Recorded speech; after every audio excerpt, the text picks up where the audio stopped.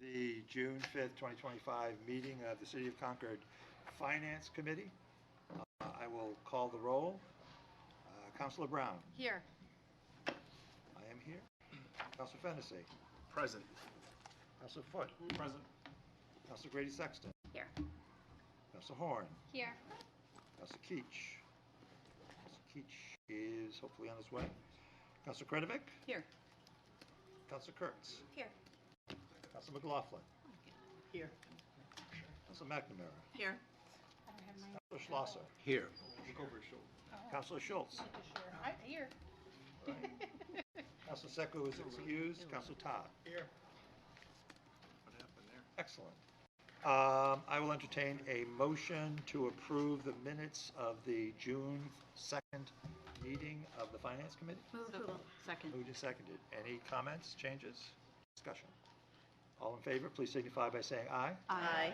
Opposed, no. Ayes have it. The minutes are adopted. Just as an outline of today's meeting, we are meeting as the Finance Committee. We will hold a work session in which we will discuss any changes to the city manager's proposed budget. Once we have taken tentative votes on any changes to the city manager's proposed budget, we will adjourn as the Finance Committee and go into recess while city staff makes appropriate changes to the resolutions that we have to adopt, that we have to approve in order to adopt the budget. Then we will convene as the City Council. We will hold public hearing on the proposed budget as it's been modified, and then we'll have a vote. So, that having been said, let me pass around some proposed changes that I've put together.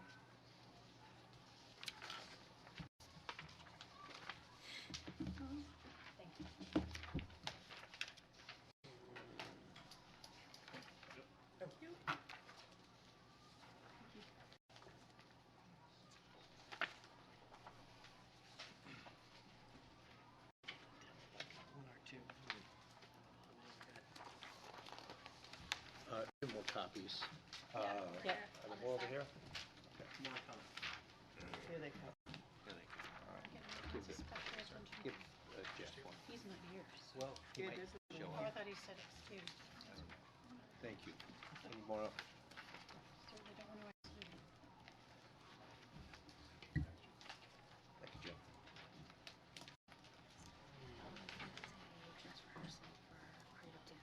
Essentially, my proposed changes would be to reduce the proposed increase of the tax rate from 3.96% to 3.46%. That would be achieved by making a number of reductions in the line item reductions in the budget. As you'll see in the outline, that would be to reduce the appropriation for the 3rd Police Department social worker from $88,000 to $44,000. That essentially would represent employing the new police social worker halfway through the year. So this is 6 months of salary rather than 12. Also to increase the city manager's police department attrition allocation by $35,000. Also to reduce PCR 219 paramedic tuition and backfill by $3,655. To eliminate PCR 259 AEMT tuition, which is $20,000. To eliminate PCR 258, which is fire training, at $21,700. To eliminate training in the city manager's budget by $15,000. To eliminate the proposed PCR 269, which is Eagle Square downlighting, that's $10,000. To eliminate PCR 274, which is $17,500 for commercial driver's license training in general services. To reduce the human services special program rent increase, or to eliminate that increase, which is PCR 13 of $25,000. To eliminate an additional $9,825 to Concord Area Transit for equipment. To reduce the transfer out, general services transfer out to solid waste for to save $45,200. To eliminate city council orientation funding, which is $5,000. To reduce the increase in library books and materials, which is north of $11,000, to reduce that by $5,000. That brings us to total expense reductions of $256,880. Additionally, I would be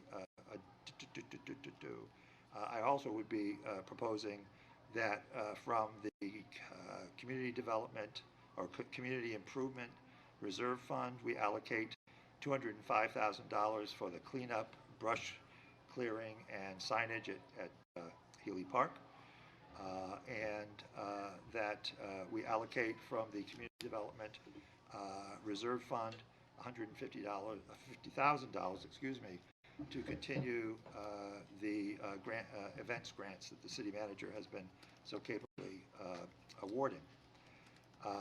We also would have an increase in investment income of $14,565, increased use of the Community Improvement Reserve, of course, which is for Healy Park, increased use of Economic Development Reserve, which is $150,000.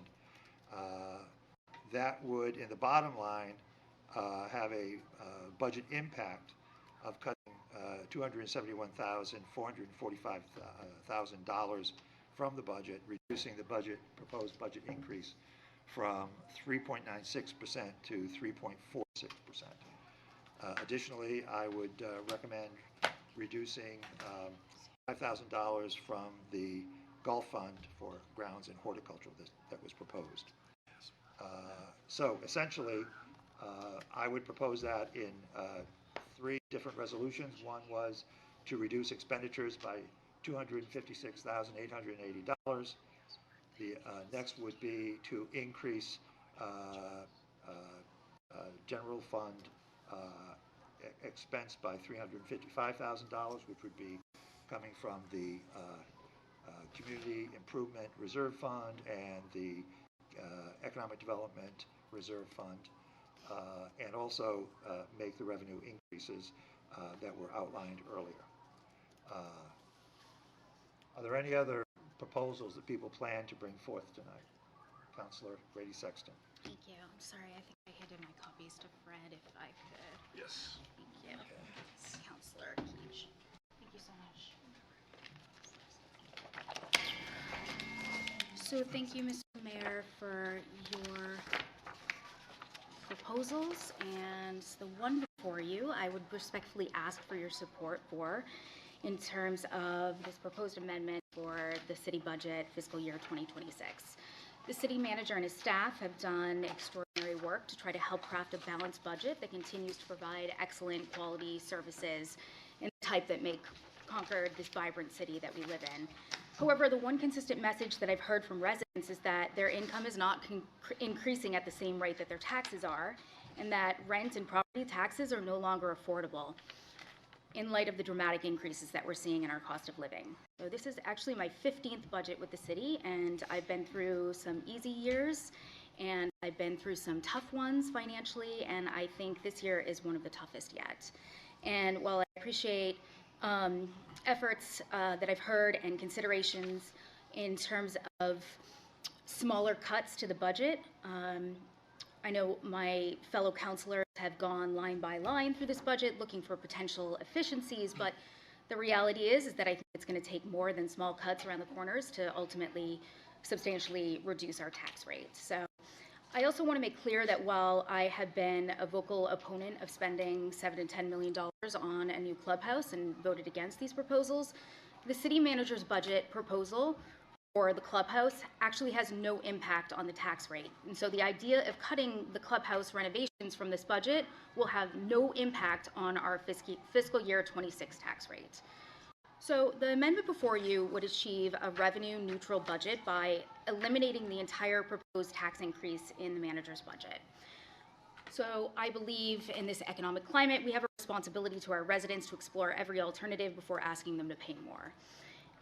The amendment authorizes the city manager to identify and implement a back of the budget cut across departments and programs. It provides clear guidance that the city manager prioritize efficiency and minimize the impact of these cuts on public safety and essential services. So it ensures that we protect what our community values most, but we need to be more disciplined in terms of our spending.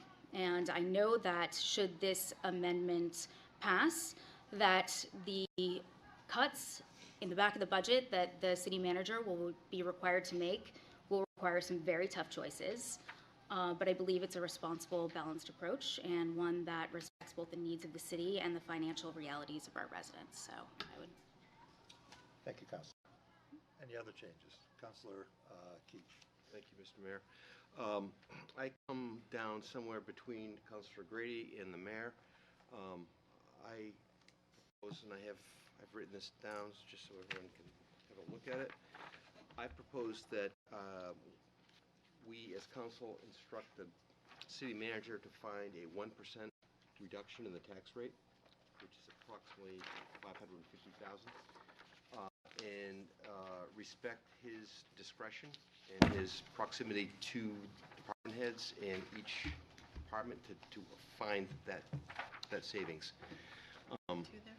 So I'd like to give him the discretion to do that.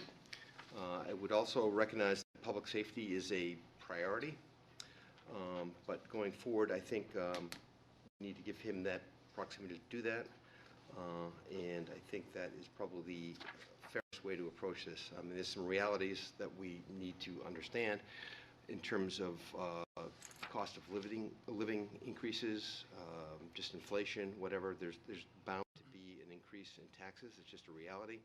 But how do we mitigate that? And I think there's an opportunity here to have the manager to address that. The second part of my recommendation is, and this is not a big deal, but I think we need to look at the CIP 358, and that's the Garrison Pool. It's not going to save any money going forward in the next year or two, but I think that should be referred to RPAC to see really if the city can sustain 7 pools, which seems a little unrealistic.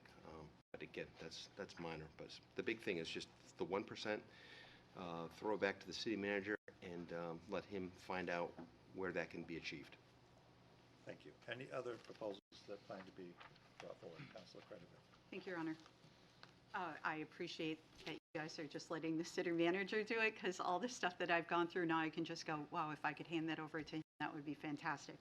I do have one thought that would increase revenue for the city, specifically for the Golf Fund. You know, this was a hot topic a year ago on Golf Advisory about whether we should do a differential rate for non-resident season pass holders or not. And if you recall, the vote for that committee only passed by 1 vote. So half of the committee was in favor of it, half of the committee was not.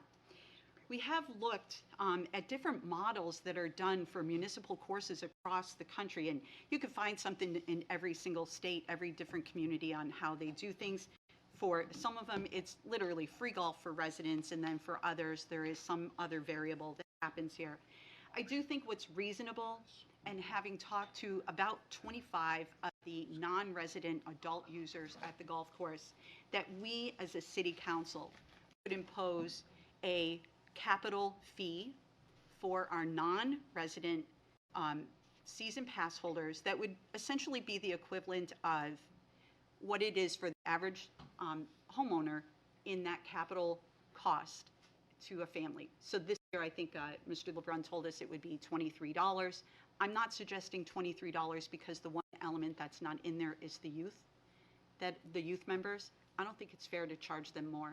I think these are kids that ought to be taking care of the golf course. If we were looking at $50 just from the adult golfers, I mean, literally the numbers that we are seeing, we could be generating $6,400 in this coming year.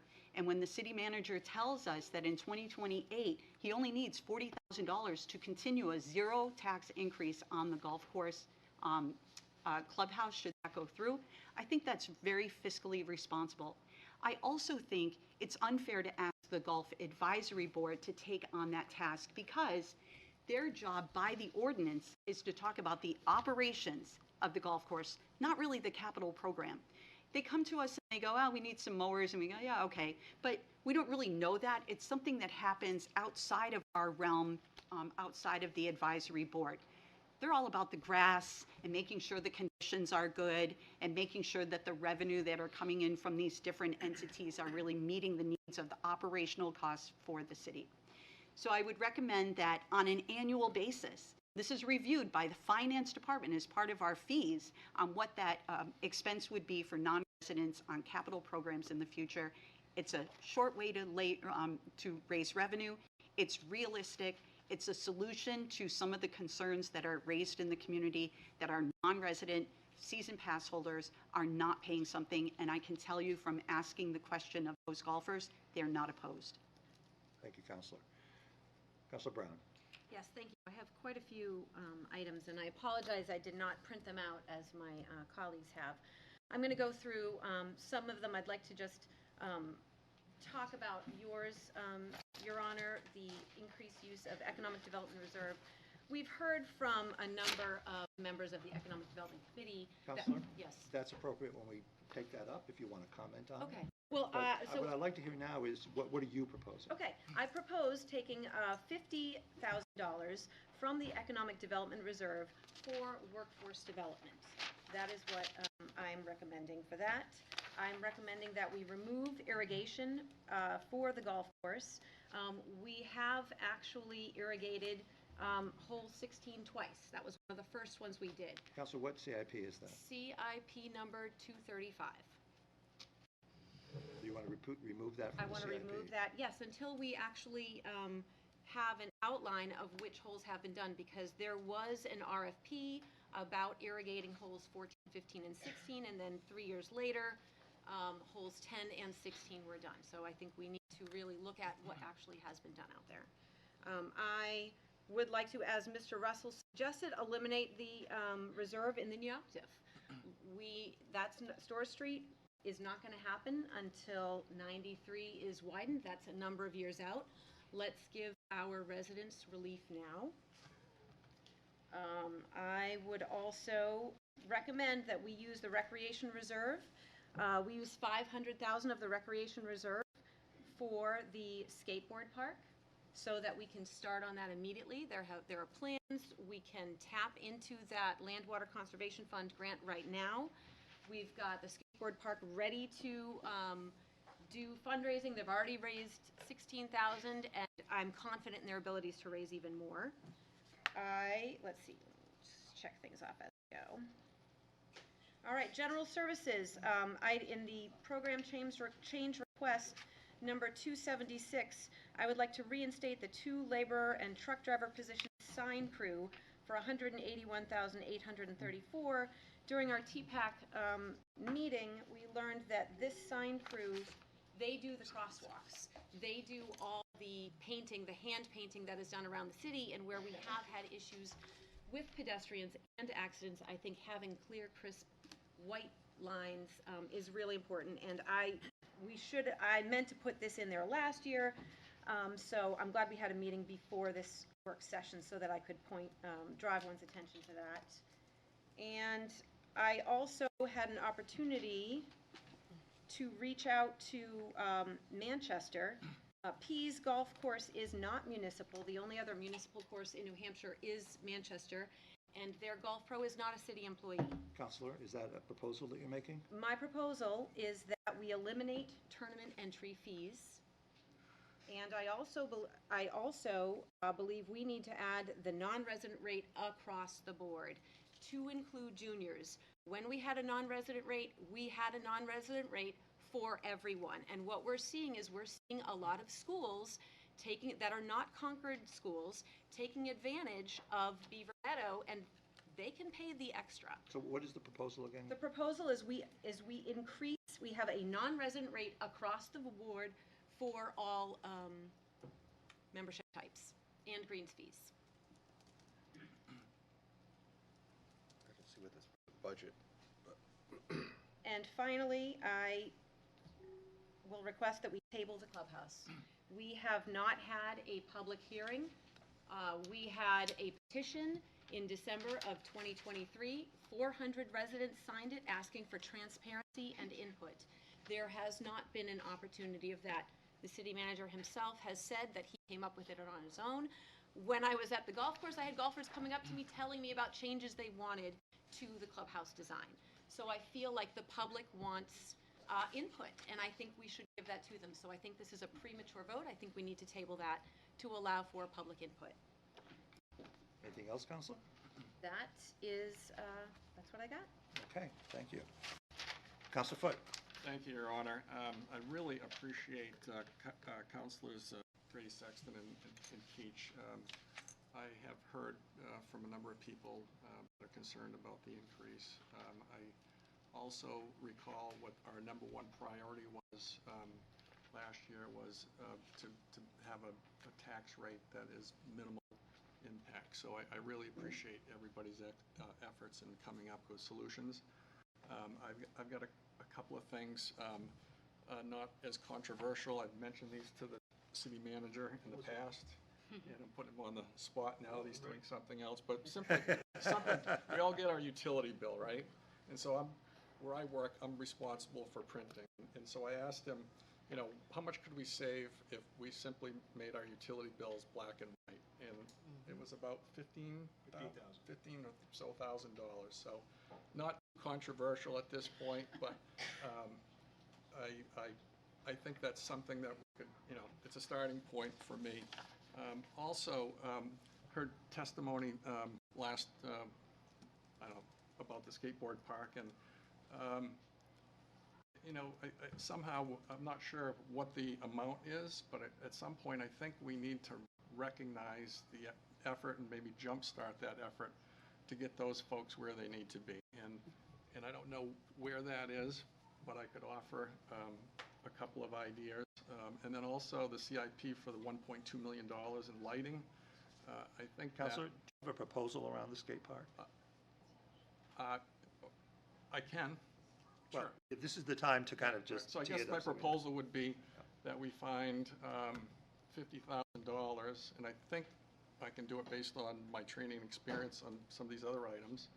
And I guess it would be from, and you're not going to believe I'm going to say this, I think that the $1.5 million in our $750,000 portion for Memorial Field, I think we could cut that $50,000 on our end and put it towards the skateboard park. It's a thought. I'm not married to the amount, but I think we need to show support for that segment of our population. Other than that, I think I really appreciate everybody's effort, and I like the Garrison Pool. If it's underperforming, we don't have the staff. I think it's an excellent way to, sorry, I'll be quiet, but I really Do you have appreciate two or everybody's three? What I have are the utility bills and the skate park. Did you have a third one? Lighting. The lighting lighting. on Manchester Street. So Well, I guess what I'm saying with the lighting is, you know, it's $1.2 million this year. Is it possible for us to break that up and do 650 or 600 this year, and, you know, and delay the project until, you know, next March, and then hopefully the next cycle around we can afford to replace the lights in 2027, unless there's some construction project that necessitates us moving that forward in 2026. all right. Do you know what the CIP number on that is, Counselor? I don't.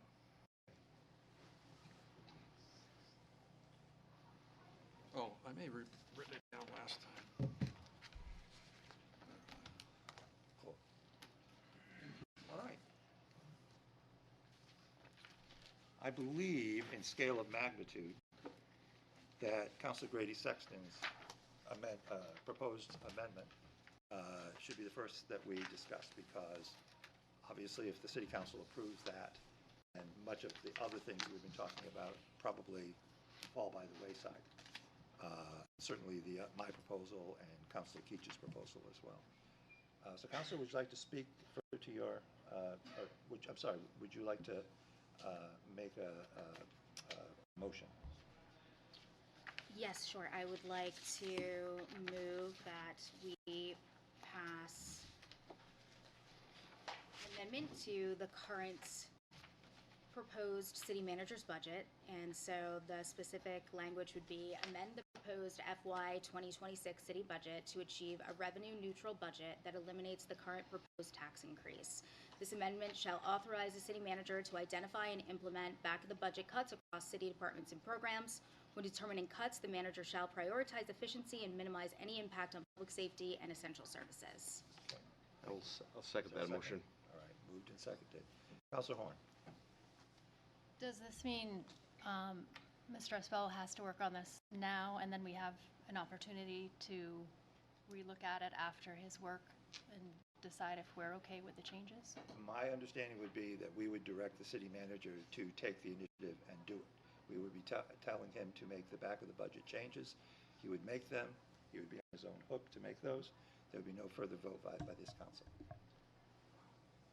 Councilor Brown?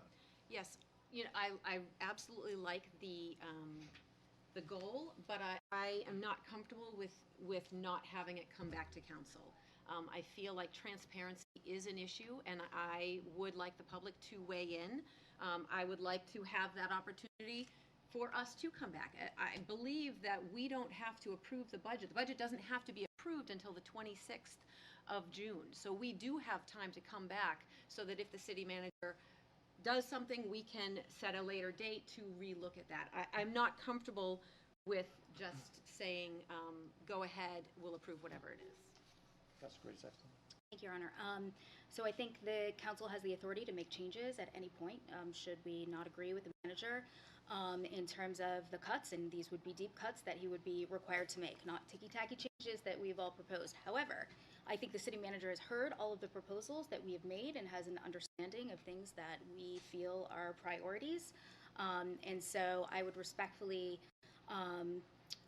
not accept, that would not be a friendly amendment to my proposal here. I think it's important to move forward. And again, as the city manager would implement these changes, we would have opportunities throughout, as we always do. Councilor Schultz? Thank you, Mr. Mayor. In theory, I think this sounds great. I do have also the concern about how this would come back to us. I feel like I know of a few of the concerns that folks have voiced tonight and before that I share. For example, I believe someone's would have made a motion about our Concord area transit, for example.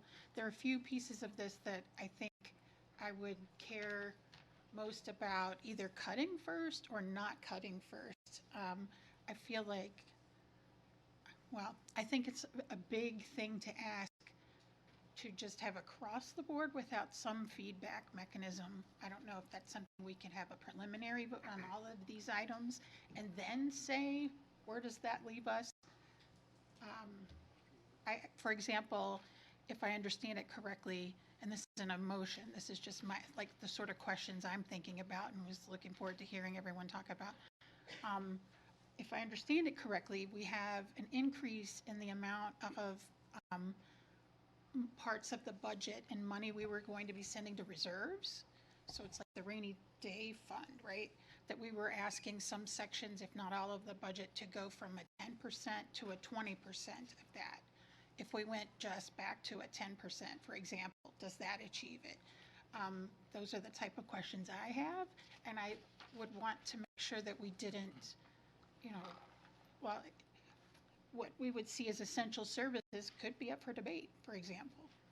So I, in theory, would love not to have a tax increase. Absolutely. I think that would be germane with what our constituencies probably most want and need right now. But I would like to, I have some concerns about how that delineates by detail.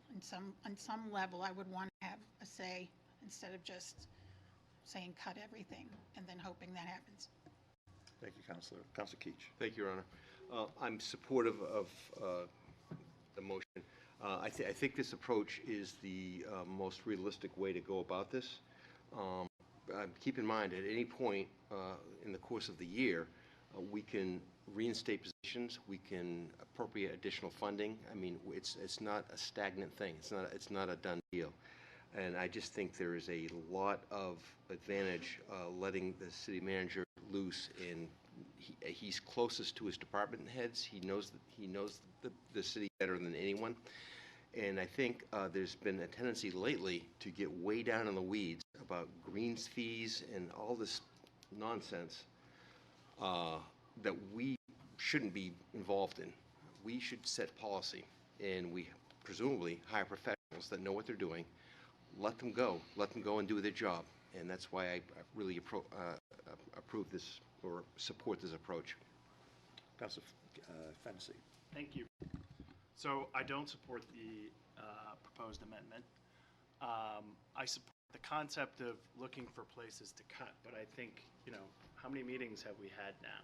If we have things that we want to cut, then we should be proposing those specific things. We shouldn't be delegating to the city manager to figure it out for us. It's our job, it's our responsibility to make the tough decisions. We shouldn't pass the buck to the city manager.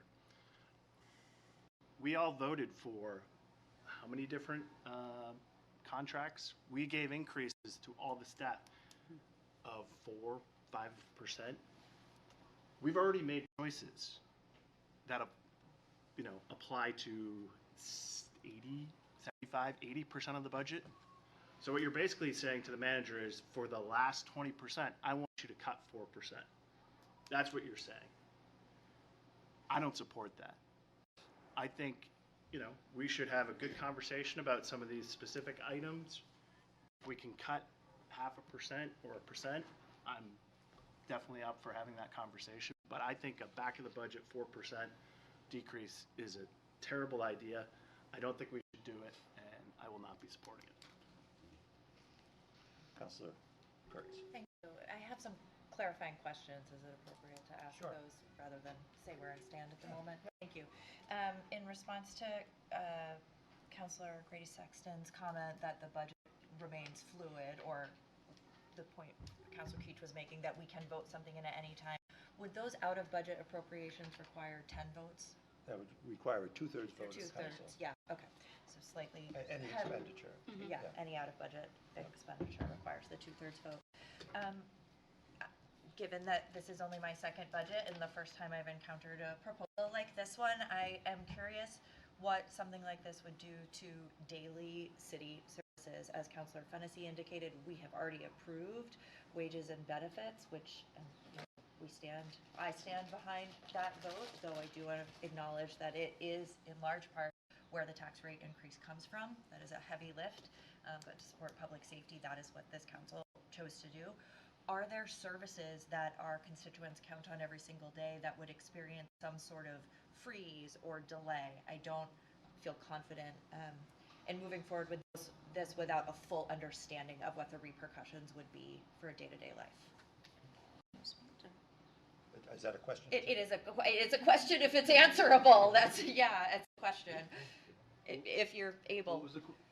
No problem. You're being hit a lot. I think the question. If we did this, if we said, if we approved Councilor Grady Sexton's amendment, revenue neutral, back of budget cuts, are there things that we would immediately feel that our constituents would immediately experience and feel like, are we talking like budget freeze, like we hear from federal government and people are, I just don't understand what it would look like in practice, and I would like to understand. I think there'd be direct, not knowing, because I'd have to go back through everything, there'd be direct services that would no longer perform. There'd be positions that would no longer be filled. There'd be employees who would no longer have it, current employees who would no longer have jobs. Yeah. That. Thank you. Can't tell you where, can't tell you, Right, but that's but what it as of is. July 1, that would be the situation. I'm sorry, Councilor McNamara first. Well, that was my question. Along with that question was, are you going to say no, or are you going to see a longer line to register something at City Hall? I'm not comfortable with us having a 3.95 tax increase every year. I don't want to get comfortable with that because our community is not comfortable with the amount of taxes that are being taxed, along with future plans that are going to, nothing's going down, it's all going up. So that was part of my question. And when we budget in my family and we have to cut things, sometimes it's a little painful. So I'm curious if there's a little pain or it's going to be a lot. That was my. Councilor Grady Sexton. Thank you so much. I think this is a very important discussion, and I think these are, great questions. And I did say that if we want to make a substantial cut to people's taxes, if that is what our commitment is, it is going to take, most likely, it's going to have an impact on jobs. It could mean a hiring freeze. It could mean the elimination of services. I mean, like all of you, I've gone through, I looked at the back of the budget, I looked at the change documents, I went line by line. Some of I could sit here and come up with some proposals myself in terms of we could eliminate, the leaf pickup and the Christmas tree pickup in the fall and the spring and come up with, a little over $110,000. There are things that we could do in terms of the smaller items, and I think, we have some possibilities here and all of what you've said, but I don't think, and I want to be honest, that we're going to get with those small changes to a reduction of a tax increase. Like, this is going to be a significant shift in what we are able to offer the community and what the community has come to expect in terms of the services that we offer, and that is going to be the reality should we want to answer our residents who have consistently told us they cannot absorb these tax increases that we are handing down to them year after year, 15 years at this point. And those are tough decisions you're going to have to make, and I'm ready to do it. Councilor Keach. Thank you, Your Honor. Just two quick points. One, you're absolutely right, Counselor. When you're talking about cuts of this magnitude, it's people. 83% of the budget is people. So, I mean, that is the reality. It would be my goal to freeze hiring and not have any layoffs. That's not what I want to see happen. But I think it's possible to freeze hiring for a period of time and achieve that goal. My second point is, I think what we're doing tonight is really important because around 10 years ago, we had a discussion around the table about a tax cap, and a lot of communities have done that. And I personally find that a very irresponsible way to govern because just deciding that there's a cap depending on the need or what's going on is not the way to go. And particularly in Concord's case, we have to balance our decisions based on the school board and what the tax rate is going to be, which we have no control over. So the dynamics are just really complicated. So I would hate to see us go to a tax cap. I think that's a horrible idea.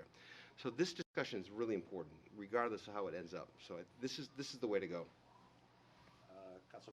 Yes, thank you. And I completely agree with you, Councilor Grady Sexton, that yes, what we are hearing overwhelmingly is the increase in taxes and that it isn't sustainable. And I appreciate that you are not interested in a tax cap. The difference between allowing the city manager to do this versus us is that we are the stewards of our taxpayer dollars. We are elected representatives of our constituents. The city manager manages the employees, and that's where I feel like we have this wonderful opportunity to work together. And we have public hearings so that we can hear from our constituents, so that they can tell us what they feel should be cut. And we heard some really excellent suggestions. And I think that is who we should be listening to and looking to for information. This is the city manager's draft budget. So it was presented to us, to our constituents, and then they came back with suggestions. I think we need to listen to what they have to say. And also, if we want to go back and have the city manager do more, because he has also heard from the public testimony. But I would want to come back because I would want that presented to our public. Councilor Tom. Thank you, Your Honor. Excuse me, thank you. And I want to thank Councilor Grady Sexton for her proposal. I think personally that the best way to start is to look at... Councilor Tom, would you get your microphone closer to you? Thank you. Thank you. Thank you. I think that the best way to start to look at this is to remove the entire proposed increase. That's a great place to start the discussion. So I think that was, and I thank Your Honor for starting there. We've done this before. So fiscal year 2021, we did a 0% tax increase as a result of COVID and concerns within the community. I think probably the same kinds of concerns that Councilor Grady Sexton was talking about here a moment ago. So I guess my question for the city manager is, are there any differences between that time and now in your estimation. We already heard you talking about, the potential for cutting positions and so forth. We didn't really need to do that back then. Is there anything else that you can look at that may be upsides or downsides to what we did in fiscal year 2021 and what that would mean if we were trying to do that in this fiscal year? I'm thinking the cuts that you made then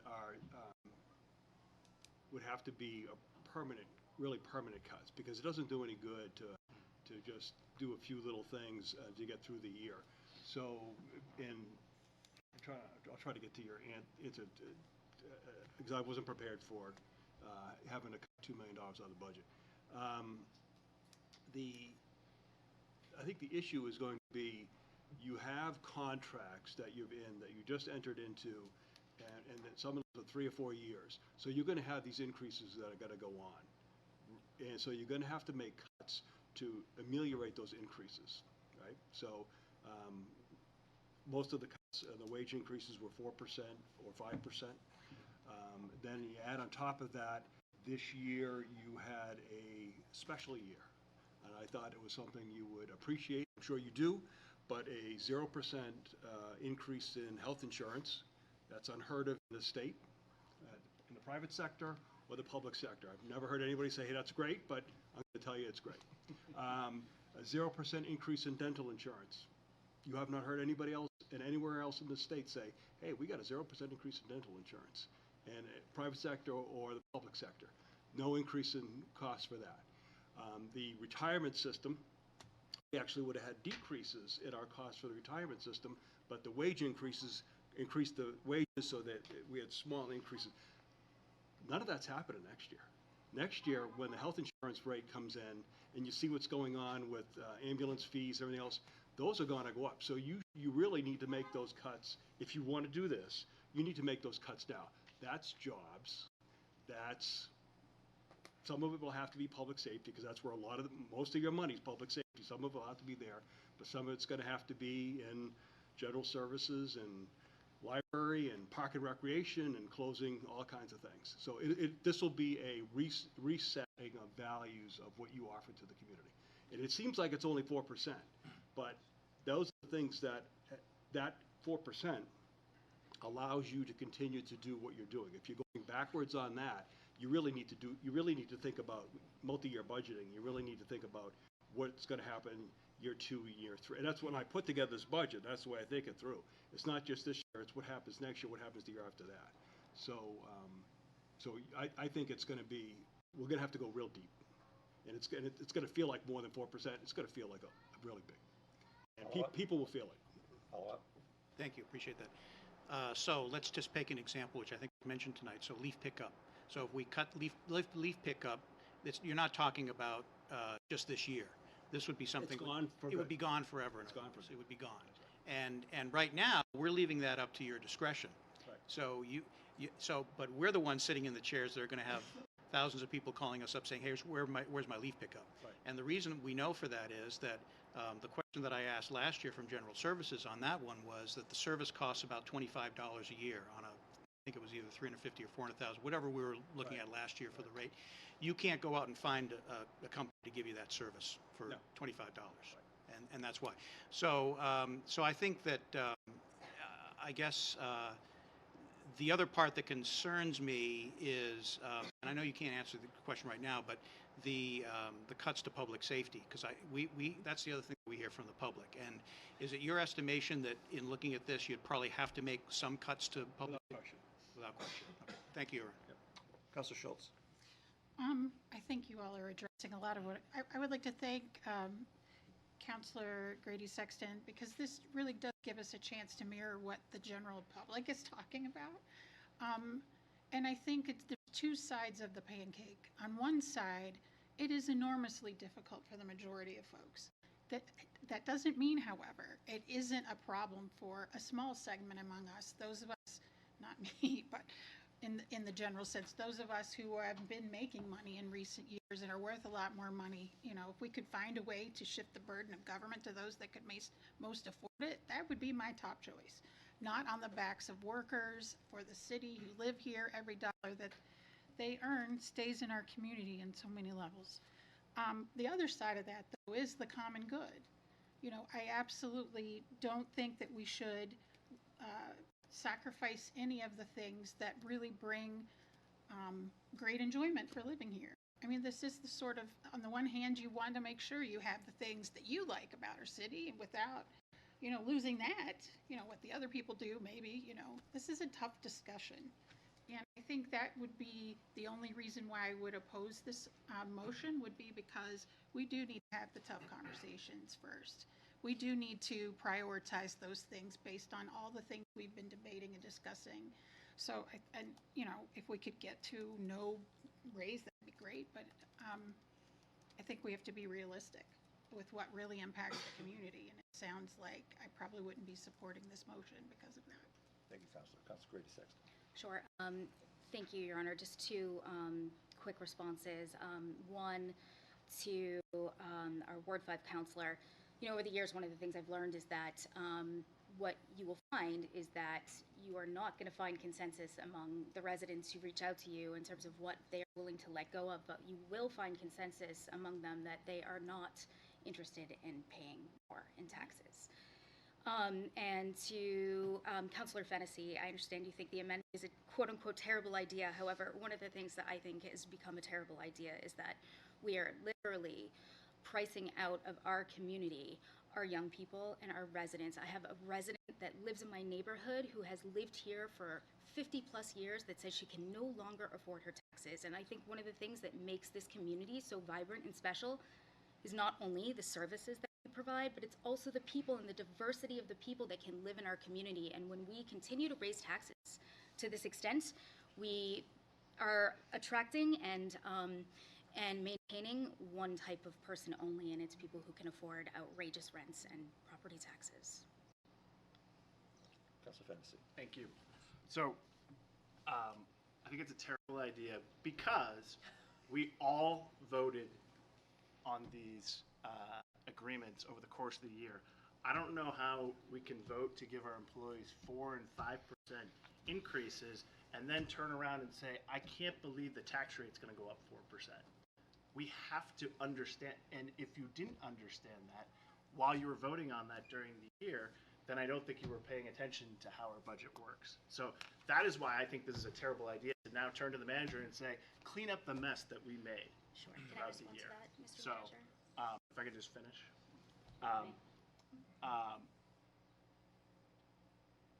I don't have a problem with cutting stuff from this budget.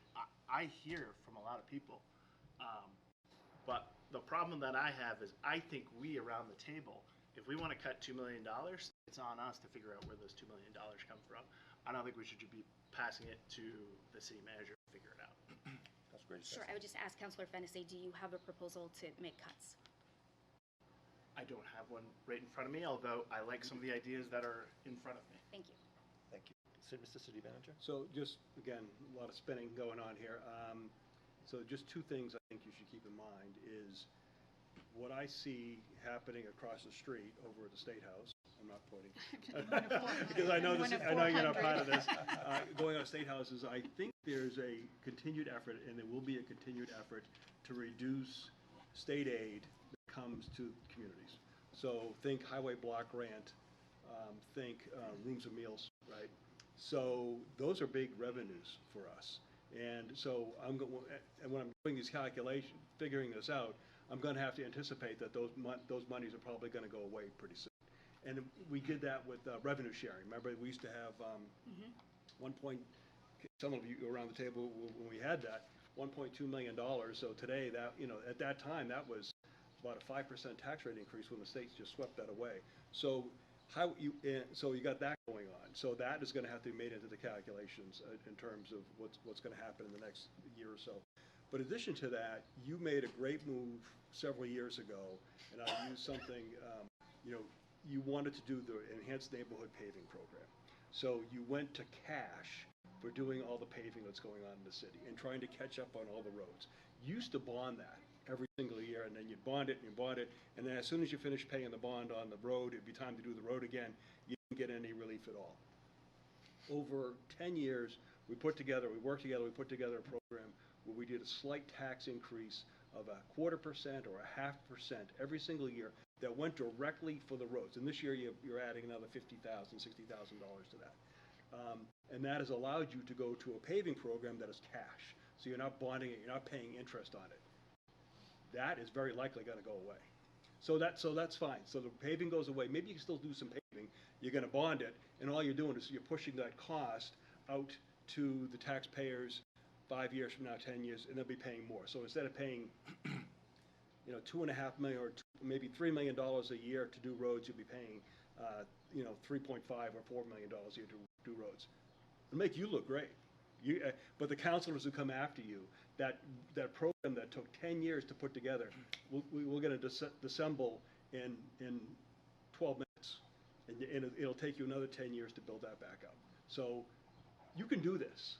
Just be forewarned. You're making a lot of decisions that are going to impact the next generation that comes along. So, and they'll never see it because this will just happen, and nobody will go back and look at this. But this is the type of things that city councils in the past did, and put down all the reserves, didn't get interest income. I mean, so you got to think these things. I'm not saying you don't, but you got to think these things through when the decisions are made. So I'm going to have to put all this together and figure this out. So it's really better to go deeper and make deeper cuts, because you're going to have all these other things that are going on that are going to impact increases. Also, if I could, just one more. Go ahead. More. Go. School district did 4.4%. I don't know, what did Merrimack Valley School District do? So you're getting a tax increase, right? Yeah, You get a tax increase, and eventually, when the county runs out of money that came down through the ARPA dollars, you're getting a tax increase there too. Remember, Merrimack Valley School District folks, we're 0.3% of that taxes. So the vast majority is going to be whatever happens with the school. What's going to happen with the school? The state's going to cut more school aid, and cut more school aid, and cut more school aid. So that taxes are going to get up. And then you're going to send the bill out. Sorry, I'm lecturing. You're going to send the bill out, and people are going to call you and say, why are our taxes up? And you're going to say, call the school district and say, no, we're calling you. Same thing with Concord School District. Same thing exactly is going to happen. So they went up 4.4%. You're going to go up 0. They're going to folks are going to still get a tax bill that's going to go up, and they're going to call you and say, why did you raise my taxes? And they're not going to understand that you did 0% to try to help them. They're just going to understand that their taxes went up. So just keep all that in mind. It makes you're 35% of the Concord School District tax bill. You're not 100%. So a 4% tax rate increase times it times 0.35. If you're Merrimack Valley, times it times 0.3.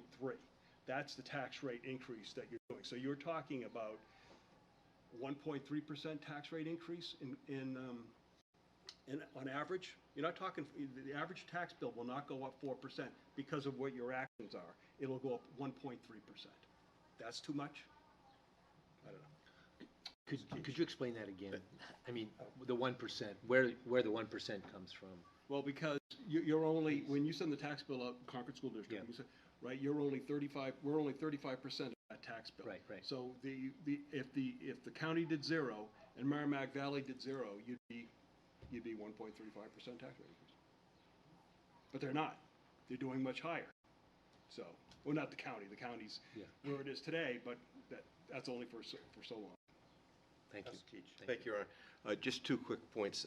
To the manager's point about the decisions we make around the table, it's really difficult. It's a challenge because we're all elected either every 2 years or every 4 years.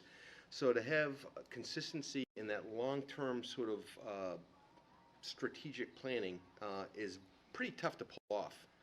But it's critical. It's really important, and that's what we've made decisions over the years good decisions that have paid off that nobody even really realizes.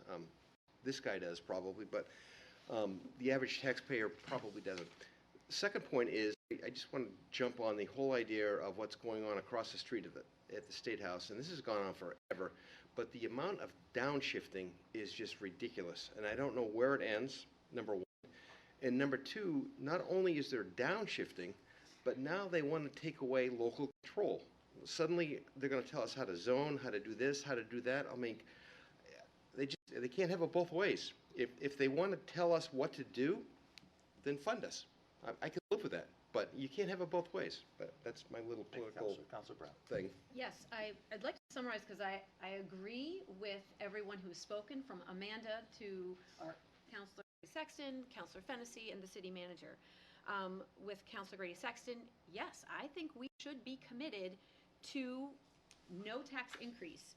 And I believe that with Councilor Fennessy, that it's on us. It's our responsibility. We should do that. And I recognize, yes, Mr. City Manager, that there will be deep cuts. And I think we have to. I think we have to recognize that. We are in a state of turmoil with the federal government, the state government, tariffs. We don't know what's happening. But I think what we can do, and this is something that I learned during our Memorial Day breakfast, is that we can have more community meetings to connect with our residents.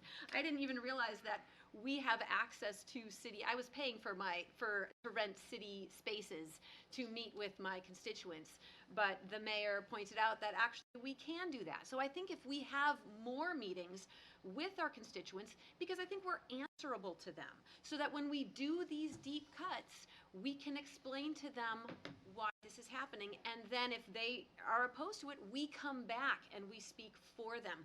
What I'm really struggling with is that after this revaluation, the manufactured homes and the condo owners, their tax bill is going to go up, because that's what happened in Rochester. The tax bill tripled for manufactured homes. So I'm trying to reach out into that community now to help them identify exemptions, to get feedback from them. What services are important to you, so that I can make sure to preserve them, because if we do have to do deep cuts, just as Ms. Chase pointed out, let's run this like a household. And when times are tough, my father lost his job just as I entered college, and he was an electrical engineer, and suddenly he was working for people doing odd jobs, and things were very tight. And I think in situations like this, you let go of other things. But we are also creative, talented, smart people. We can look to other municipalities to see what they're doing for solutions. We have this community power connection.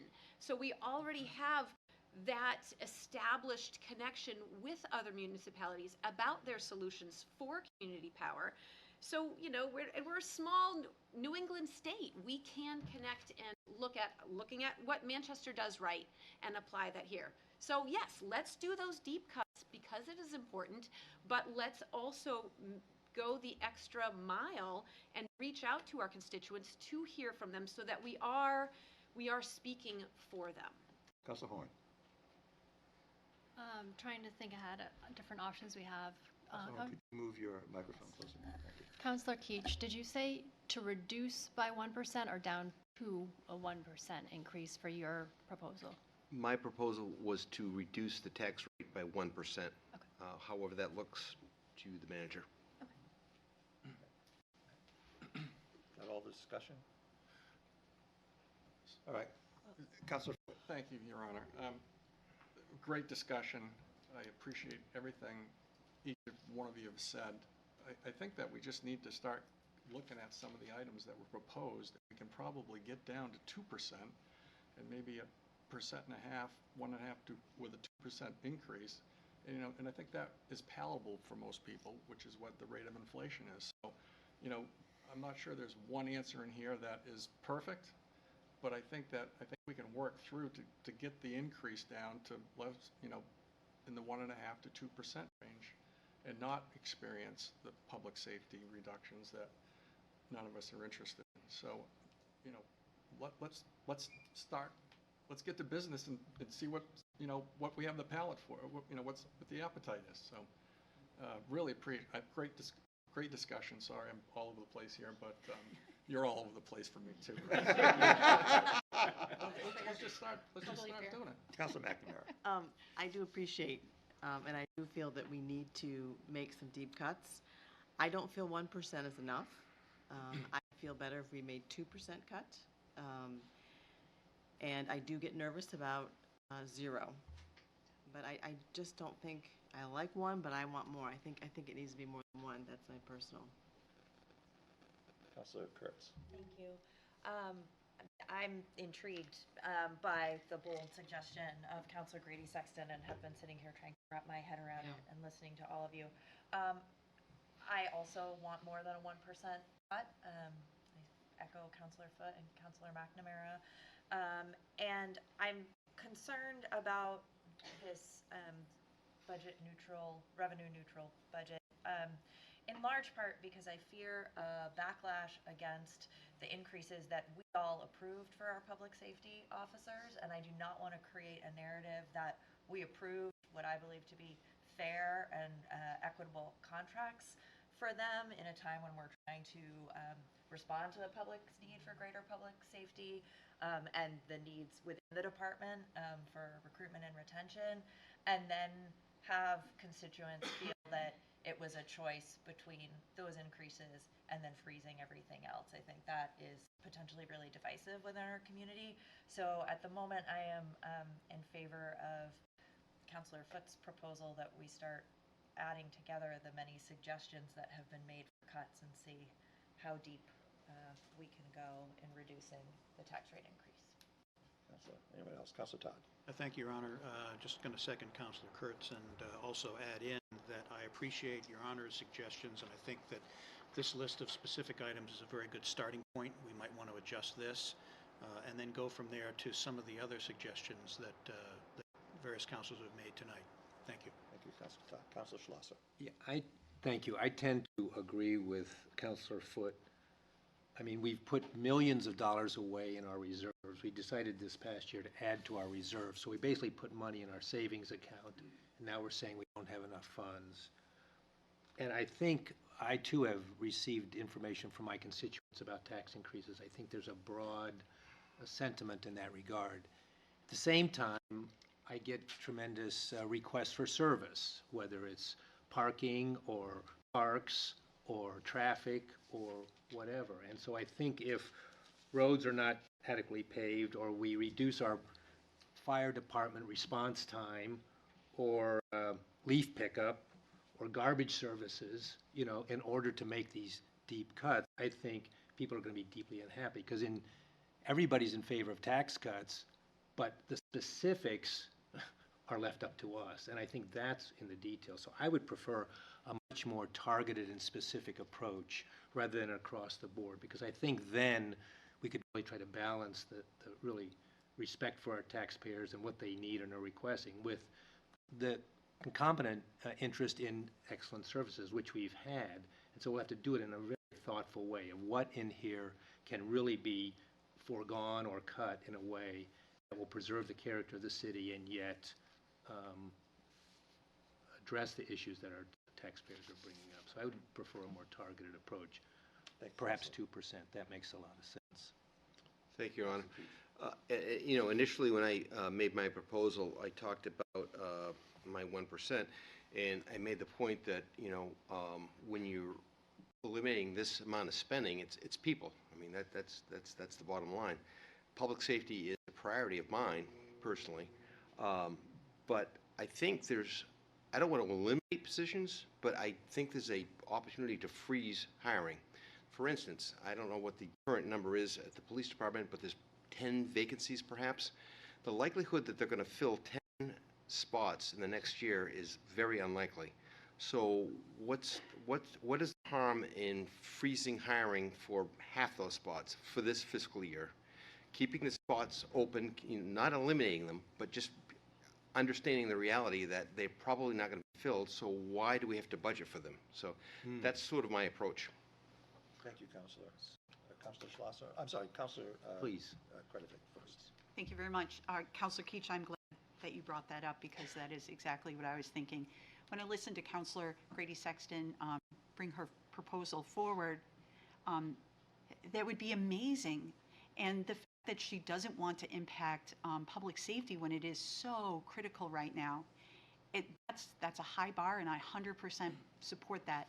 But when the city manager says that's where the cuts are going to come, that's very hard. I would feel disingenuous if I supported and fully supported the 4% and 5% increase in the collective bargaining agreements that we had for our public safety officers, and then turn around and cut people.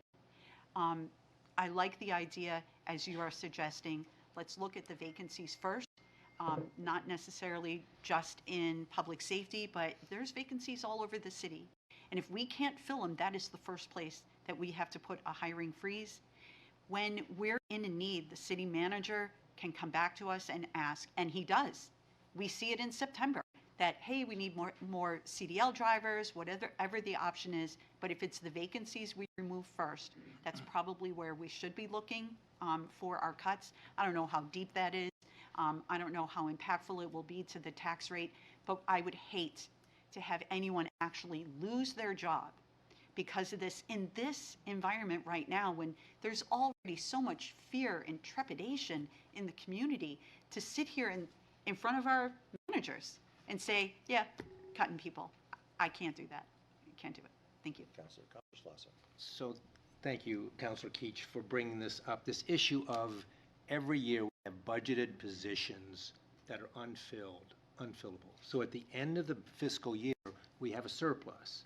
And each year in the fall sometimes, we take that surplus and after the end of the fiscal year and allocate it to various buckets, the highway reserve, the equipment reserve, the training reserve, stuff like that. In the federal government, we call that lag.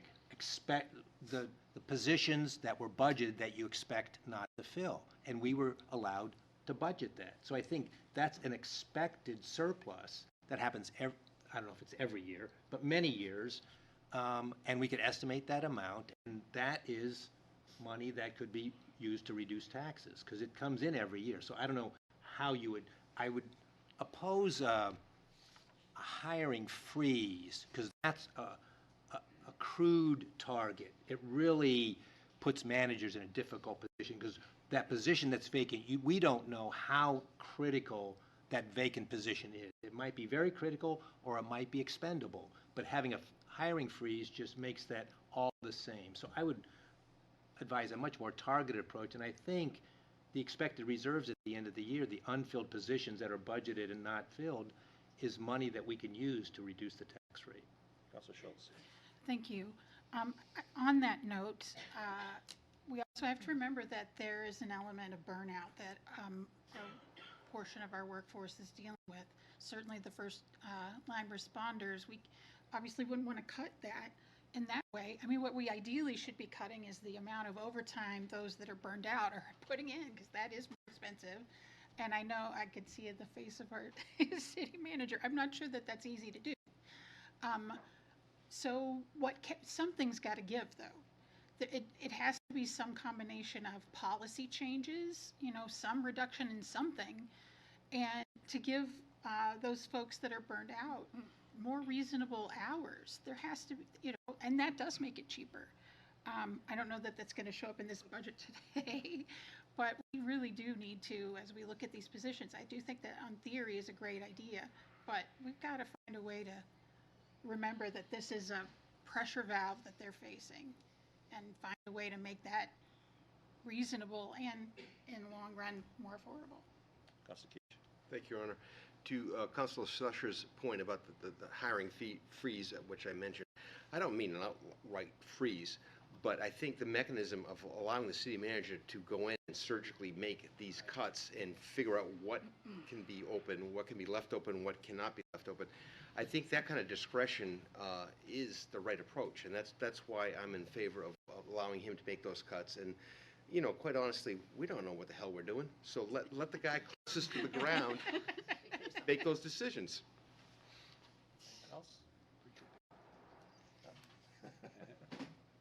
Anyone else? Counselor Brown. Yes, I just would like to address, the city manager had talked about the school board, and yes, even if we have a level budget, and that's what former Mayor Verano had done for 10 years. On the city side, there was no increase for 10 years, and people still talk about that. He's a legend.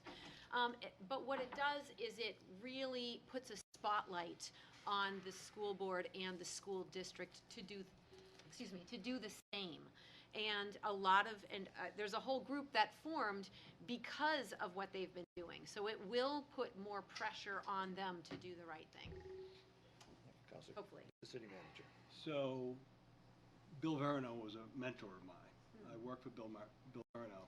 And he and I always had this discussion that they went 6 years without a tax rate increase, but they also went 6 years without a capital improvement program.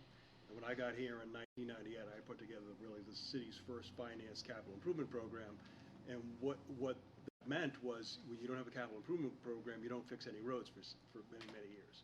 And then you had some of the worst road system in the state of New Hampshire. And then we started this roadway paving program where we did Main Street and Loudon Road and Manchester Street and Route 3 North.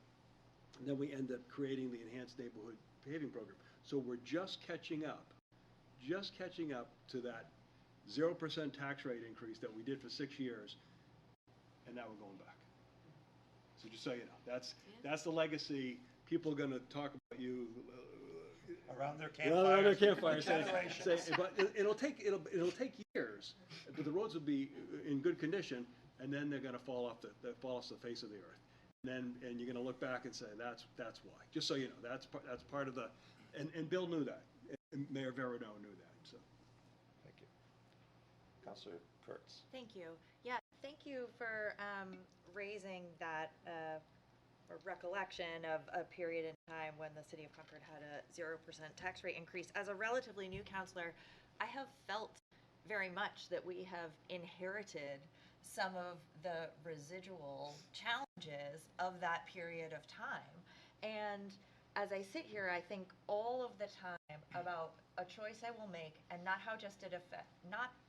how it only affects the constituents today, but the role that we as counselors serve as stewards for future counselors. I may never run again, but what I do today I'm accountable for, and I feel very seriously that while a 0% tax rate increase may well be popular and serve us to some degree now, and have some benefits in encouraging us to make very deep cuts. I don't want to suggest that it would purely be a performative or superficial move. I don't think that is the case. I'm landing in a spot of having a more nuanced conversation where we make deep cuts and take responsibility for that. And I have no doubt that I will have emails and phone calls about things I've supported cuts in and things I have supported keeping. That's the role. But I also feel really strongly that I want to be able to stand by the decisions I make tonight in perpetuity and pass on to future councils a program that has not just dropped the ball on city infrastructure. We hear a lot about buildings that we feel have fallen behind, and we've heard a lot of questions raised about why sometimes it's folks who were here long, even before Councilor Grady Sexton and Councilor Keach were making those decisions. So on that note, I think we should not do the 0% and we should look more closely. Any other? Councilor Horn. I know this isn't a formal type meeting, but can we just call the question and vote on this part and see if we can move I have forward? a motion to call the question. Second. Well done. Don't Roll even call? need it's an automatic. It takes precedent. Okay. So we've been asked that the question be moved. I want to make one final comment since I haven't spoken. Everyone else has. I will be voting against this. I admire Councilor Grady Sexton immensely for making this motion. I think it's a very courageous motion to make because I too hear from people who are concerned about the rising tax rate. Everything is rising. That impacts the city as well as the individual homeowner and the householder. I think we need to understand the impact of a decision like, a 4% back of the budget cut. I worked for 7 years across the street at the State House. I saw this happen. You want to know why we don't have adequate health care services? Because of back of the budget cuts. You want to know why we don't have adequate drug care, why we don't have adequate services for the homeless? That's the reason. We have people who have come to us and said, it's outrageous that you charge for the community center. It's outrageous that you want to charge for lights in a field. Well, guess what? You want to go to a zero budget? That's probably where you're going to end up. You're going to have higher fees because the city manager is going to be trying to scramble and get every piece of funding that he can. I've heard people say that they want more public transit. And in fact, in my proposal, I pulled the additional money for CAT because I wanted to tell them, come to us and talk to us about expanded service. And then we'll talk about additional funding. There's $183,000 I think, in this budget that supports CAT, that supports the bus that goes from Pennacook down to downtown and across town. Cut it. Cut it. You worried about public transportation? Don't have to worry about it anymore because there won't be any. These are the kinds of things, if I was the city manager, that I would look at cutting. We've talked about warming centers. There's $20,000 in this budget, that additional dollars in this budget that goes to the Concord Coalition to End Homelessness so that they can extend their hours and we can have a warming center. Cut it. Cut it. Is it absolutely necessary? Is it morally right? Maybe, but can we afford it? Probably not, so cut it. People want free use of the pools. People want to have swimming pools. Are we going to be able to have pools open? I don't know. I mean, that's up to the city manager. We've talked about the undesignated fund balance. We've talked about our surplus. During COVID, when we had a 0% tax increase, that was almost entirely funded from the undesignated fund balance. And then the Fiscal Policy Advisory Committee, once we got out of that, and we did that because we were concerned about the impact that COVID would have on people's ability to pay their property taxes. And so we said, we're going to dip into that rainy day fund and we're going to pay for the increased services, the increased costs that we have so that homeowners are not put out of their houses. Spend that down, and when the rain comes, you're not going to have an umbrella. Spend that down, and when we need to buy something, expect to pay a premium for the money that you buy. I admire the conversation that we're having because it's a tough one, and because our constituents deserve to hear us have this conversation and know that we are concerned, that we do hear them. But we also, as Councilor Fennessy pointed out, we also approved contracts for 4% or 5% increases, and we did that in order to attract and retain employees. Our firefighters are burned out.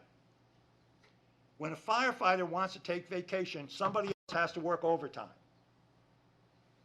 How much did we pay last year, this past fiscal year, Mr. City Manager, in overtime in the fire department? $1 million? Millions. Millions of dollars, because we don't have sufficient. Mr. City Manager, if we want to take a guy out of the line, what happens? You fill it with somebody with overtime, time and a half. And what if we can't? And then you shut down a station or an ambulance. You shut down a station or an ambulance. That's what we're talking about, folks. We're talking about somebody calling with a heart attack and not being able to have a response in the ultimate. You know, I just want to make sure that we understand. I mean, I'm not saying we don't cut and we don't reduce a budget, but you have to understand the magnitude of this kind of the numbers that we're talking about. So I'll take the roll. Could you state the motion? The motion is to direct the city manager to make back of the budget spending cuts to create a revenue neutral budget. In other words, basically cut it by, have a 0% tax increase. Okay? Does everybody understand the question? So what's a yes and what's a no? So a yes is if you agree with Councilor Grady Sexton and you want us to have basically a 4% cut of the manager's budget, 3.96%, so we have a 0% increase. And a no is if you are not in favor of directing the city manager to make a 4% back of the budget cut. Okay. I vote no. Councilor Fennessy? No. Councilor Foote? No. Councilor Grady Sexton? Yes. Councilor Horn? No. Councilor Keach? Yes. Councilor Kretovic? With great appreciation, I'm voting no. Councilor Kurtz? No. Councilor McLaughlin? No. Councilor McNamara? No. Councilor Schlosser? No. Councilor Schultz? No. Councilor Todd? No. Councilor Brown? No. The noes have it, resolution failed. Counselor Keach. Yes, so I would like to put forth my motion to reduce the tax increase by 1%. As you've seen in my handout, it would be at the manager's discretion. Emphasizing public safety is a priority, but giving him full discretion to make whatever reductions he feels necessary to achieve that, which would be approximately $550,000. Second? Seconded by Counselor Grady Sexton. Counselor Fennessy. Would you entertain a friendly amendment? Yes. So, my proposed amendment would be that we adopt the mayor's proposal to get 0.5%, and then you would have the other 0.5%, whatever that number is, would be up to the manager's discretion. So if I'm clear, we would achieve half of it through the mayor's proposal? Correct. And then supplement it with the manager's discretion to achieve the full 1%? Correct. May I? Counselor Grady Sexton. I'm just uncomfortable with some of these proposals, so I could support your amendment, just to let you know, but I would need to go through line item by line item to have discussions about the potential impacts, because I feel like this is a Jenga puzzle. And like, if you pull one thing out, it's gonna have, so this is not, I have much more faith in the manager's ability to facilitate that Jenga pull out of a puzzle than I do in our, mishmash of implications. So we have an amendment on the table, is that correct? Yeah, we do have an amendment. Thank you, Counselor Keach. And we have a proposed amendment, a friendly amendment, I guess. Is there a second? Just clarify this for me, Counselor Fennessy. First you said targeted cuts, and all of a sudden we're going back and forth. Can I make an amendment that we delay this amendment until afterwards? Because we're not doing what we just said about Right. targeting cuts. I'd agree So, with that. that's very fair. What I was trying to suggest is that Councilor Keach had proposed a 1% sort of back of the budget. The mayor had proposed 0.5% with some specific things. So what I was suggesting is sort of a compromise of those two. If people want to talk about specific things, I'm open to that. I was just trying to make a friendly amendment to get to 1%. Counselor Schultz. I would also suggest dividing the question on all of these proposals and take them one by one from each of these proposals, because I think we're going to agree on a lot, but that's where the rubber is going to meet the road, is where we don't agree. But I think we could, I would actually It's going to be a want to lot add of a couple, votes, Counselor. couple of them. I think, though, that's fair. That's where we show what the percentage is right at this moment, and then we show how that changes as we go through these. I think that, to me, is the fairest way. I mean, we're used to doing that at council meetings, going item by item. I mean, they don't have to be long discussions. I think we'll agree on many of these ideas. Can we take a vote on the friendly amendment? There's no second. So I'm suggesting we divide the question, at least on this motion.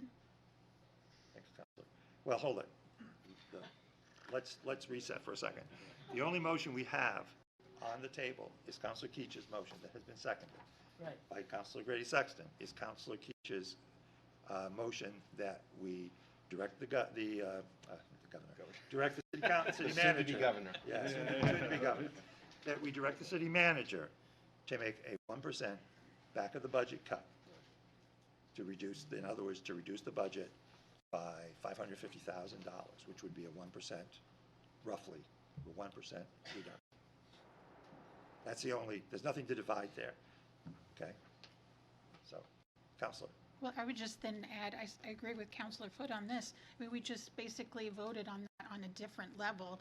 I feel like to just, again, say we hand it to the city manager, whom I highly respect, and say go back to the drawing board also gets away from our responsibility. That, at least the reason why I voted against what made sense to me with Counselor Grady Sexton's, I think, very reasonable motion. I feel like that would be doing the same thing. So I'm going to vote against it for the same reasons if we're not going to divide the question. Let me comment on that. I understand, Counselor. On the other hand, Counselor Keach did have an alternative proposal, which is lower reduction, same kind, same technique, but lower. We've had other people around the table say they'd rather see 2%, but Counselor Keach did bring this forward. So you don't have to have a lot of discussion, Respect it. you know, but we should recognize it and consider it because it has been brought forward by one of our members. So is there further discussion about Councilor Keach's proposal? Councilor Brown? I would be against this for the same reasons that I stated earlier, that I feel like we should be transparent and it should be on us to make these targeted cuts. Okay, thank you. Councilor Fennessy?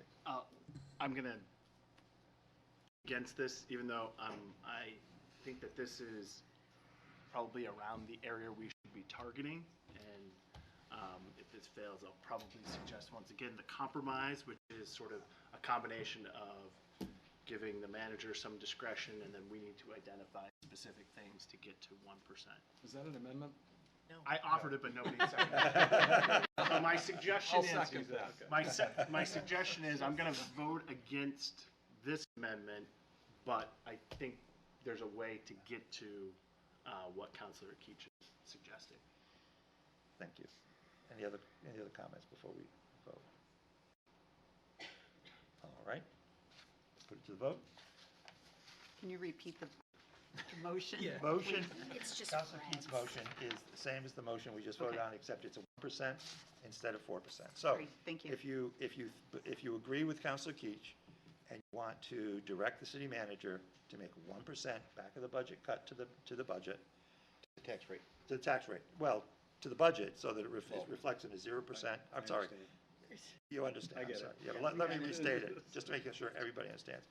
If you want to direct the city manager to make a 1% reduction in his proposed budget, back of the budget reduction, vote yes. If you do not support directing the city manager to do that, vote no. Point of order. Point of order. So this requires a 50% vote, This requires a two-thirds vote. two-thirds, thank you. Yes. Thank you. Everything we vote on today will be I see, two-thirds. thank you. You're welcome. All right. I vote no. Councilor Fennessy? No. Councilor Foot? Reluctantly, no. Councilor Grady Sexton? Yes. Councilor Horn? No. Councilor Keach? Yes. Councilor Kretovic? With great appreciation, it's a no. Councilor Kurtz? No. Councilor McLaughlin? No. Councilor McNamara? No. Councilor Schlosser? No. Councilor Schultz? No. Councilor Todd? No. Councilor Brown? No. All right. The noes have it, the motion fails. The next, sir? Can I offer what I was suggesting as a friendly amendment, can I offer it now as a proposed amendment, which would be a 1% reduction with 0.5% coming from the items that the mayor's proposed, and then 0.5% at the discretion of the city manager. You may propose that if you wish. Is there a second? Second. All right, moved and seconded. Councilor Schultz? I'm going to reiterate what I said a moment ago more quickly. I think we need to come up with a number and write it on a whiteboard, and then we just drill it down together, and then that's what we do the cuts by. And then if we decide we want to cut more, then we cut more. But to defer it again to someone else, I think we need to make those decisions. Thank you, Councilor. Councilor Grady Sexton? Thank you, Your Honor. We heard earlier from you about the importance of public safety. That is one of the most important things to me as well. And so I am curious why you think it is appropriate to be reducing a third social worker outreach position from full year to 6 months. I think one of the most valuable, innovative programs that we have seen in the city has been the work of the social work program. In particular, or specifically, I see the program actually doing some of the outreach positions or the outreach work that some of our nonprofits have been unable to do. And I see on a daily and hear on a daily basis the benefit of having this program and the effects that it's having in the ability for law enforcement to do their jobs versus the work of a social worker. I think we've seen tremendous cost savings as a result, so I'm wondering if you could speak more, would be willing to speak more to why you think that would be a program. Absolutely. I agree with you on the value of the police social workers. I agree with you that, and I think particularly with our police understaffed right now, based on my conversations with the police and the city manager, the 2 police social workers, which we already have done a great job, particularly of interacting with our unhoused population, but also with people who are, going through mental health issues, domestic violence, things of that nature. I agree with the city manager's proposal to add this position. However, in order to make our numbers, I felt that it was appropriate, working with the city manager, to delay filling that position until halfway through the year. It wouldn't be eliminating the position, it would merely be delaying putting that person online. Councilor Creditman. Thank you, Your Honor. I'm very appreciative that Councilor Grady Sexton brought that up because I was very concerned about the social worker role as well. Knowing all the positive that has happened with the 2 social workers that we have now, I don't see this as reasonable or feasible at this point in time on such a successful program that we waited so long to put into place to be cut. And as Councilor Grady Sexton stated, a number of the organizations that are doing outreach in the homeless communities are not doing that anymore. They have cut the caseworkers because they've lost their funding. And for us to now do the same similar act or feeling like an act of something that has been so incredibly important for those people remaining housed or getting housed, I just can't support it. Beyond that, I'm looking at the cuts that you have proposed here for eliminating some of the training in the fire department, eliminating some of the paramedic tuition and backfill, the EMT tuition, the city manager training, respectfully, can go. But when it comes to the CDL driver training, we have to retain every CDL driver we get to then turn around and cut the training. I am very worried that we will no longer remain competitive in the market for that. These training programs to me are significant, and I go back to our fire department was doing trench rescue training. Okay, and it was a blistering hot day in July, and because it was around the corner, I did go, and the work that they did together when somebody fell into a trench and what they had to do, even though it was a training, it didn't matter that it was a training because less than a week later they were in Hillsborough saving a child. That's why the training is important. And then we also saw we cut Swiftwater training out of our budget last year because, we're trying to be fiscally responsible. And then they're doing a Swiftwater training in the Merrimack River, or not a training, they're rescuing somebody. When we cut these trainings, it puts our firefighters, our police officers, it puts them at risk. And it puts us in a position where we're behind the curve when we already heard from the chief, have heard from the fire department that the training level of people that are coming out of the fire academy are not up to par to what's happening in our community and the calls we have to respond to. We have to provide training because these young people coming out and entering into our fire department are ill prepared for what they're going to face. If we cut that training, it is our citizens, the people that are in our responsibility that we worry about. So I am so grateful for the options that you proposed here, and I'm so worried for what that impact is going to be later on. I am so gratified to hear you say that. And I'm so gratified to hear Councilor Grady Sexton say what she said, because these were not easy. And frankly, it's not going to get easier. I mean, these are not easy decisions to make, because I agree with both of you 100%.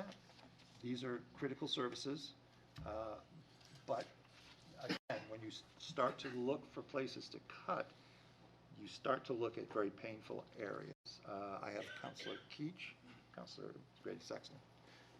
Thank you, Your Honor. I just want to point out that, I appreciate that very few of you were in favor of my proposal, but that's just 1%. And already, we can't even agree where we're going to get 0.5% of the mayor's proposal. So I don't know what direction we're all going in, but it doesn't look good. Councilor Grady Sexton. You go, Are you sure? Lynette? Okay. That's quite all right. Thank you. Thank you, Your Honor. One of the reasons why my proposal was specific to minimizing the impact on public safety is because of these reasons that Councilor Kretovic and I have outlined. And I think it is disappointing to see that our starting point is starting from public safety, which is the most critical part of the offerings of the city.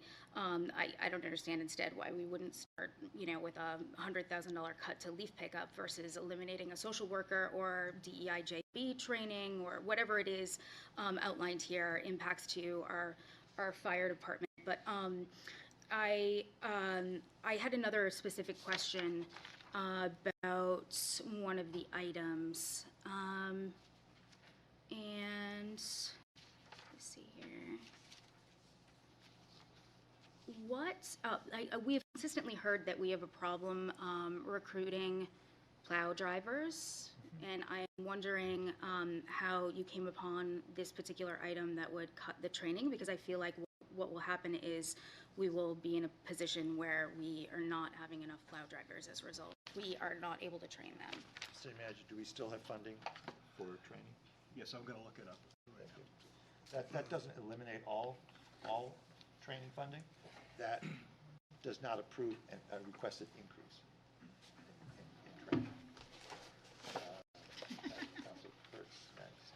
Thank you, Mr. Mayor. I have some questions for the city manager about hiring freezes, so it seems like I should probably hold that thought while he's looking something up. I think that might be appropriate. I'm sure he can multitask, but that seems like a heavy lift to request, so. He's saying he can multitask. I got peoples, but go ahead. Okay, all right. It may be a series of questions, if that's okay, just to get, Sure. thank you very much. Okay. There's number one. Yeah. May I ask a question? There's a question, right? I'd like to understand the implications of a hiring freeze, given everything that we are discussing, and which I heartily agree with regarding public safety. I am very curious about Councilor Keach's acknowledgement that we have some significant number of openings. How many openings do we currently have in the police department? The last I checked, it was 14. Matt, yeah, okay, Steve, yeah. Thank you. 14. How many officers were we able to hire in this previous fiscal year? How many positions were we able to fill? 6. Thank you very much. From wherever that voice in the back. That's Thank Steve. you, sir. Thank you, officer. Chief Smagula. Thank you, Deputy Chief. Given that, if we were to say freeze 7 openings, right? And say, we hope we can hire 7 more officers, 1 more than last year, and with the acknowledgement that should, God willing, 15 amazing people apply that you want to hire, that you would come to us and we could at that time appropriate the money. How much money would we cut from this budget if we froze half of the openings, if we froze 7 positions? So I'll just rough numbers, Yep, and back of the napkin. Brian, jump in if I get it wrong. So let's say it's $100,000 a position, because that's not only the wages, it's training costs when you bring somebody on. There's and benefits that go along with that and whatnot. So let's start the conversation off with, I've already done that.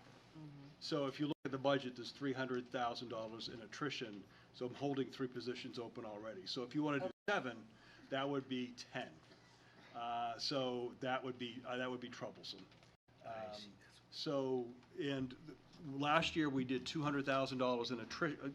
Use the term attrition. Okay. Essentially, holding those dollars, and the police department recognized the fact. I give them the flexibility to use the dollars that are in the full-time for salaries for overtime hours.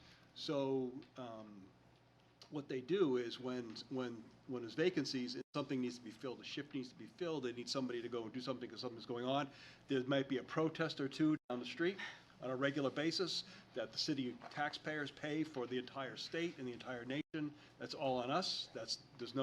We're not charging for the most part for a lot of that. So every time there's a protest, that's taxes, as everybody knows. So we've already got 3 out. So if you do 7, let's say you wanted, so it'd be 4 more. So I'd say that would save you $400,000. Okay. Now, the problem is, and there's always there's a side to this, is you need a big portion of those dollars for overtime.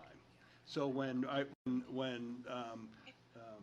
know, one person's out, I got to bring somebody else back in on time and a half. So now you're not paying additional benefits, but it's additional retirement costs, there's additional pieces that go along with that. So you don't really save the full amount. You end up having to, so I give them the flexibility to use those dollars to pay for the overtime. So that's why you see with the fire department, they have, John, 6 vacancies, what do you got? 7 now. They're way over in their overtime because they're person for person, so they have to bring people back in at a time and a half. So essentially, you need those dollars as a float back and forth to do it. So you can take some, and again, so last year I took 200,000 attrition. This year I went to 300,000. That's how I paid for the social service position. Okay. So that way the social service position doesn't cost the taxpayers anything. You're keeping a police position open. My plan was to come back when Steve and Matt and everybody does, and Brad do their great job and they bring in more employees. And if I got to the margin, I would come to you, as I have in the past, and say, can I hire over on this? And you allowed me to do that once. I actually had, in my career, I had 30 minutes where we actually had one police officer more than it was actually budgeted. That's one time. And then immediately after that, somebody retired, and we with 30 minutes. And then somebody retired, and we were back down to a negative, and we've been in a negative since. So you've always been into this back and forth. So you can take a little bit, but you can't. You can't take the full position. Okay. So as a follow-up, just to make sure I understand and folks at home do as well, if we held more positions back now, if we increased the attrition, first of all, you've already accounted for 300,000, so roughly 3 positions not being filled. That is currently reflected in the proposed tax rate. Correct. Okay, thank you. If we said did another 3 for another $300,000, that would reduce the tax rate, but ultimately this council will then have to appropriate money from somewhere to cover overtime, is what you're telling us. So whether we collect it now or later, where will it come from later? Where it would come from, it would overspend, unless, would do 2 things. I would tell the chief, manage to the budget, and therefore there would be times when we wouldn't have as many people on the street as we wanted, or they would spend over, just as we've had to do with the fire department, and they would, then I would come to you and say, I need a supplemental appropriation for overtime for the police department to cover these costs. And you would take that, either you would raise taxes to cover that, or you would take it on an undesignated fund balance, or unassigned fund balance. So the problem is, let's say you said to me, take 300,000, don't worry about the overtime, we'll figure that out. Yep. And now next year, when you get closer, that's another 300,000, you've created a $300,000 hole in next year's budget. So that's a 0.6%, built-in 0.6% roughly tax increase next year if you ever wanted to fill those positions. So either you just kicking it down the road a year, which is you can do, and hoping things are going to work out. My feeling is that things aren't going up; they're going down in the economy. So that's just so I don't see. It would be better in my mind to make the cut, and if you need to eliminate the positions, you eliminate the positions and say, hey, we don't need those anymore. Councilor Brown. Thank you very Yes, much. I have 2 questions. The first is, how much money is in the Economic Development Reserve? I could have somebody look that up. I'd say 230, 260. Where are we? So I want follow up, yes, and then I have a second piece. So I'm wondering if we couldn't, I'm not interested in, 283, 735. thank you, 283, 730. I'm not interested in reducing the 3rd social worker. I think that is a critical position. But I'm looking at some of the other trainings, and I'm wondering if that training couldn't come from the Economic Development Reserve, because don't we also serve other communities with those services and then we bill them? No. We don't. Think about the Economic Development Reserve are reserves that you set up. You can use them for anything, but you set those specifically aside for economic development. So that essentially is going to fund, if you want to fund the arts program. So you could cut the arts program and not fund that. Well, but it's economic development, so I'm thinking, economic development is, a safe community is a strong No relationship. economic. No Okay, relationship. I would, But you could always take money out of Yeah. any reserve and move it to any other Right. reserve or to general fund. Right. So So- don't get hung up. Okay, I'm not saying don't get on hung the up. title. Don't worry about that. right, so I would consider drawing from the economic development to cover some of these trainings, but, Your Honor, if I may go to the second Sure. item. Go ahead. I like your creativity in reducing a position from a full year to 6 months. And I know the city manager had talked that he was going to work with the Golf Advisory Committee on a business plan, and I know that we have 2 full-time golf pros. And I know the simulators has not been meeting its goals financially. So I feel like in the winter, it's slow. If the assistant golf pro could be a half-year position, and I'm wondering if you have done this business plan, because it seems that there's a redundancy in those positions, the building and grounds superintendent and a course and facilities manager. So they even sound very similar. They both talk about grounds and they both talk about a building. I'm wondering if one of those positions could be cut because it seems like a redundancy. Is that a vacant position? No. No. Is that a public conversation? 'Cause I don't recall that conversation. What conversation? Budget? What? Uh, No, is what- there- she was, I'm Question? sorry. I was,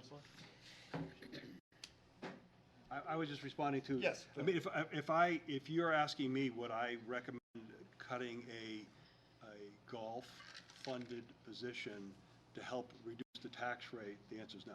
I think what the concept, what the city manager is saying is What did just as, I know, you did a good job. No, I tried. And I'm saying this for the people out in the public, is that position is funded by the golf fund. Right. Which means it's not general fund dollars, which means it doesn't reduce the tax rate.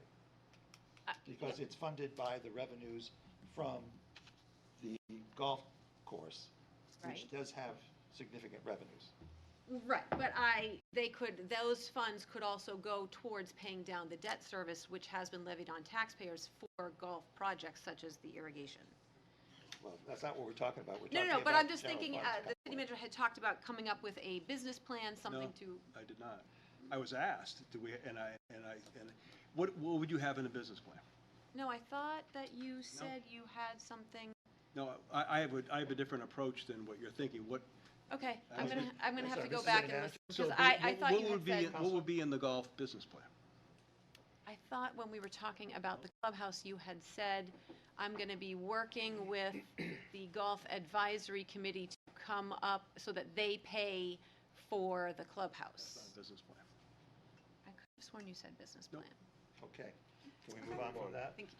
All right, Councilor Creditek. Thank you, Your Honor. I do want to highlight, I'm going to start with something smaller, hoping we can all agree. The $9,825 for Concord Area Transit to continue services up to Laconia, Boscawen, Franklin, Laconia. No other community, the county has not stepped up, and I think that it's very easy to eliminate that right now. I do think for Transportation Policy Advisory Committee, and Counselor Todd knows that I sat as the chair for public transit on that first subcommittee. And it is an effort to change routes.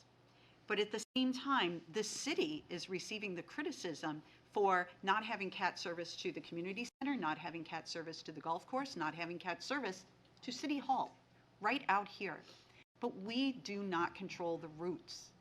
Those routes are controlled by Concord Area Transit. If we want to change them so that they actually do run to our own facilities that are in the city, so that people that want to attend public meetings that are happening at our committee meetings, at council, et cetera, the expanded services like you were talking about, that's the type of proposal we need to see first, not expanding services to other communities who are not willing to step up and support them.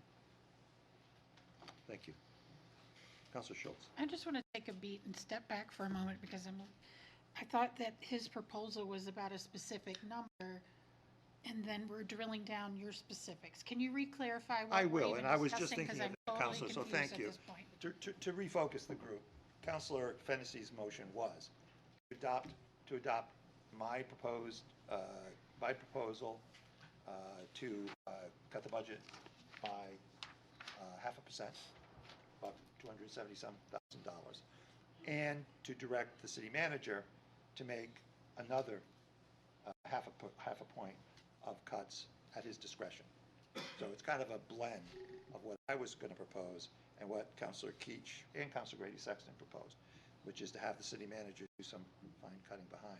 I think where we got into our discussion is that Councilor Grady Sexton felt that she was not happy with some of the proposals that were in my cuts, and I think that with because I wasn't comfortable with all of them, but I was looking for ways to make changes in things that were being proposed mostly, as opposed new spending, as opposed to existing programs or existing positions and things of that nature. So that's why we've gotten into this discussion, Councilor. So could I suggest we call the question, because we're just drilling down on a proposal that I think we already know how we feel about it. Did the city manager have something he wanted to add? Because we're essentially doing the same thing as the previous two proposals. Yeah, you're calling the question, so. Yes. But is there another piece of information that you have? Well, I was following Thought that along took with what precedence. I thought because somewhere along the line, either unless you're going to start on page 1 and work your way through page 674, you got to have something to start with.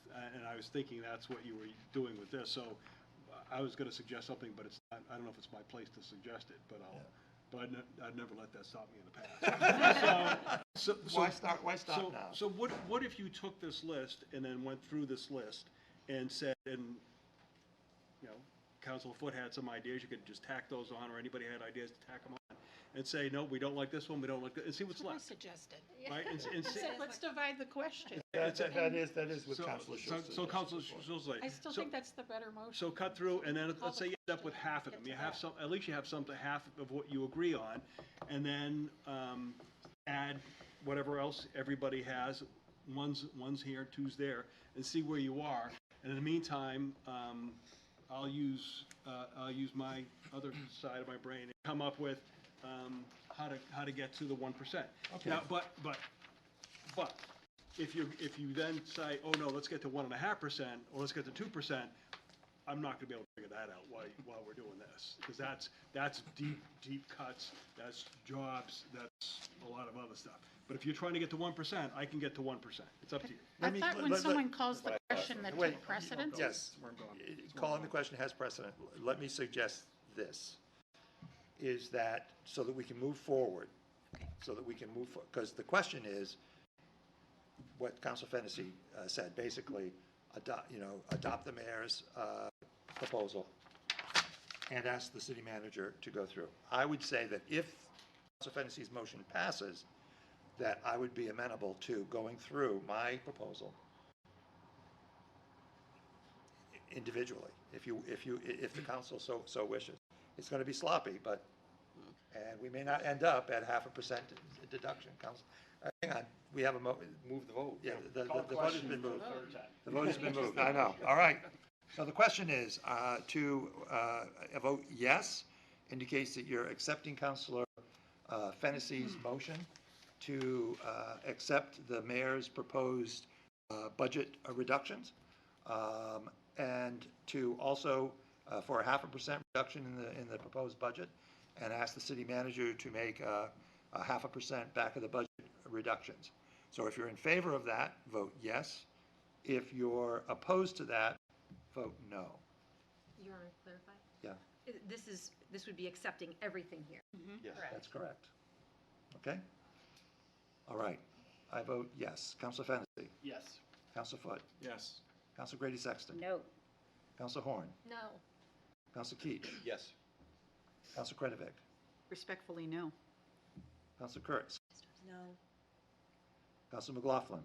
Yes. Councilor McNamara. Yes. Councilor Schlosser. Yes. Councilor Schultz. No. Councilor Todd. No. Counselor Brown? No.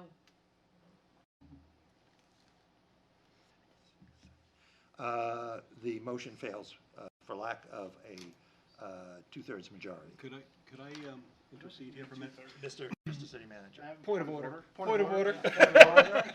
We refer to, I don't think we need a two-thirds That's vote on where, that's where I'm going. So if you don't mind. So on the general fund budget itself, right, you just need simple majority. On the capital items, you need, and this is what I think the mayor was trying to say. That's what On the capital items, so the pool at Garrison, right? The pool, you need two-thirds on that, because anything you're bonding, you're gonna need two-thirds on. But simply to, for the social service, the social worker position, that's an 8-7 vote, or now you got 14, so you need a 8-6. 8-6 vote on that. So you just need 8 votes to do, to get to the budget. So, just so you know. Still fails. Yeah, I just wanted to clarify Yeah, that thank for you. future votes. Thank you, thank you. All right, do I have a further, Counselor Todd? Oh, yeah, thank you, Your Honor. No motion right now. I just wanted to explain the reason that I voted against this was because I thought that it was a much more efficient way to go about this, rather than accepting all this where we have, I still haven't had all my questions answered. So I think that the more logical way to do this is run through these items individually, which I believe Councilor Schultz wants to do anyway, right? Yes. And then we'll come to a consensus on what we want to include and exclude. And then we can also go about the process of, as I think Councilor Foote suggested, of adding additional items in here that we think might be relevant, which I guess was kind of like what the city manager just said. So I think that that's a better way to go about this. Thank you. All right, Counselor Horn. I'm confused. That last motion was a tie, so it doesn't pass? A tie doesn't pass. Okay, thank you. Your Honor, 2-minute break? Counselor Foote first. Yeah, I just want to remind everyone, we've been here now for an hour and 59 minutes, and we're still at 3.96% increase. And Yeah. we went from 0% increases to 1% cuts.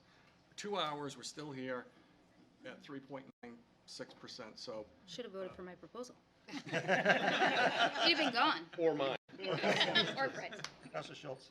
I'll just say, I mean, this is going to take as long as it takes. I mean, we want to do this the right way. I respect what you're saying. It is very frustrating. It's crawling out of my skin every part of this discussion all evening, but I think that just shows the weight of it. I think we have to have these difficult conversations, and I'm just going to reiterate my motion to divide the question on these items, that we track what the percentage will be as we go. And I think that'll save us time, even though it sounds laborious. I think it doesn't have to be a long discussion on each item. All right, I've had a request for a 2-minute break. We'll take a 2-minute break, come back. We'll go through the list.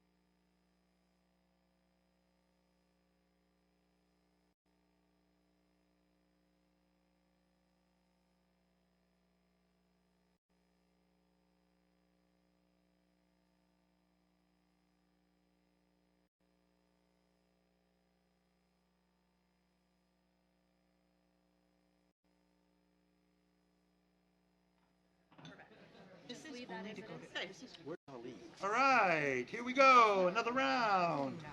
I want to call the Finance Committee back into order.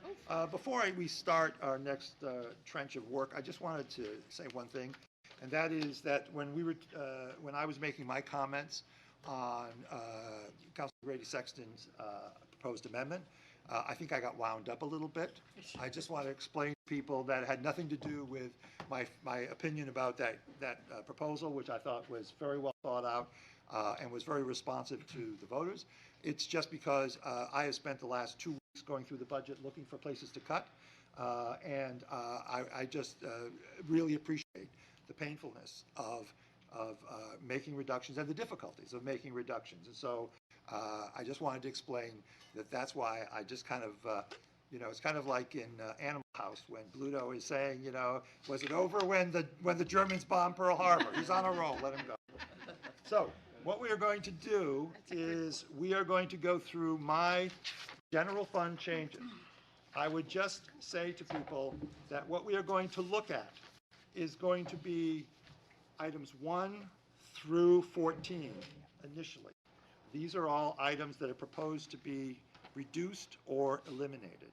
What I would ask, because as Councilor Foote very perceptively pointed out, we've been here for a couple of hours and we haven't made any headway. So we're just going to go through. Question? Yes. Does the public have access to this document? Does the audience, is there a way that we might be able to screen share this? I think it's important. I can send it to Thank you, Concord Counselor. TV. Yeah, do we have another copy? One moment. Yeah, okay, thank you, Councilor Griffith. Tech queen extraordinaire. Yeah, indeed, except when the plugs are unplugged. Also true. Can we start any? I have little notes on here if everybody doesn't mind. Nothing bad, no four-letter words. Well, don't we have a clean copy? Screen Here's a clean copy. You want a clean copy? Oh, yeah, Take a take a clean copy, yeah. Thank you, Councilor Schlosser. Can we begin discussion while the tech is happening?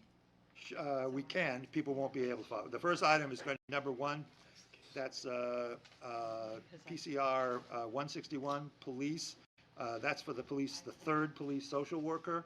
That was budgeted at $88,000, and my proposal was to reduce that to $44,000, which would represent bringing that person in, filling that position halfway through the year, the fiscal year. Councilor? So this is in addition, half year to what we currently have. Correct. Two This- full-time. Which is 2 full-times. Correct. So it'd be 2.5. Right, for the fiscal year. Fiscal year, January 1st through, yes. It would be 3, you'd end up with 3 people, Yes, but you wouldn't hire that 3rd person until January, Right. thank you. right? That's the plan. Right. That is right, that's Yeah, correct. right, that was the idea. And just so, just usually when I put these positions in, so if you look at the other, there's only 2 positions added. One is this, and the other is Assistant Fire Marshal. That one there starts January. So that's funded for 6 months. Is that a hole for next year? Again, a hole for next year, because now you have to fund it a full year next year, so you're gonna need more money for next year. This one here, I put in for a full year, because I thought the police department could get somebody pretty quick to get in there and hit the ground running. But typically, almost every other position is either 3/4 funded or half funded, because once you approve it in July, as of July 1st, by the time you go out, do the search, get the right person, make sure they can start, get them up, you're in it for a couple months anyway, so that was the idea. So, but I thought this way they could hit the ground running, hire someone right away, have somebody ready to start July 1st. Councilor Horn. This is the one thing on here I really want to fight for, that we have the full year. I just think it's super important. Yeah, sorry, sir, thank you. I feel like it's very important to have this full position with the reduced police staff that we already have, and we heard from, the last time I did hear from Ms. Petrin, Yes. that Yes. how important it was and how much work she had been doing previously. I just would really like to put this back in. All right, thank you. Councilor Fennessy. Thank you. I think this makes sense. I think the 2 social workers are doing a great job. That's additional personnel that we added in 2 years ago. So it would be great to add a third person that we could start in July, but we have choices to make. I think it's very reasonable to wait 6 months to start a third person in this position, and I will be supporting this as one of the cuts. Okay. Counselor Schlosser. I may have been under the mistaken impression that that the social workers were funded out of the opioid reserve. Is that correct, or am I mistaken? A portion of the funding. A portion. And is that still available? Yes. I think Counselor Schlosser wants to ask, does that money play a part in this position? Yes. Is it already factored in? Yes. All right. So what we're talking about is our share. This is our, thank you. It's all in together. That comes in as a general, comes in as a revenue, and then this, you know. So, yes, I don't allocate a certain amount of dollars to each department. It's in as your general revenue coming into the. Counselor Grady Sexton. Thank you, Your Honor. One of the biggest areas in which we are spending money is in public service, and I think we have heard directly through these budget conversations that the issue of homelessness is one of the most costly issues that we are facing as a council. I think it is this is one of the positions that is going to be actually saving the city an extraordinary amount of money, and I think as a starting point of places we're going to cut, this is the last one we should be looking at. Okay, thank you. Counselor Brown. Yes, I completely agree. And I think when we heard testimony from Nicole Petrin, it was obvious that she was already saving money and that she was identifying issues and taking that off the workload of our first responders. Okay, So thank I will you. not be supporting this. All right, thank you. Anyone else? All right, I will entertain a motion. I'm trying to think of how to do this so that everybody understands what we're doing. Yes. Could we take straw votes? Would that be sufficient We're to going give to you a sense of what's We're going pro to and take, con? Counselor, we're going to take votes on every one of these. Okay. Anything that's approved will stay on this list for cuts. Anything that is not approved will be removed from this list. Okay. In other words, so if you vote, if you, Move to remove this from the list. all right, so your motion is to remove this from the list. Is there a Second. second? All right, moved and seconded. So now it gets more complicated. So now the motion is to remove this from the list. If you want to remove this cut from the list and fully fund this position as proposed in the manager's budget at $88,000, you would vote yes. If you want to maintain this cut, you would vote no. Is everybody clear on that? Yes. Okay. All right. All right, I vote no. Counselor Fennessy? No. Counselor Foote? No. Counselor Grady Sexton? Yes. Counselor Horn? Yes. Counselor Keach? President, I was not here for the discussion. Okay. Counselor Kretovic? Yes. Counselor Kurtz? Yes. Counselor McLaughlin? No. Counselor McNamara? Yes. Counselor Schlosser? No. Counselor Schultz? Counselor Seckwood's not here. Sorry, I keep his name. Counselor Todd? Yes. And Counselor Brown? Yes. Okay. The yeses have it. The position is maintained at its proposed level. 44,000 is taken out of the cut. The next is increase police department attrition. Mr. City Council, would you like to explain that to the council? What's my title? Mr. City Manager. Sorry. No. So One of the, those days. as Councilor Kurtz and I were discussing, the PD attrition is the attrition number. So what I see that, what I'm reading this is, as that even though I went from 200,000 to 300,000 with attrition, this would take it to 335,000 in attrition. So it's a third of a position for the year. So. Councilor Kretovic. Thank you, Your Honor. As the Chair of the Rules Committee, is Counselor Brown allowed to vote on any item regarding the police department? Fair Give question. me a minute. No. Point of order. It is a fair question. It is a fair question. think you're going to have to recuse yourself from Of just course, from this and item. I was waiting for you to say, is there any discussion for me to say I recuse myself, which I always do. Thank you, Counselor. Thank you, Your Honor. She just voted on a social worker through the police department. That's true. That is what I'm trying to clarify before we move Thank you, forward. Counselor. And Thank even you. without her vote, it still passes. And I'm saying it with great gratitude, and just a reminder, this is a lot that's happening at the table, and sometimes things slip by, and it is not meant to be targeting in any way, shape, or form. Thank you, Counselor. Counselor Fennessy? I would like to suggest that we increase further the pediatrician, taking off from something that Counselor Kurtz raised earlier. And I would suggest that we raise that to, rather than 35,000, 100,000. Second 100,000? that. Moved and seconded? Okay. Do you want to speak to it? Sure. So to go to what Counselor Kurtz had raised earlier, we are increasing it from 200,000 to 300,000.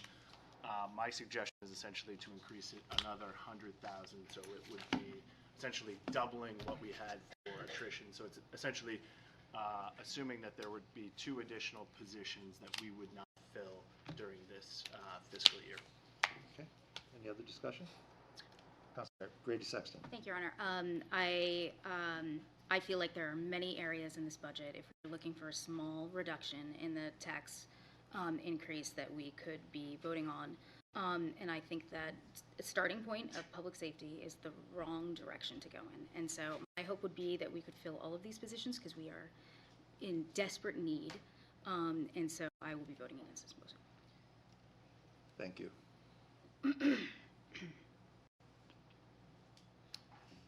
Counselor Kurtz. Thank you. We may have to vote on this before we can do this, but might I suggest that we start with the items that do not address public safety, where we may be able to reach consensus, and wait on discussing public safety, which we all agree is an extremely important area that none of us would like to cut, and see where we can get prior to addressing these? Counselor, I think the easiest way for the people at home to follow, and the easiest way for us to keep track of this, is to go down through the list. I don't think, I respect your suggestion. I just don't think that going down to the other stuff, is going to change how we discuss the public safety. Follow-up? Yes. Respectfully, it might. If we make some headway on some lower hanging fruit, we may not have to have these discussions. I mean, we could literally go in reverse order. Well, They're numbered. Counselor, I guess I'm trying to understand what you're saying, because, for example, we're not going to make a 5% cut. We're not going to get to a 5% cut with this list. Correct. Unless we make some of the public safety proposals on this list. And we may reach consensus on the lower hanging fruit, as you say, but we're still going to end up coming, to have to make the tough choices on the public safety. I respect the suggestion. Mr. Mayor. I appreciate Yep. it. It's kind of like putting off the hard stuff. But Councilor Schlosser. So my understanding is that this doesn't eliminate any position, and it doesn't reduce our current staffing in the police. It would just acknowledge that recruitment has been very difficult, and we don't think we will be able to fill all of the available positions. So some of the positions that we expect to remain unfilled for the year, we would take credit for in the budget and budget as attrition. That's my understanding. So I just want to distinguish that understanding from impact on public safety, because that understanding says that this is no impact on our public safety. It's just saying that some positions we have been unable to fill for years, and we're going to just acknowledge that in the budget. I believe that's a fair summation. Thank you. Councilor Todd. Thank you, Your Honor. I have a question for the manager, if I might. So in addition to, if we were to approve this, this would be a total of $400,000, increase in the attrition. In addition to what you had referenced earlier, that creates a $400,000 hole for next year's budget.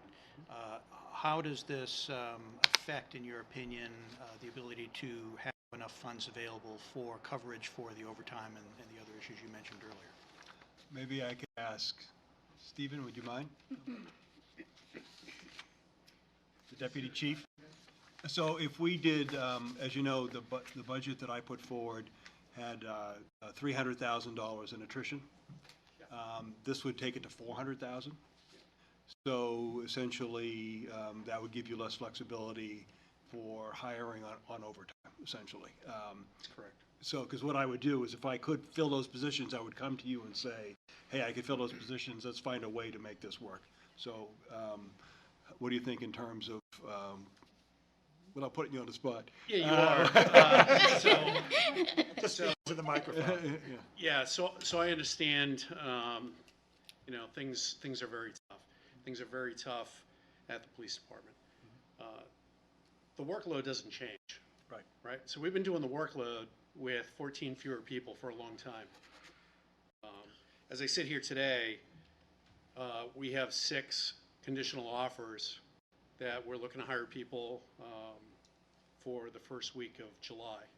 And for the first time in the last 2 years, my description is we're not going to be living paycheck to paycheck. We're already starting to recruit for January. So it's going to have real implications for us, for sure. Thank you. Which is problematic. Chief, do you, what about prospective retirements? There's probably almost 10, probably. At least. At least 10. Yeah. And so that's, I can talk hires all day. It's not about that. It's about what you lose. And part of that conversation is capacity as well. And that's a scary conversation. Council Foot? Do you have your foot? I do have a question. So I understand this now. So we're down 14. We may get to 6, which is a net of 8, but you may lose 10 people to retirement? Is that what you Certainly said? could. So I think the motion, so we're going to be in the same position anyhow. So we're going to need, we do have a hole and we do have a surplus, if I understand what you just said correctly. Right? If we're at 14 and we get 6 back, we're at 8. But we go to 18 theoretically if you have 10 retirees. Yep, potentially. So are you gonna gain 7 or 10 in the next year? I guess I do believe we will, and I don't believe we'll have 10 retirements. Okay. I said One of the prospective. 10. In my mind, there's a relationship between the quality of work and the amount of overtime that's required for the officers, and whether or not they stay or go.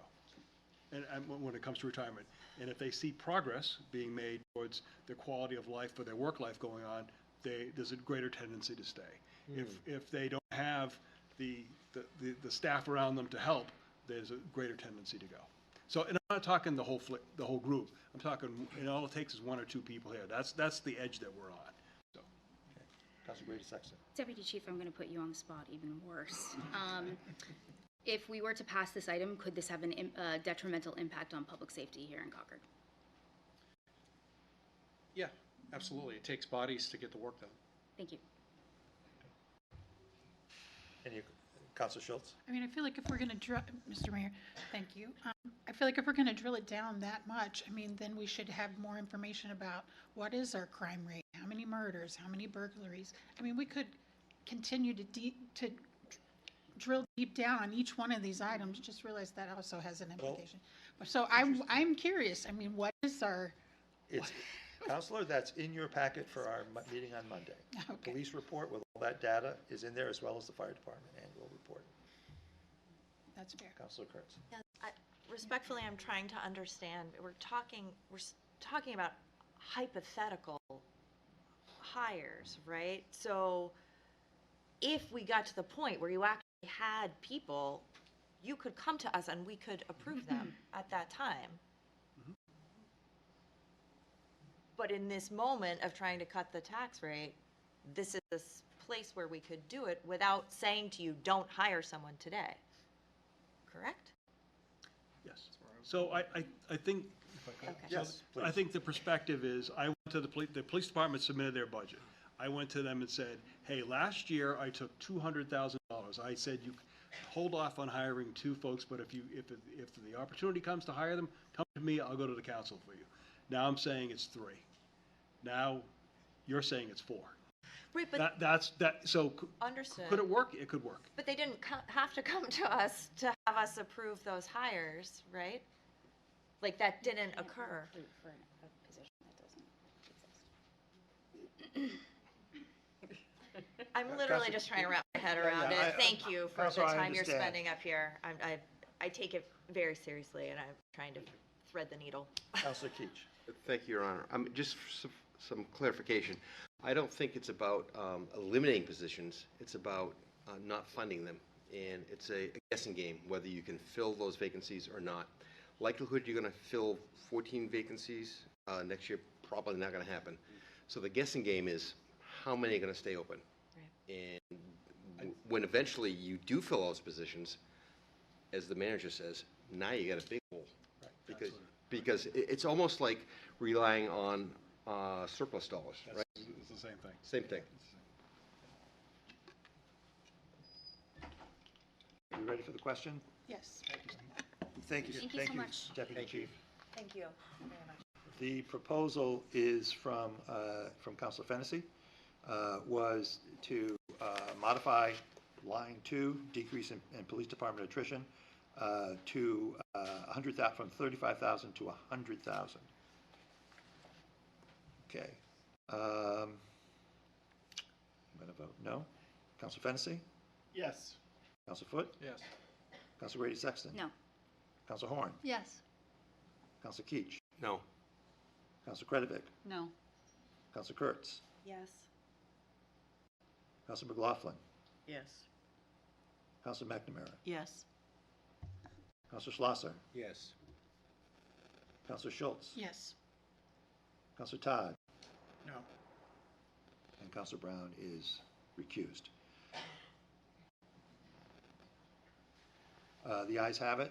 The motion passes. That line item is changed to $100,000. Next is number 3. That's PCR 219 to reduce paramedic tuition and backfill. This was not an elimination. This was a reduction in an increase. It was a reduction of $3,655. I don't have the number that is. I think that leaves about 11,000. Be right with. All right. So this is not a complete elimination. This was a reduction. May I make a request, Mr. City Manager, while you're finding the page? Could we have the information about decrease versus elimination of funding for these 3 training items? Sure. As I suspect we will all want It was to know. $22,850, $22,850. 22,850 minus 3,655. Mr. Mayor? Yeah. I'm sorry, Council Fennessy. No, please, go ahead. Okay. I was just going to make a request. Can we have the chief come up and just address what each of these are and perhaps sort of order of priority between the 3? Is that okay, Mr. Thank City you. Manager? Yes. Yeah. So this is made up of that Council Schlosser talked about the 22,850 is the original number. There was $15,390 for tuition, books, and testing fees, and $6,460 for overtime. Okay. Is the chief back there? Up. He's waiting for me Oh, okay. Sorry.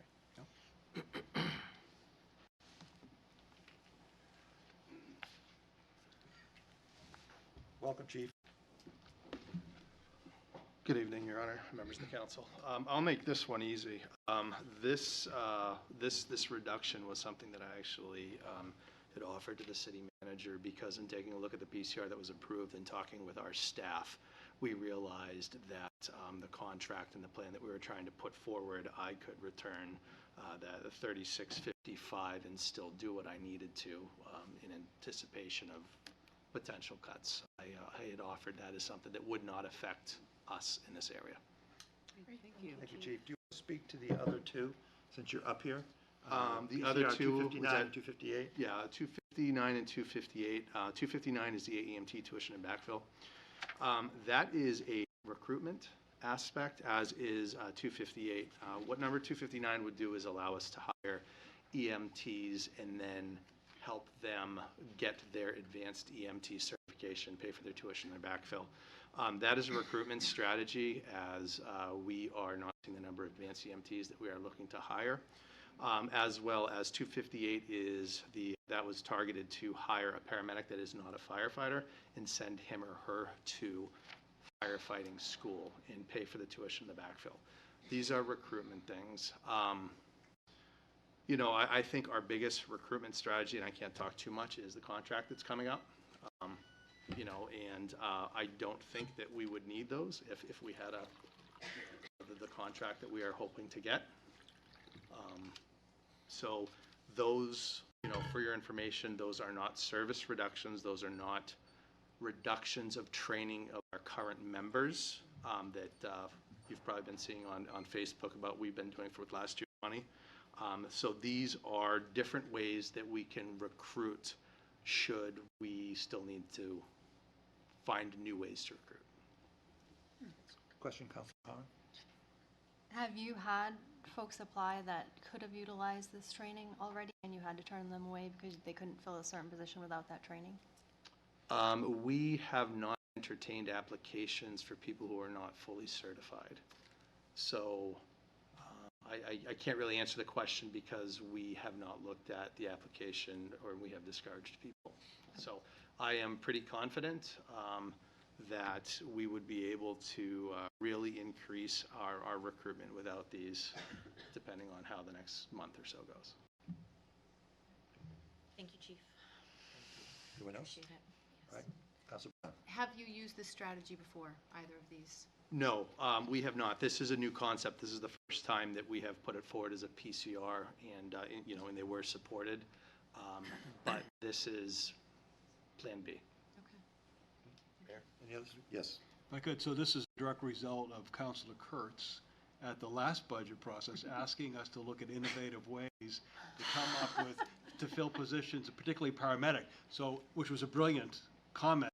So that's why I put the money in the budget and asked them to come up with ways to do that, and that's why that got added, and that's why I can understand why it is new. It's a new process, and again, it's Plan B if we can't do the contracts that the folks are looking for. Councilor Kurtz. May I respond to that? So I'm saying, well done. Thank you, Mr. City Manager, and to the folks at home, this is what we call accountability. So you'll all hear how I vote and the tough decision I have to make. I appreciate the efforts of all to think about innovative ways to address recruitment. Councilor Fennessy. Sincerely. Had to choose between PCR 259 and 258. Do you have a preference of one versus the other?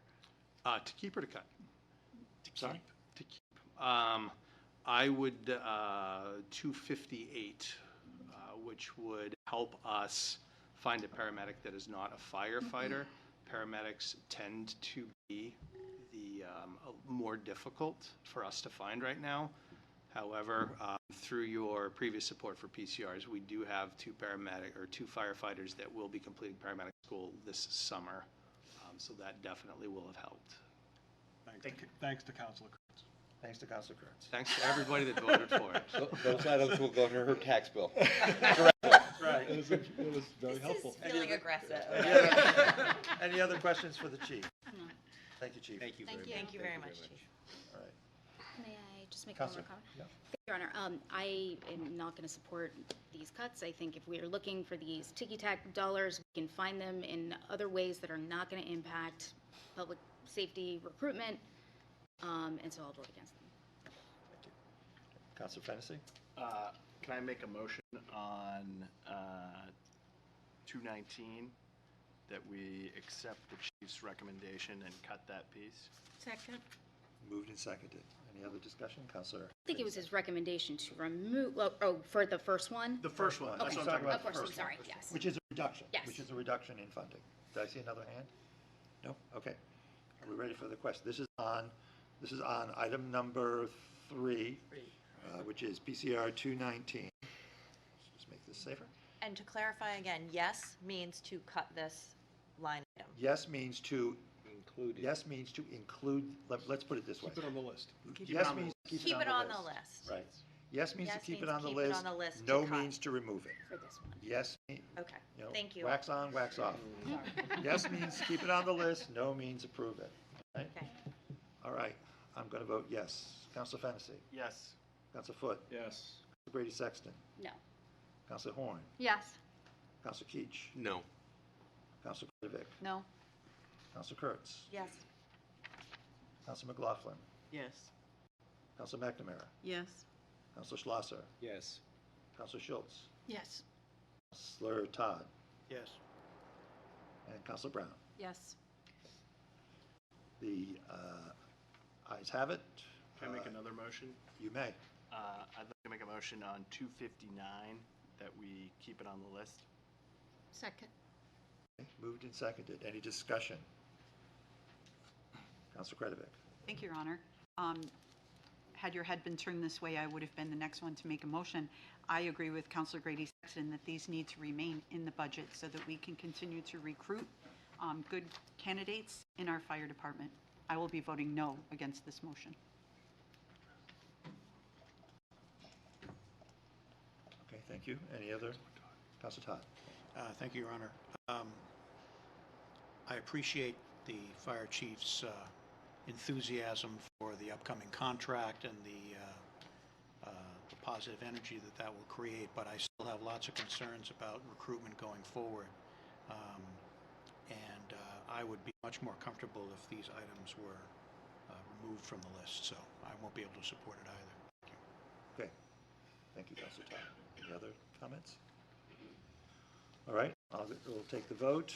You're on it, so a yes vote is to Same. keep it on the list. A yes is to keep this on the list. A no is to remove it from the list. All right? I vote yes. Counselor Fennessy. Yes. Counselor Foot. Yes. Counselor Grady Sexton. Yes. Counselor Horn. Yes. You keep it. A yes means that it remains on this list. For As a removal. cut. Sorry. I'm sorry. All right. I that's okay.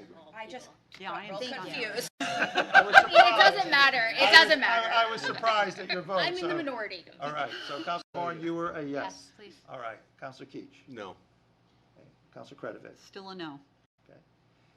Respectfully. respectfully and Counselor kindly. Kurtz.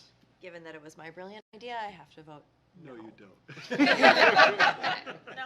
Counselor McLaughlin. Yes. Counselor McNamara. Yes. Counselor Schlosser.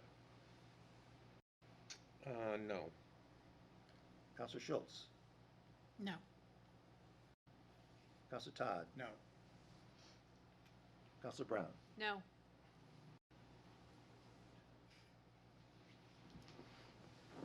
The vote is 8 to 8 to 6. The motion fails. So the item remains I'm sorry, the item is removed. All right? Can I make another motion? No, You may. my hand is up. I'm sorry, I didn't see it. You will not interrupt me again, sir, kindly. Counselor Kretovic. Chair recognizes Counselor Kretovic. Thank you, Your Honor. I'd like to make a motion to remove PCR 258 from this list and keep it in our budget.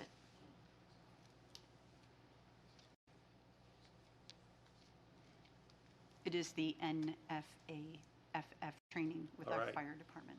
So Counselor Kretovic moves that PCR 258 be removed from the list. May I Second. say that? That's correct. Let me just. And and remain in our seconded by budget. Counselor Grady Sexton. So that will be a yes So vote this to time keep it. to, You got it. yes, so, okay.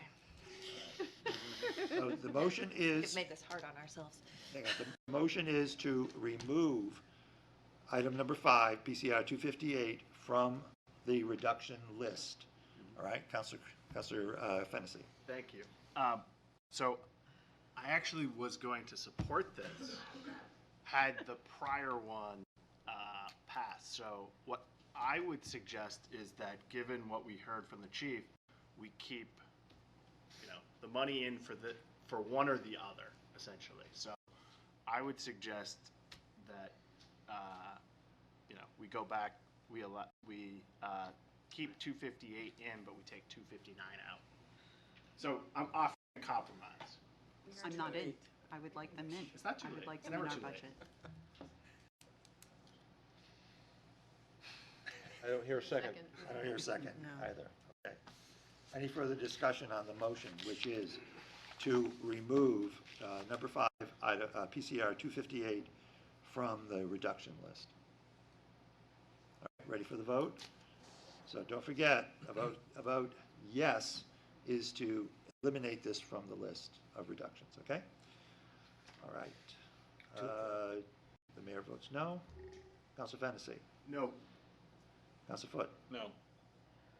Council Grady Sexton? Yes. Council Horn? Yes. Council Keach? Yes. Council Kretovic? Yes. Council Kurtz? Yes. Council McLaughlin? No. Council McNamara? Yes? Council Schlosser? No. Council Schultz? Yes. Council Todd? Yes. Council Brown? Yes. Okay?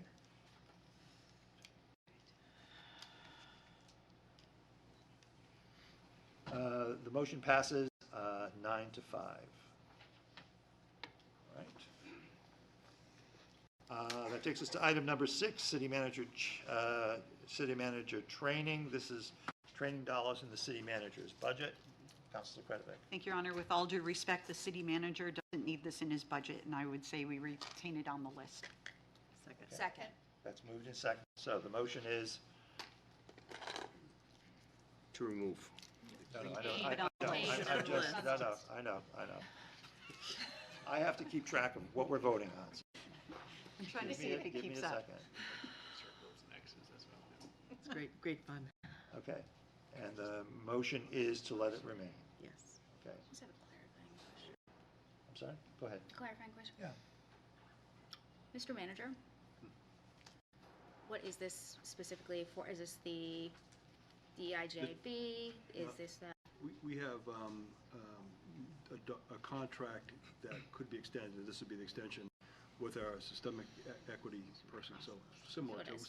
to what the DIJ, but this is really to work with our employee resource groups, to work with HR to do that, so this is something we'd be able to do on our own if you decided you wanted to cut it. So follow up. So this is our internal Yes. equity training. We've done our training. This is to work with our employee, we're gonna create employee resource groups to work with staff and set that up and move, we haven't done that really in the past. So to set that up and work that, we wanted to have the person we're working with stay with us and help put that together. This would be something we just do on our own. Thank you. We're capable of doing it. So. Thank you. Any other questions? Okay, seeing none. So the motion is to keep this on the list, which would be a reduction. So if you want to keep this on the list and remove this money from the budget, you would vote yes. If you want to remove it and leave that money in the city manager's budget, you would vote no and against it. Are you ready for the vote? All right, I vote yes. Council Fennessy? Yes. Council Foot? Yes. Council Grady Sexton? Yes. Council Horn? Yes. Council Keach? Council Kretovic? Respectfully, yes. Council Kurtz? Yes. Council McLaughlin? Yes. Council McNamara? Yes. Council Schlosser? Yes. Council Schultz? Yes. Council Todd? Yes. Council Brown? Yes. Congratulations, you've reached unanimity, so goes to show the level of standing the city manager has. Or our Reached trust my in the maximum city training. Right, right. That's because we trust him. All right, that brings us to, actually, is this a typo? We go 5, 6, 8. I don't know, was there a 7 in there? This is numbered, item number 8. PCR 269, General Services Property, eliminate Eagle Square downlighting. This is a $10,000 proposed reduction. Is there a motion, Council Kretovic? Thank you, Your Honor. Motion to keep this on the list for removal. Second. Is it possible to get some clarification about what this is? Certainly. Mrs. Manager? remember there was hundreds of these requests. Yes. Do you want the numbers? No, I got the number. Okay. I'm going through all the ones in that grouping.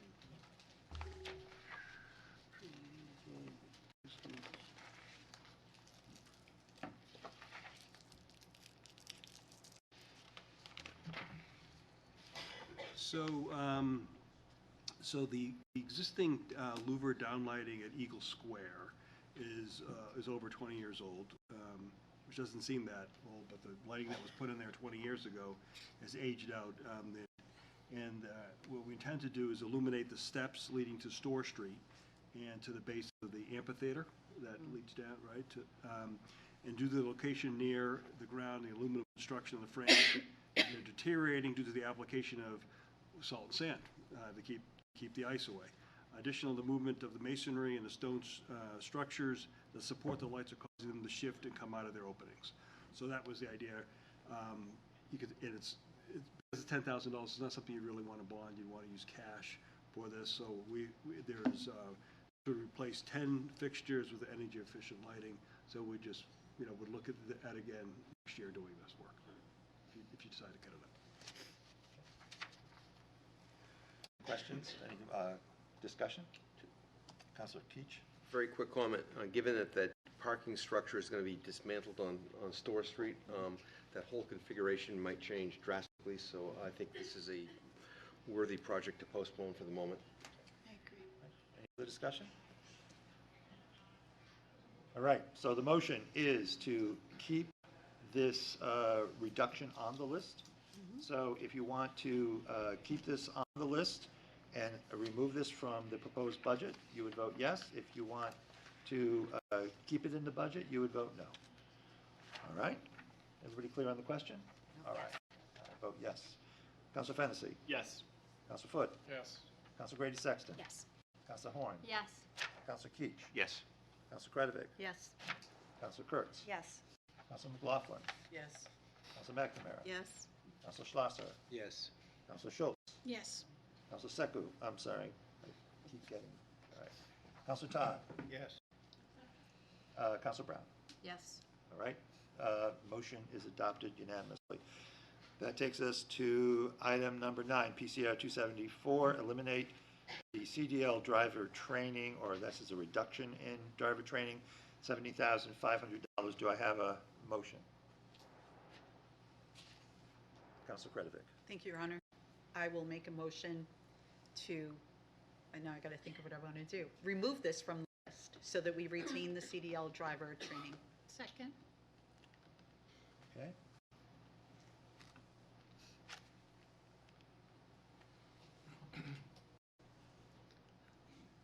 How's that feel? That sounds good. All right. Is there any discussion? Mr. City Manager, do you want to provide any clarification on this? Certainly. So right now, the original request was for $35,000, so I cut it in half. And we currently have $20,000 to do this work. And I was looking at increasing it so we could go from our four or so that we're able to do now to about 10 and get the folks trained. We're in a good position right now. This new process has been working very well, but this was in anticipation that some people leave, some people retire. You always have this constant flow of CDL drivers ready to go. And this is really for a lot of plowing work that we do. So, because it is very difficult to find people who are qualified to do this. So, so I've already cut it once. So, but again, we do already have $20,000 in there now for this program. This is adding to that $20,000. Councilor Brown? Yes, how much does it cost to train up one CDL driver? Mr. Hoadley could. I'm not sure what I thought the last time I looked was like $5,500 or something. I'm trying to remember. Pretty close, Tom. Okay. So there are actually 3 types of licenses you can accomplish. You can get a Class A, Class B, or transition from a Class B to an A, which gives you more capability. So for a Class A license, it costs $8,600. For a Class B license, it costs you $4,700. And if you need to go from a Class B to an A, it costs $4,500. Last year, we spent about $77,000. That's why the request was for $35,000. Right now, general services, we're full strength with our CDL positions. The two that we're short are shared positions between cemetery and golf. Any other questions for Mr. Hoadley? Council Foot. So you're telling, the way I understand this, that you're hiring a third party to train these people? Yes. So there's other ways to go about this and have a trainer in-house. You can have that person certified. And I've gone through this exercise, and it's $2,000 or $3,000 to have a person to be certified to train in-house to train these people versus going to a third-party vendor. Have we explored that alternative? We have not. Take a look at it. Listen, nobody wants to cut, I mean, obviously I support Public Works, but I think this is an area where I think there's maybe an alternative way to have a better product and more efficiently than what we're doing. And I don't want to cut Public Works in any way, but I think this is an area I think that we could. We're not arguing. Yeah, okay. We'll be glad to take a look at it, and if Jeff comes back and says, I need $3,000 to do this, we'll find $3,000. Even 10,000, yeah, Right. I don't want to get in the weeds here, but We're currently budgeted for 20,000, so it certainly should be sufficient if we can go ahead and adopt a program like that. I know a place that does that. Okay, Could help you great. greatly. Yeah, thanks. I know a guy. Took the words out of my mouth. Thank you, Mr. Hoadley. Any other discussion? All right. I'll, Clarify, this is a yes vote is to, I was just about to go there, Counselor. So, the motion is to remove item number 9, PCR 274, to eliminate make a reduction in CDL driver training dollars. The motion is to remove that from the list, which would leave it in the budget. So if you're in favor of the motion to remove this from the list and leave it in the budget, you would vote yes. If you're in favor of leaving it on the list, taking it out of the budget, you would vote no. Are you ready for the question? Yes. Okay. I vote no. Whoops, I'm sorry. I vote no. Council Fennessy. No. Council Foot. I'm confused now. So you're saying that you proposed to do this, and now you're saying that you do not want to cut it? No, No. it's my motion. Oh, The motion is to remove it from the list and therefore No, not make the cut. Sorry, thank you, it's getting late. I know. It's going to get later. Still early. Yeah. All right, so Councilor Foot, your vote is? No. No. Councilor Grady Sexton? No. Councilor Horn? no. Councilor Keach? No. Councilor Kretovic? All due respect to my Counselor Foot, no. Okay, no leaves it in, right, okay. That is all right. correct. All right, Councilor Kurtz? No. So Counsel- you voted against your own motion? Yes, I did. Okay, great, just. With all due respect to Counselor Foot. Yeah. We're just going to let it go. Yeah, got it. Councilor Okay. McLaughlin? No. Thank you. Councilor McNamara? No. Councilor Schlosser? No. Councilor Schultz? No? Councilor Todd? No. Councilor Brown? No. All right, the motion fails. This remains on the list. All right. Next item is item number 10, PCR 13, Human Services Reduced Special Program Rent. It's $25,000 reduction in the budget. Do I have a motion? Councilor Fennessy.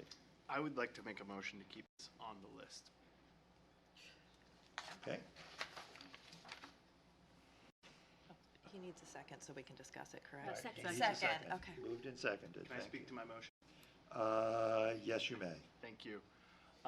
So, as we all know, we have an obligation to cover human services, so I'm comfortable removing this from the budget, because if we do need to spend this money, we're gonna have an obligation to do it, and so we will find the money to do it. So I think for budgeting purposes, I'm okay removing this, because if we actually have to spend the 25,000, we'll find it. Okay. Any further discussion? Council Brown? I'm voting against Counselor Fennessy's motion to remove it because I feel like if it's there, they know it's there, they can budget accordingly. I would rather not have them have to take extra steps to then find it because they need it. Thank you, Counselor. Any further discussion? Counselor Schlosser? Yeah, I don't think they'll have to find it. It's a statutory, I think what Councilor Fennessy is saying, it's a statutory requirement from the state. If we need to do it, we will, there's no extra steps. They will just spend the money and we will fund it, so. Counselor Schlosser, I believe, is saying that, if I may repeat. Please. Is that this past fiscal year, the city manager has come to us already to say we need to allocate more money because we've gone over budget. So and that's because it's a statutory responsibility we have that's imposed upon us by the state. So, okay, all right. So the motion on the floor is to keep item 10, Human Services Special Program Rent, in the budget. I'm sorry, on the list. On the list. Keep it the on cut. the list, Cut. which is a cut. Okay. So if you agree that you want to keep this on the list of cuts, yes. If you don't want to keep it on the list of cuts, vote no. Ready for the question? Yes. I vote yes. Council Fennessy? Yes. Council Foot? Yes. Council Grady Sexton? Yes. Council Horn? Yes. Council Keach? Yes. Council Kretick? Yes. Council Kurtz? Yes. Council McLaughlin? Yes. Council McNamara? Yes. Council Schlosser? Yes. Council Schultz? Yes. Council Todd? Yes. Council Brown? No. Okay, the yeses have it. This stays on the list. Next item is item number 11, Concord Area Transit Funding. It's $9,825. Do I have a motion? Motion to keep on the list, sir. Okay, Second. moved and seconded. Any discussion? All right. We will now vote. The motion is to keep it on the list. So if you're in favor of item number 10, rather item number 11, I'm sorry, remaining on the list, vote yes. If you want to take it off the list, vote no. I vote yes. Council Fennessy? Yes. Council Foot? Yes. Council Grady Sexton? Yes. Council Horn? No. Council Keach? Yes. Council Kretovic? Yes. Council Kurtz? No. Council McLaughlin? Yes. Council McNamara? Yes. Council Schlosser? No. Council Schultz? No. Council Todd? Yes. Council Brown? No. The ayes have it. The motion passes. Next item is item number 12.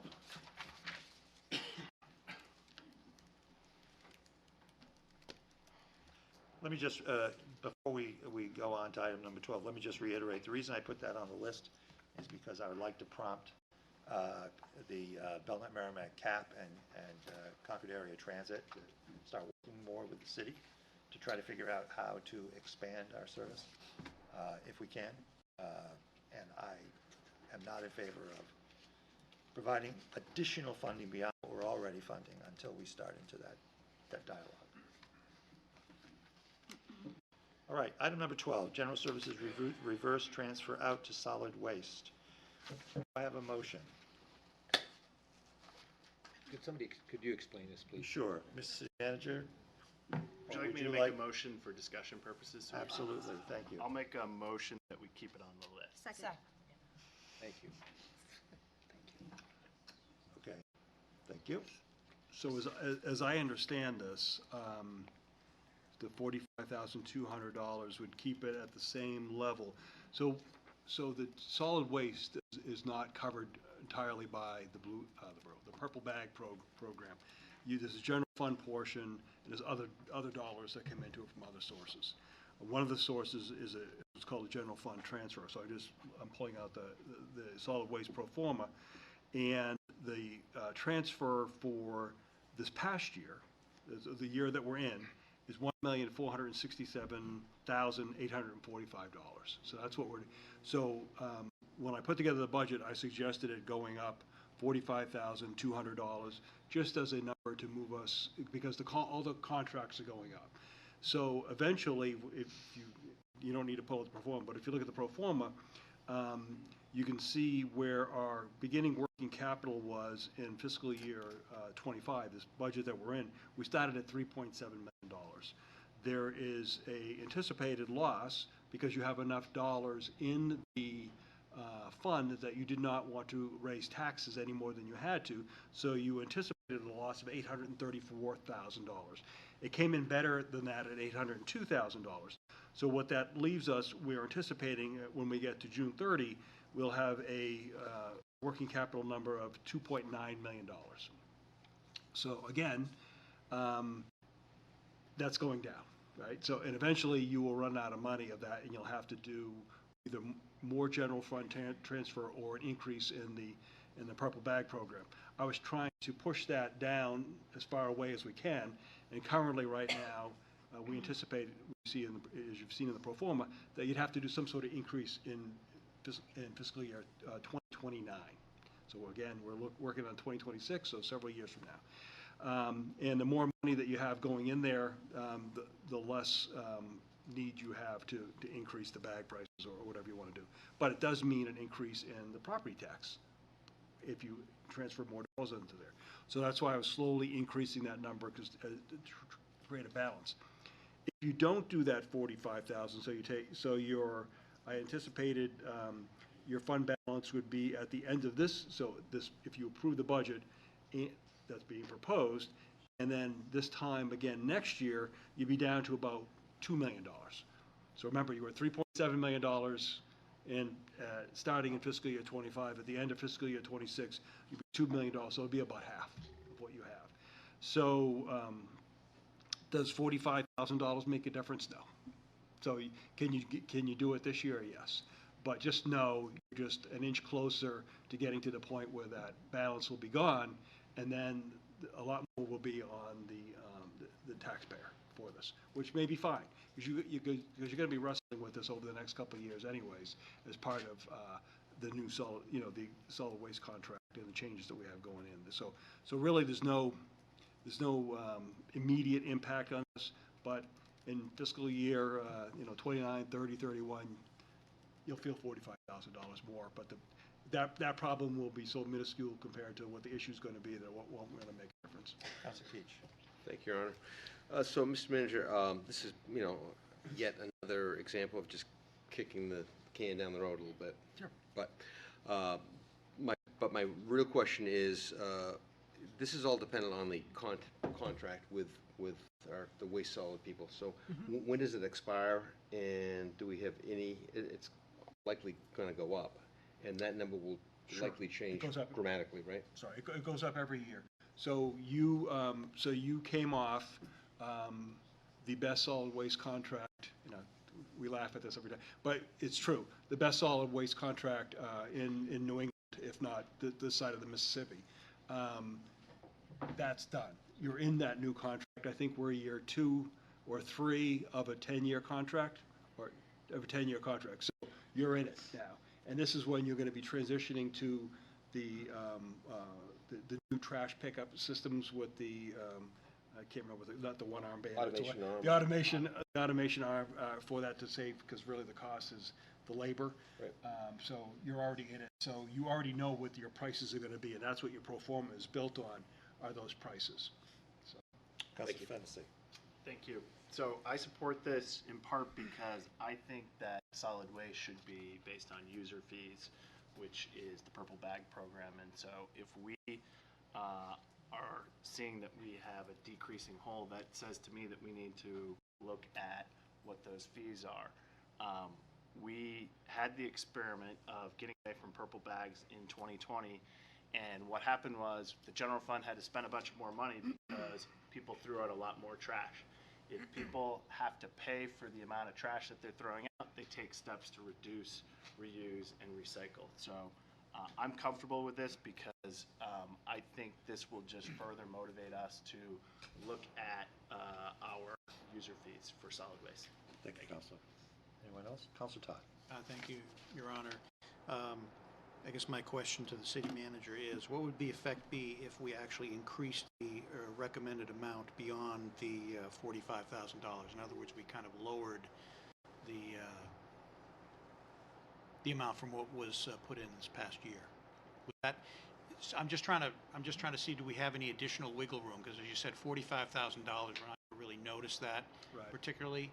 I mean, what would happen if we added another 45 to that? Would that also be, I think Councilor Fennessy's point is well taken, and the Solid Waste Committee, and as the chair, I feel obligated to say something. The Solid Waste Committee is going to be looking at the purple bags, and we're going to try to find ways to be able to continue that program. There are challenges there when we go to automated pickup, but we are recognizing the importance of that, having that balance between part of the funding of solid waste removal coming from user fees and part of it coming from your taxes. So, Okay. what would you think about that? So, again, it's relatively a small number. In this year, it probably wouldn't make much of a difference if you really need it for this year. But we're already anticipating, based on this budget, because I was already trying to go what you were talking about, because we could have done this much higher, is a loss in that, for this year, in that fund of $927,000. So this would make it $970,000. It really doesn't make a difference, but it's still a loss. But the idea is, if you end up doing the increase going forward, you can work your way out of this in several years based on the new contract and the prices.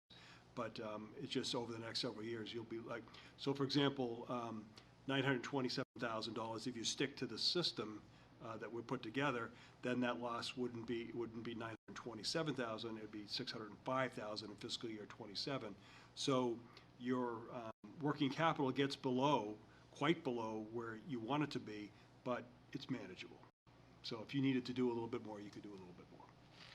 Follow-up? Thank you, Your Honor. Put you on the spot. Do you have a number that you would recommend that would be like in your mind, kind of the threshold that would be as low as we could go with this? So we have a proposal to eliminate 45,000.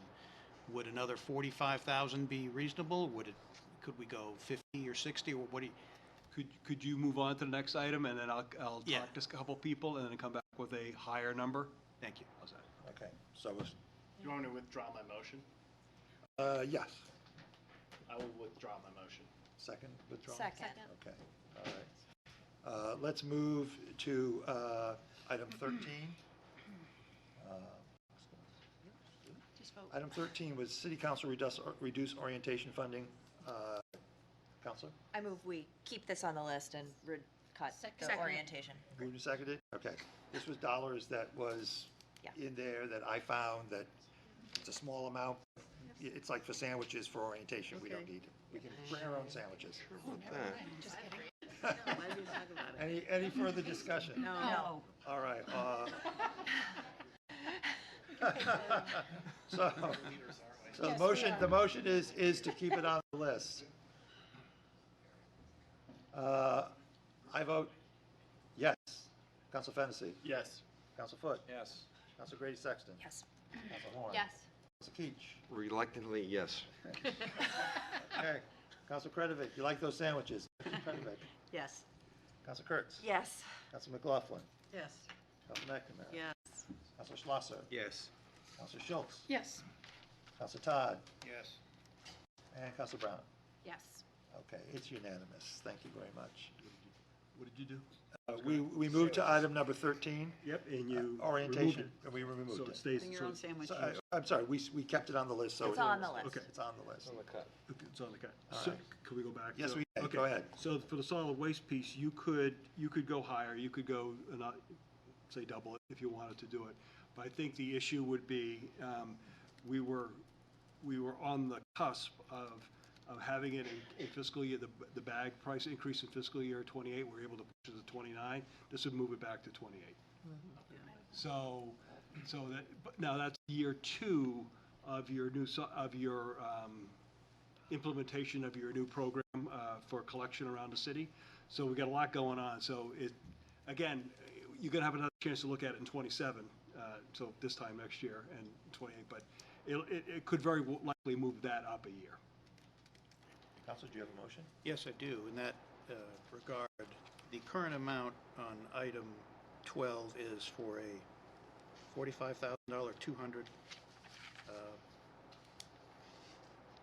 amount, and I would like to make that $90,000, just to make it an even number.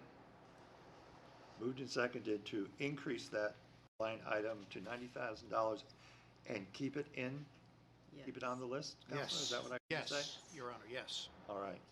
Any further discussion? Although, all right, a vote yes will, Increase. I know, I'm just making a note. So that it's on here. Okay.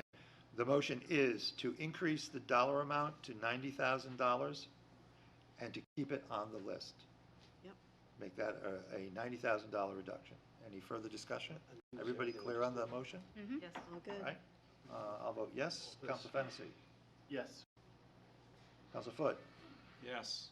Counsel Grady Sexton. Yes. Counsel Horn. Yes. Counsel Keach. Yes. Counsel Kretovic. Yes. Counsel Kurtz. Yes. Counsel McLaughlin. Yes. Counsel McNamara. Yes. Counsel Schlosser. Yes. Counsel Schultz. Yes. Counsel Seku. Damn it, I do that all the time. Counsel Dodd. Counsel Todd. Yes. And Counsel Brown. Yes. All right, it's unanimously adopted. That line item is bumped up to $90,000. The next item is item number 14, which is to reduce the library books and materials increase by $5,000. I believe the proposed increase over last year's budget was 11,100 and something. Mr. Fabian?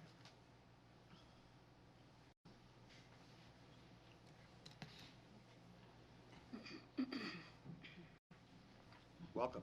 Thank you. I prepared a speech. No, I'm just kidding. Yes, you're close, but it's a little bit misleading. So of that increase, 7,000 of it was from our Dane Trust. No, not Dane. One of our trusts that basically is materials. So it's kind of like a break even. So if you take the 7 off of it, so it's like a $4,500 increase. So taking 5,000 would be about a $500, decrease from last year. Oh, so not bad. Okay. So yeah, it's pretty much the same. Okay. Thank you. Thank you. Oh, yes. Oh, sorry, Counsel. Thank you. How much does your staff spend, or how much does the library, obviously your staff don't spend it, but do you spend when you go to National Night Out, or I'm thinking with the bookmobiles, no, the bike mobiles. You guys go to pools, parks, and distribute books, give away books, I think market days. How much money, and would some of this money be used for that?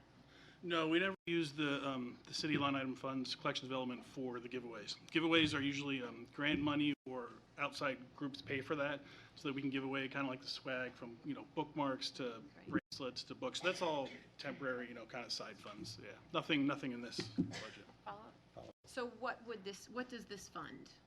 This funds everything from, e-materials, audios, ebook, to print materials, from name your medium, from DVDs, audiobooks, physical books, pretty much across the board, periodicals, so the magazines, as well as some of the databases.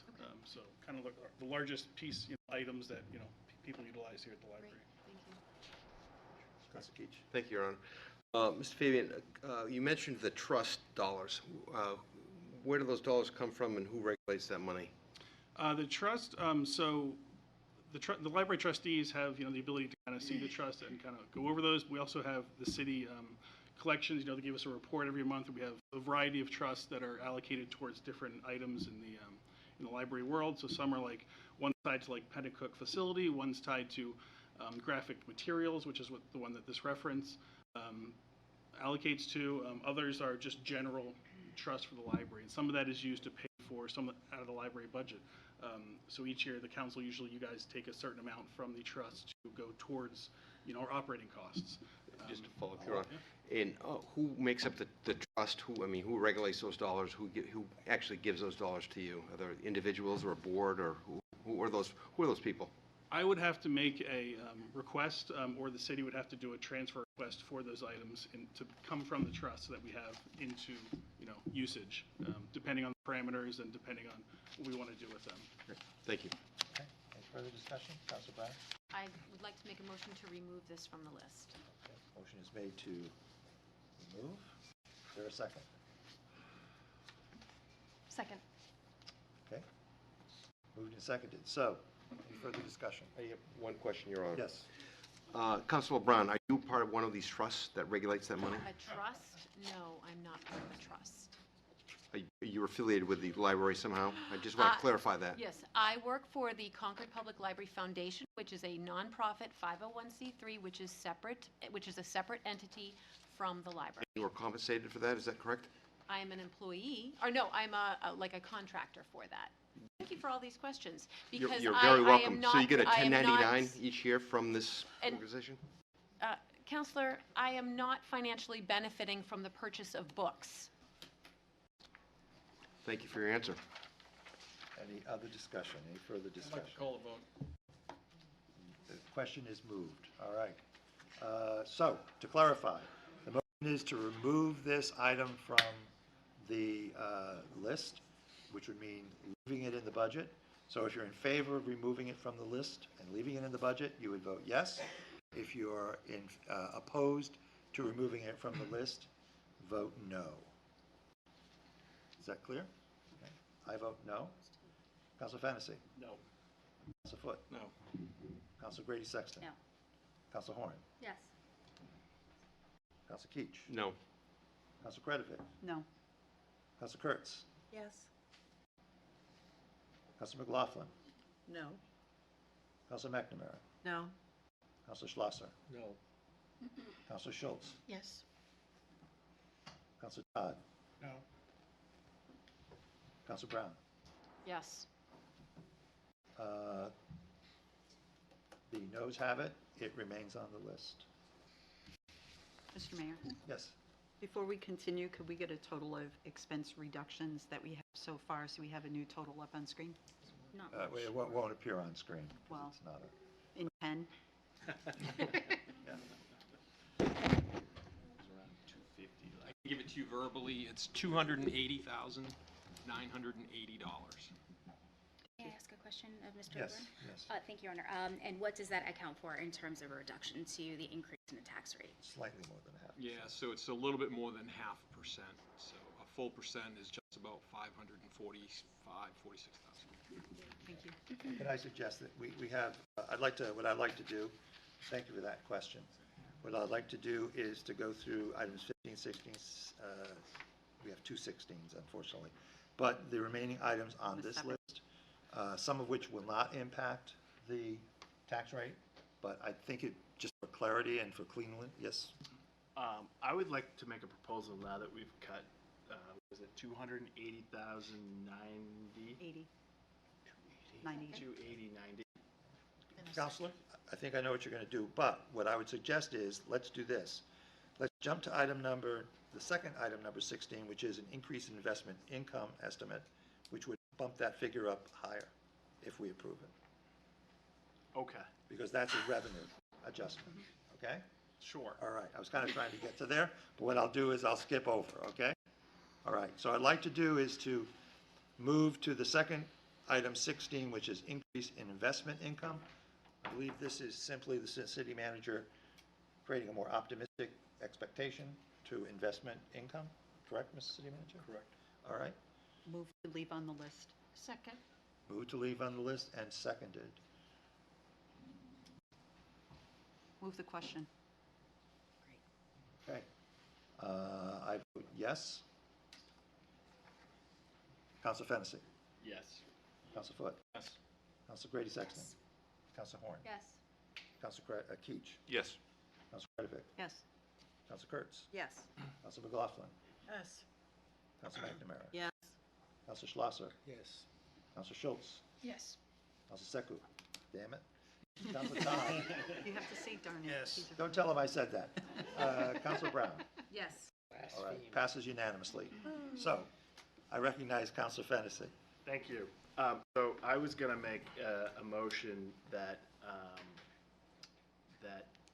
to get to a full percent, that we would instruct the city manager to make sort of a back of the budget for the remainder to get us to 1% at this point. Second. All right, moved and seconded. The motion is to direct the city manager to do a back of the budget reduction in order to bring us up to 1% based on what we've already agreed upon. I would second that. It's already seconded. Oh, I'm Okay, sorry. Thank you very much. Discussion, Counselor Kurtz, Counselor Schultz, sorry. Hey, I got promoted again. It's a long night. Sure it is. I'm curious to know what 15 and 16 are, because I wonder if that would accomplish the same if we didn't include it. No, those are both items that would come from funds outside of the general fund. So they would not have any impact on the tax rate. So just so that everybody understands what's being talked about, item 15 is essentially funding from the community improvement, the reserve fund, which would go towards the cleanup of Keach Park, cleanup of the waste there, brush cutting. Haley Park. Right, Healy Park, I'm sorry, Healy Park, brush cutting and signage.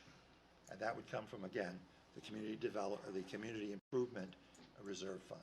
And the other item is to continue the $150,000 for grant funding for events, downtown and in Pennacook, hopefully. And that would come from the community development reserve fund. So those are funds separate from the general fund, and those items would not have any impact on the tax rate.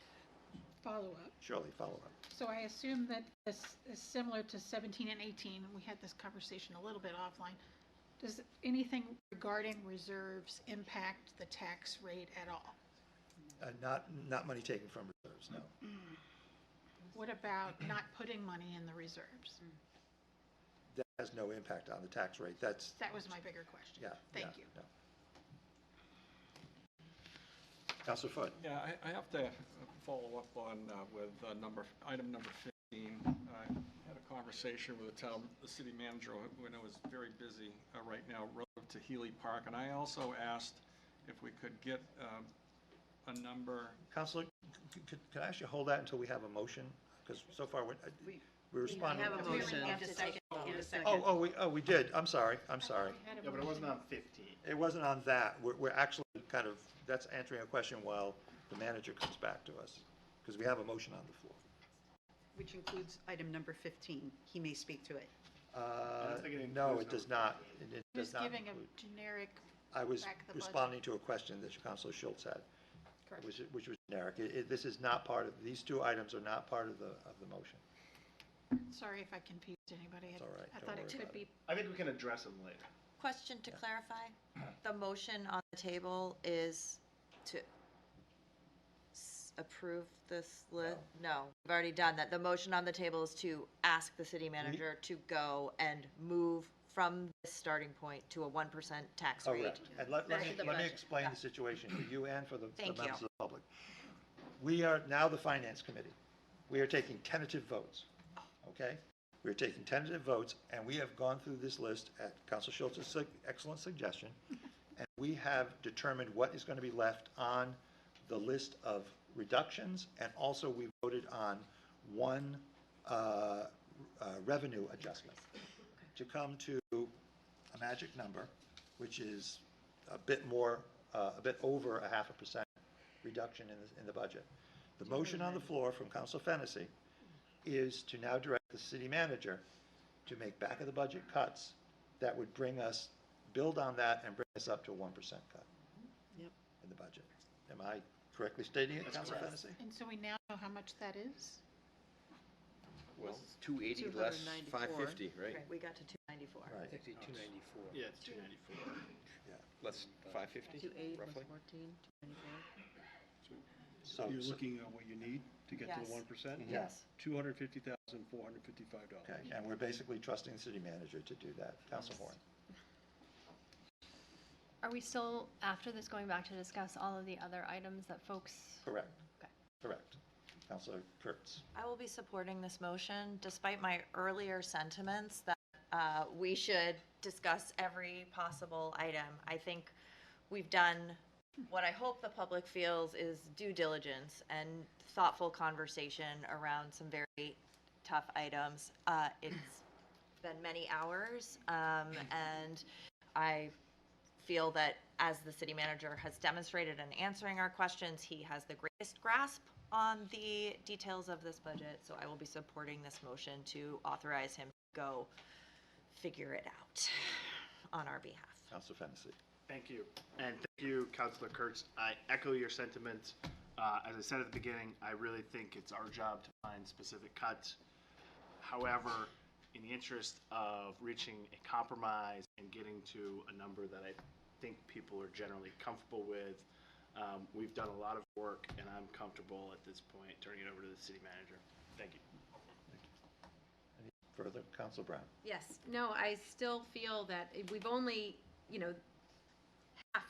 these are small ticky-tacky, as Counselor Grady Sexton, using her phrase. These are small dollar amounts.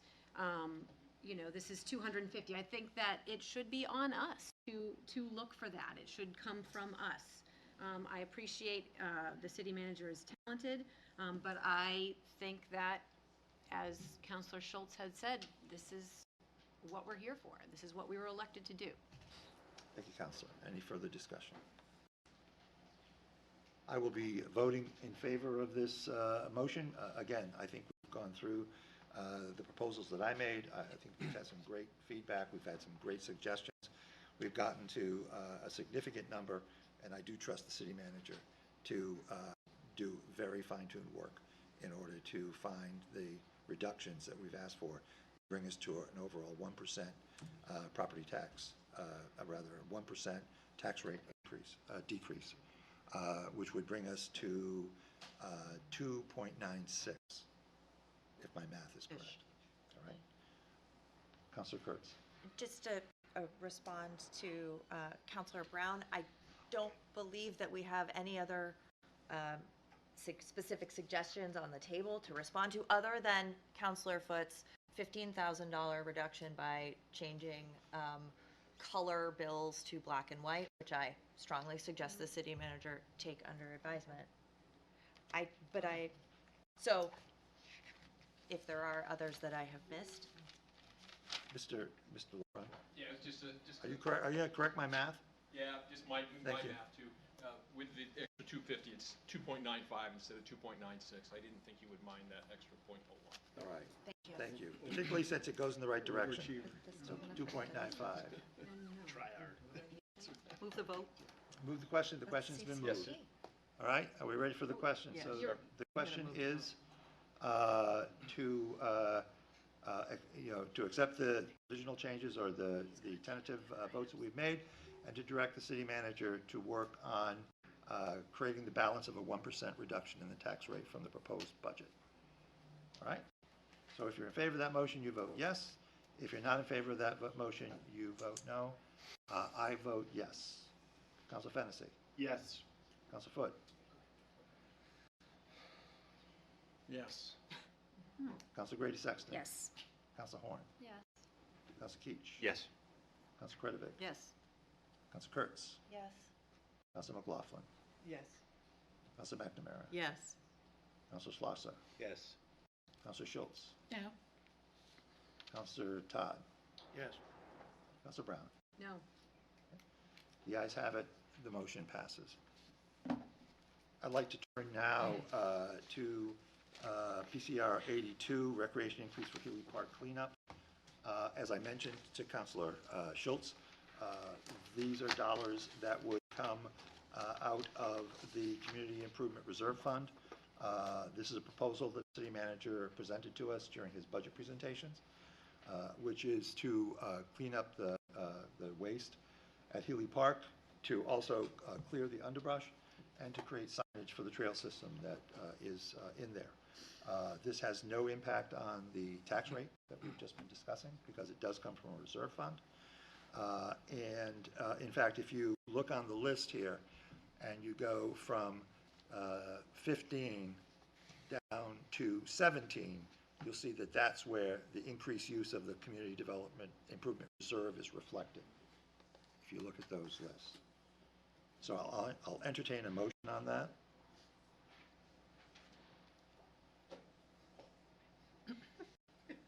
Councilor Kretovic, thank you. Thank you, Your Honor. I believe that Counselor Foote would like to add to this total. I'm not sure that's true, but I've taken the question. Okay, well, I would like to have a motion on the floor before we start discussion. Motion to accept. Second. All right. Counselor Foote. So, at the last meeting we had, I asked the city manager, I had concerns about, we're cleaning up Healy, and then, just an equally great concern for me for businesses on the corridor from exit 13 up to exit 15 is the amount of materials that are there as well. And then he apparently went and updated the pricing. And so could you give us an update on the additional cost, any, relative to my ask? Sure. Thank you. May I? You may. So, as I understand the question, Councilor Foote would like to increase the scope of the project without increasing as best we can the cost, right? So I had staff go out, take a look at it, and also take a look at the Healy Park site, what we could do on the Manchester Street Bridge area, and also there's a site out at the South End Marsh. To do them all at the same time. And based on the new pricing that we've got from this, I can accomplish all those with the same number. Thank you very much. Appreciate the effort. Welcome. Any further discussion? All right, for the question, the motion is to approve the $205,000 for Healy Park and the additional work that the city manager just discussed. If you're in favor of that, you will vote yes. If you're opposed to that, you would vote no. Are we ready for the question? I vote yes. Council Fennessy. Yes. Councilor Foote. Yes. Councilor Grady Sexton. Yes. Councilor Horn. Yes. Councilor Keach. Yes. Councilor Kretovic. Yes. Councilor Kurtz. Yes. Councilor McLaughlin. Yes. Councilor McNamara. Yes. Councilor Schlosser. Yes. Councilor Schultz. Yes. Councilor Todd. Yes. Councilor Brown. Yes. Right, the motion passes. Next is item 16. That is $150,000 from the Economic Development Reserve Fund, which would continue the grant funding program that the city manager administers. This is something that I wanted to include back in the budget because of the very positive effect it's had on downtown activities here in downtown Concord. But now that the new park, Canal Street Park, is open in Pennacook, I would hope that we would have people coming forward with proposals for Pennacook as well. Is there a motion? Councilor Fennessy. I will make a motion to approve. Second. Moved and seconded. I have a question, though. Absolutely. Thank you. Mr. Manager, can you just remind us how much of these funds were used in years past when we included this in the budget? In year one, I believe we used pretty much the whole amount. And year two, which is what we're in now, have allocated about 105 of the 150, and we have another request, Sue, for, I can't remember what that was. I think it's 15,000. Like 15,000. So we'll probably be in the $120,000 range for this year. So. Thank you. Further discussion, Councilor Brown. Yes, is that 120,000 for this year, is that dedicated for 2025 dollars? Yes, that's for this. That needs to be expended by the end of June, the end of this month. How many of those events are second time around events? 2/3. Councilor? I would like to make a motion that that we should not be funding events more than once. Councilor, the guidelines that the city manager developed has a 3-time limitation. And what we've been trying to do, just so you know, we'll try to reduce that amount as each year goes on. Yeah, I just feel that this is, we put $20,000 into the coffee festival, $20,000 into the book festival. You know, there are some events, the Multicultural Festival, for example, which operates on a shoestring and hasn't received that kind of funding. So I know the Book Festival, the Coffee Festival, they've received 2 years of funding. And when I talk to other groups, they're surprised at how much money goes to those events. And when I look at items that we cut, you know, that were small amounts, like, you know, the half a year for a social worker, 44,000, 150,000 for events, especially if they're one-time events or one weekend, that just feels like a lot of money. And I can see it as seed money to get something off the ground, to see if they can do more. But where we have some events that have been going on, I think the Multicultural Festival is going into its 20th year and has not received this kind of funding. I'm not comfortable with new events receiving a significant amount. So I oppose it. I oppose this amount of money going to events that have already received this money. Mr. City Manager, the Multicultural Festival apply for funding this year? No. Okay. Did they apply for funding last year? No. Okay. Just to remind the council, when this was created, you created it for new events. The idea was you didn't want to supplant funding for things that are already going on and just take funding and add that and not collect other funding. So the idea was introduce new events to the community so people could enjoy things. So the festival for the coffee festival, the book festival, all the other ones we've done coming up, the series, Sound and Color, the one that's at the music school, they were new things. The first Friday for In Town Concord, it was something we had asked them to take a look at, and they agreed to do it. So that was the whole impetus of putting this in. It wasn't to fund events that have been going on for 20 years. It was, how do we create new things for the community? And then when we have new venues, how do we get them to those new venues? So what you're talking about would be the exact opposite of what the council created. Okay. Councilor Kurtz. Yes. What happens with the dollars that are left over? So if we get to 125 and there's $25,000 left at the end of fiscal year 25, what will you do with those It would dollars? go back into the reserve, and then you use those for the next year. Back into the economic development reserve. You just wouldn't spend them out of it. Understood. Thank you. Councilor Brown. Yes, you know, I'm not comfortable with this money going towards events. I would rather see economic development going towards workforce development, towards childcare, things that actually, we know there have been studies that show that they directly contribute to economic development. Language training for folks who need it, that kind of thing. So I will be voting against this motion. Okay, thank you, Councilor. Councilor Kurtz. How much is currently in the economic development reserve? This will get it down to,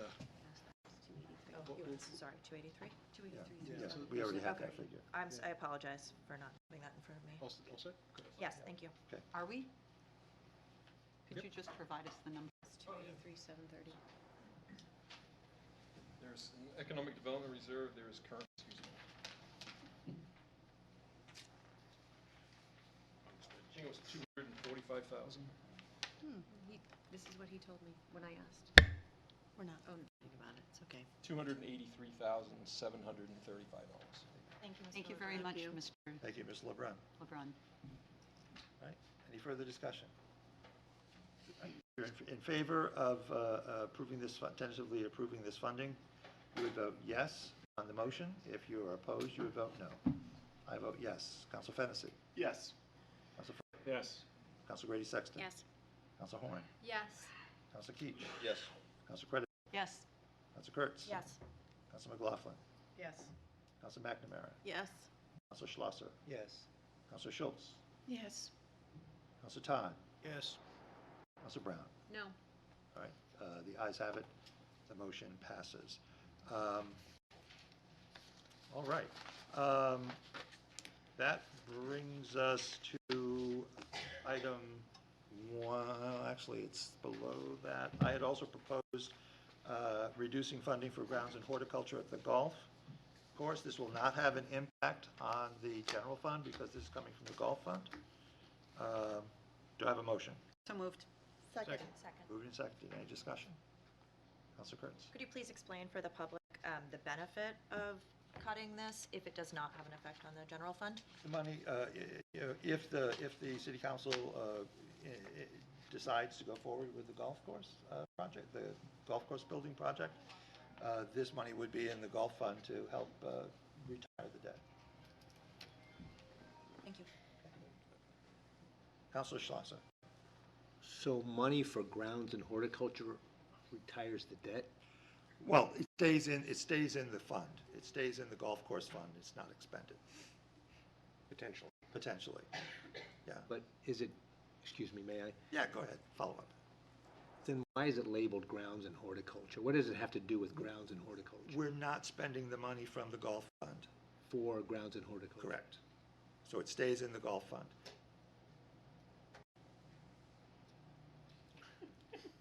It doesn't matter. Yeah. We ready for the question? Yep. All right. Did we have a motion? We did have a motion. We did. Thank you, Councilor Kretovic. I vote yes. Councilor Fennessy? Yes. Councilor Foot? Yes. Councilor Grady Sexton? Yes. Councilor Horn? Yes. Councilor Keach? Yes. Councilor Kretovic? Yes. Councilor Kurtz? Yes. Councilor McLaughlin?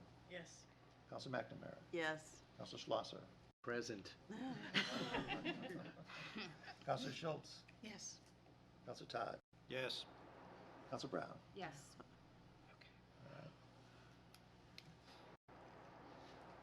All right, that takes us to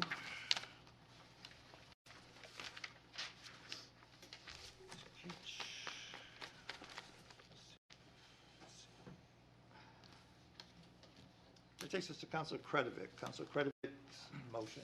Yes, I'd like to make a motion to create a capital fee for non-resident golfers on an annual basis to be decided by the city council that is based upon the capital improvement program expenses, and I would recommend that the starting fee for that be $50.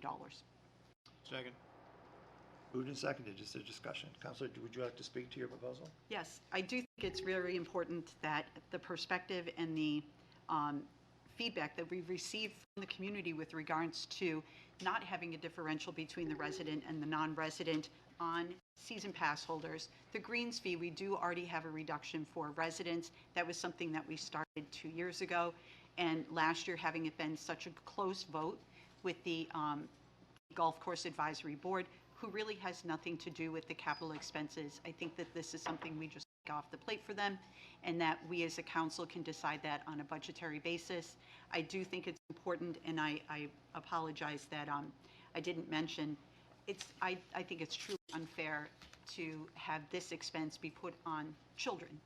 For junior golfers, we are trying to grow the game of golf, and since the current impact is about $23 per year on a $400,000 house, I was suggesting in order to cover the kids that we started a $50 fee. Thank you, Councilor. Councilor Moore. I'm sorry if I missed in the beginning. Did you say then we would decide on it every year? That is depending on the- correct. Councilor Kurtz. I support this motion, understanding that there will be a further conversation beyond this, looking at fees at the golf course as per the city manager's proposal, really systematizing or standardizing is the word I'm looking for, the flexible funding, what did you call it? The Dynamic. Dynamic, thank you, Councilor Brown. Really standardizing the dynamic funding for purposes of transparency. So just to clarify, I don't believe that voting in support of this would prevent us from doing any of the further work that we have asked for and the city manager has promised. Any further discussion? Councilor Brown. Yes, so I'm confused. So you're saying everyone except children, everyone over the age of everyone 19 and up would have, who is a non-resident, would pay an additional $50? That is correct. I would say that we should also levy that money on children, because we have Bow, we have Bishop Brady, and we have Tilton. We just learned that Tilton is a $71,000 a year boarding school, which has been paying the dynamic pricing of $2,500. So I feel like we should be increasing rates on children because the golf course has been tailored to serve 2 juniors. So that's not enough.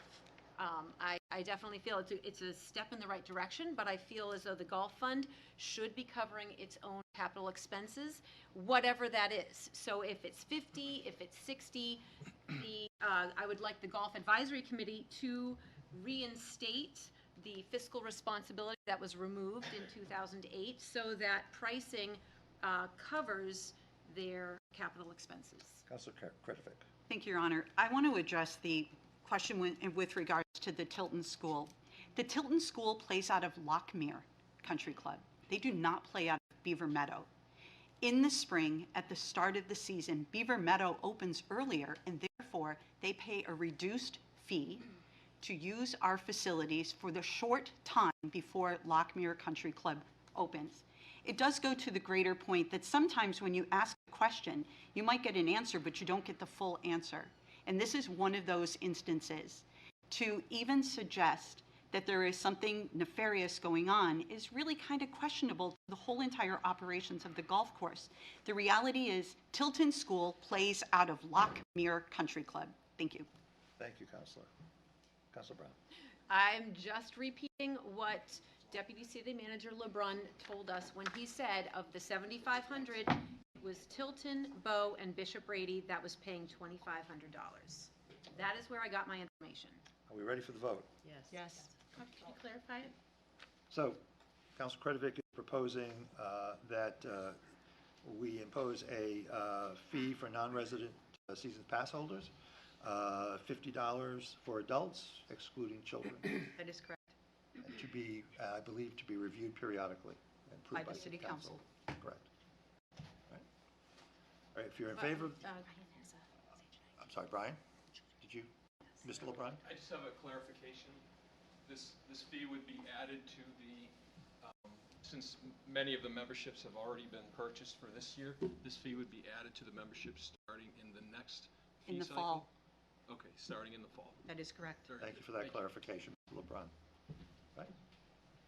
All in favor of the motion as presented would vote yes. Those opposed would vote no. I vote yes. Councilor Fennessy. Yes. Councilor Foote. Yes. Councilor Grady Sexton. Yes. Councilor Horn. Yes. Councilor Keach. Yes. Councilor Kretovic. Yes. Councilor Kurtz. Yes. Councilor McLaughlin. Yes. Councilor McNamara. Yes. Councilor Schlosser. Yes. Councilor Schultz. No. Councilor Todd. Yes. And Councilor Brown. No. The ayes have it, the motion passes. Councilor Brown, you have a number of items. Yes, and Is I'll, that- Let me just ask, does anybody need a break? Is everybody okay? yeah, why don't we take a 2-minute? Okay. We'll take a 2-minute.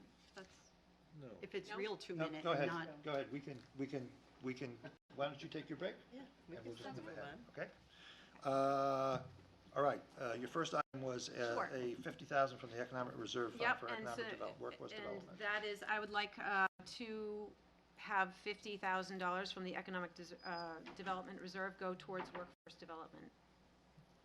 Is there a second? Hearing no second? If I second it, we can discuss it, correct? Yeah. Second. Okay, moved and seconded. Counselor, would you like to speak to your motion? Yes.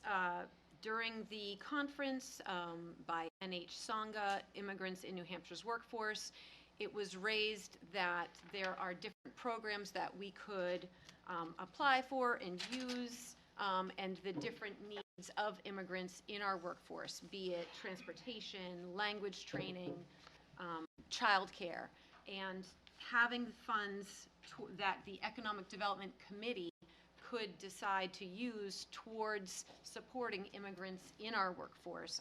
That's where I would like to see the Economic Development Committee look to spend these funds. Okay, thank you. Further discussion, Counselor Schultz. In concept and in policy, I would strongly support this. I would be interested to know where the number comes from and if this is something we could flesh out. I also had a suggestion to make on just the policy of recruitment and retention, but I'm not sure I have anything that I could say as a number to put on that. But am inclined to support the policy. I would just like more information on the number. Sure, I would, I just thought I'd start small. Counselor Schlosser. May I ask a question? Surely, go ahead. So do you know the position of the Chamber of Commerce on this proposal? I don't, no. So I would request that this kind of proposal for workforce development be partnered with the Chamber of Commerce, because that would make it much stronger. Are they on the committee, the Economic Development Committee? I don't know. I mean, I'm just saying, whether they're on the committee or not, having their voice in workforce development would be helpful to know. That would be helpful. Counselor Kurtz. Yes, thank you. Your suggestion, Councilor Schlosser, there are representatives from the Chamber who sit on the Economic Development Advisory Committee, as well as the organizer of the New Hampshire Sangha Conference. My suggestion would be to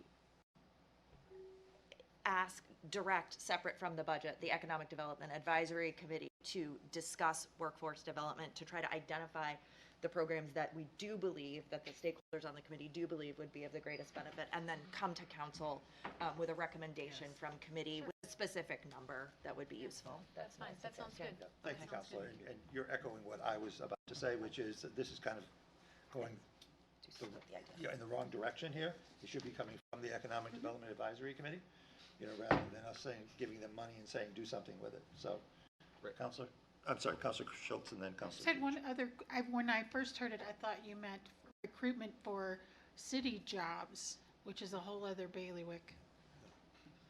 No, Thank you for clarifying. Thank you, Your Honor. I think the idea, Councilor Brown, is a good one. I think, efforts and money ought to be spent in that direction, but I'm not in favor of just throwing money at a situation and hoping it sticks.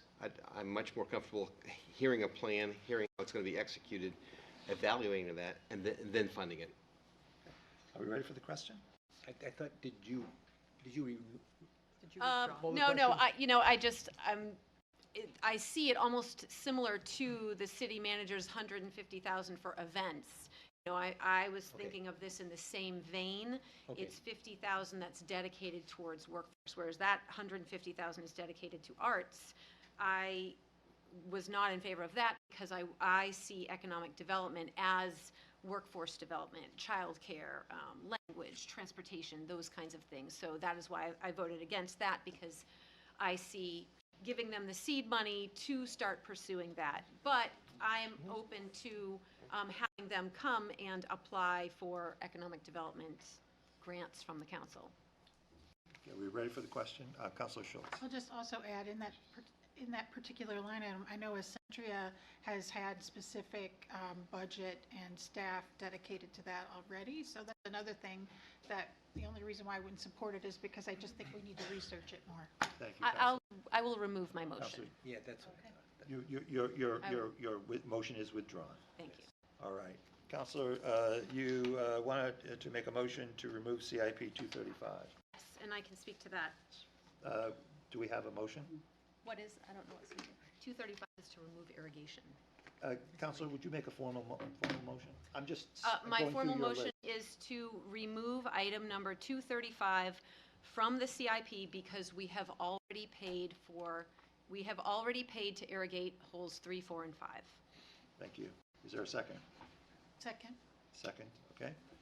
Would you like to speak to your motion? Yes. Earlier, I had asked the Deputy City Manager of Finance for a list of the holes that were irrigated, the cost and the contractor, because we have been paying millions of dollars for irrigation since 2018. Deputy City Manager sent us the debt service booklet from February 2025. And I went through it carefully, looked at our budgets, and we have already paid for holes 3, 4, and 5. It was bonded this year.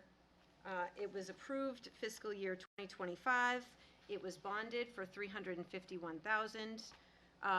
Holes, the irrigation, 2, Green, 9, and Central, that was funded, that was approved in fiscal year 2024, and that was bonded in January of 2024. So the holes that are currently under construction were already bonded in fiscal year 2024. So, and holes, I'm going back through holes 1, 17, and 18. Those were approved in fiscal year 2023. They were bonded in February of 2023. Point of order. No, this is the motion is spoken- moved and seconded. speaking This to. is- Yes, This so- is This is. speaking to it. Okay. So these, so holes 3, 4, and 5 have already been funded and bonded. They have not been constructed, but in our budget right now, it's $400,000 for irrigating holes 3, 4, 5, 6, and 7. And in reading Mr. LeBrun's, he stated that there is $476,536 unexpended and dedicated for the portion of the project. That would easily cover the remaining holes 6 and 7. Councilor Kretovic. Thank you, Your Honor. Wow, that was a lot. The city manager explained to us at one of our meetings, who knows when it was at this point in time, that we were working from the pump house, which is hole number 14, out. The farthest point away is hole number 5. So while we may have approved certain holes along the way, it is actually when we contracted with a contractor, and then I believe in Mr. City Manager, you can correct me if I'm wrong, we spent the dollars as far as we could and got as much done as we possibly could before the snow flew in the winter months. And that the reality is that we are in the last phase of a 7-year project that we wanted to do one time, one expense, get it all done in 1 year and disrupt the course one time. And we said, that's a little bit too much. We're going to spread it out. And we have spent millions of dollars more on it. I am not in favor of this motion. Councilor Horn. So do we have an answer whether we've already paid for the holes that we're paying for again? Mr. LeBrun?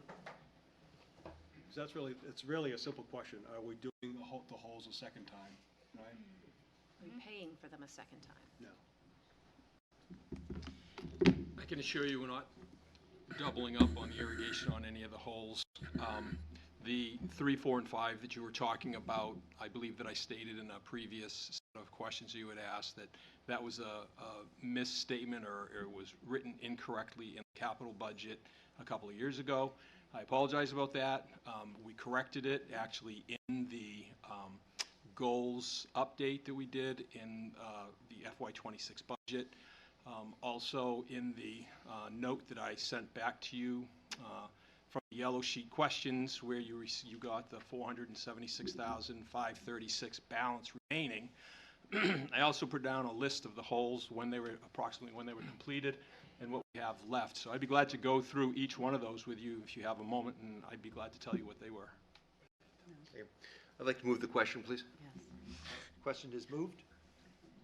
If you're in favor of the motion as presented, please signify by saying aye, which is to remove CIP 235 from the budget, from the CIP budget, capital improvement project.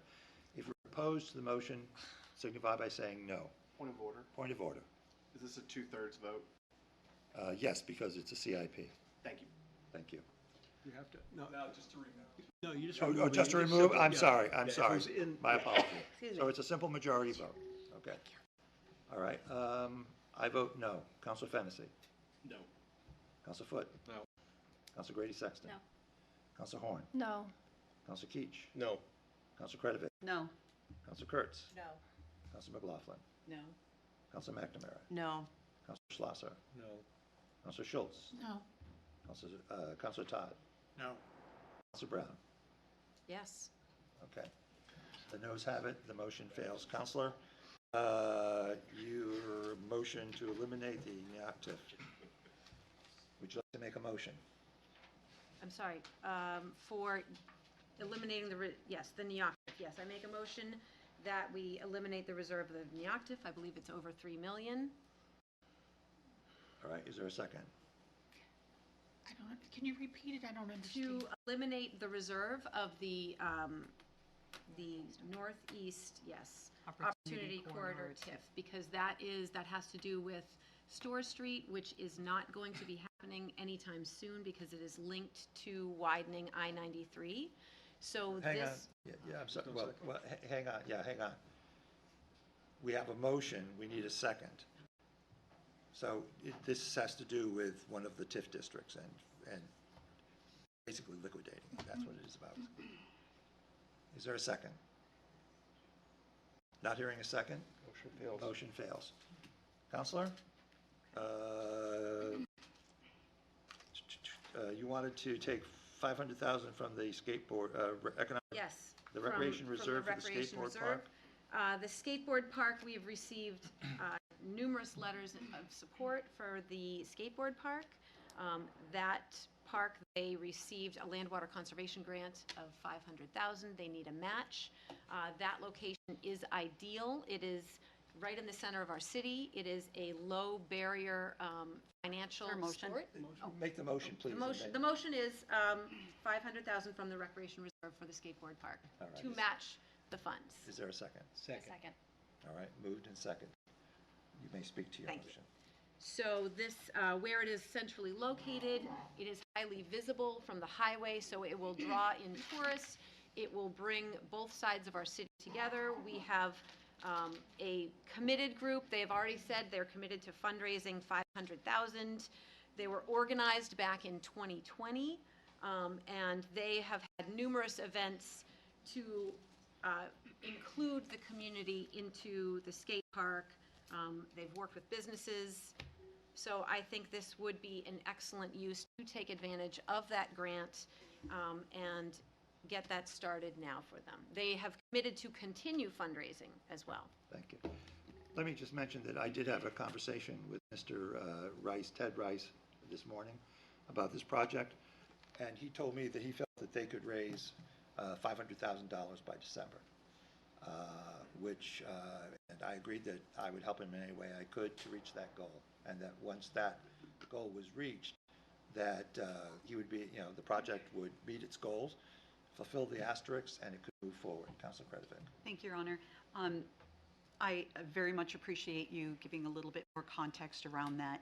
I had a conversation with the city manager with regards to the Friends of White Park and the fundraising that they did around the Monkey Round Playground.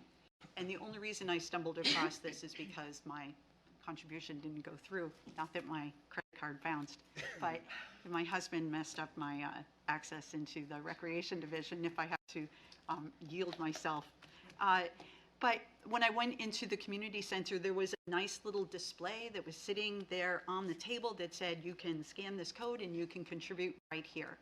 I think that we can do better for the organizations that we're partnering with on any of the projects in the city, the skate park, Friends of the Beeve, the Friends of White Park, library contributions, that we can be supporting these other organizations, and we can have those type of contributions that are sitting there front and center for people to swiftly scan a code, give a contribution.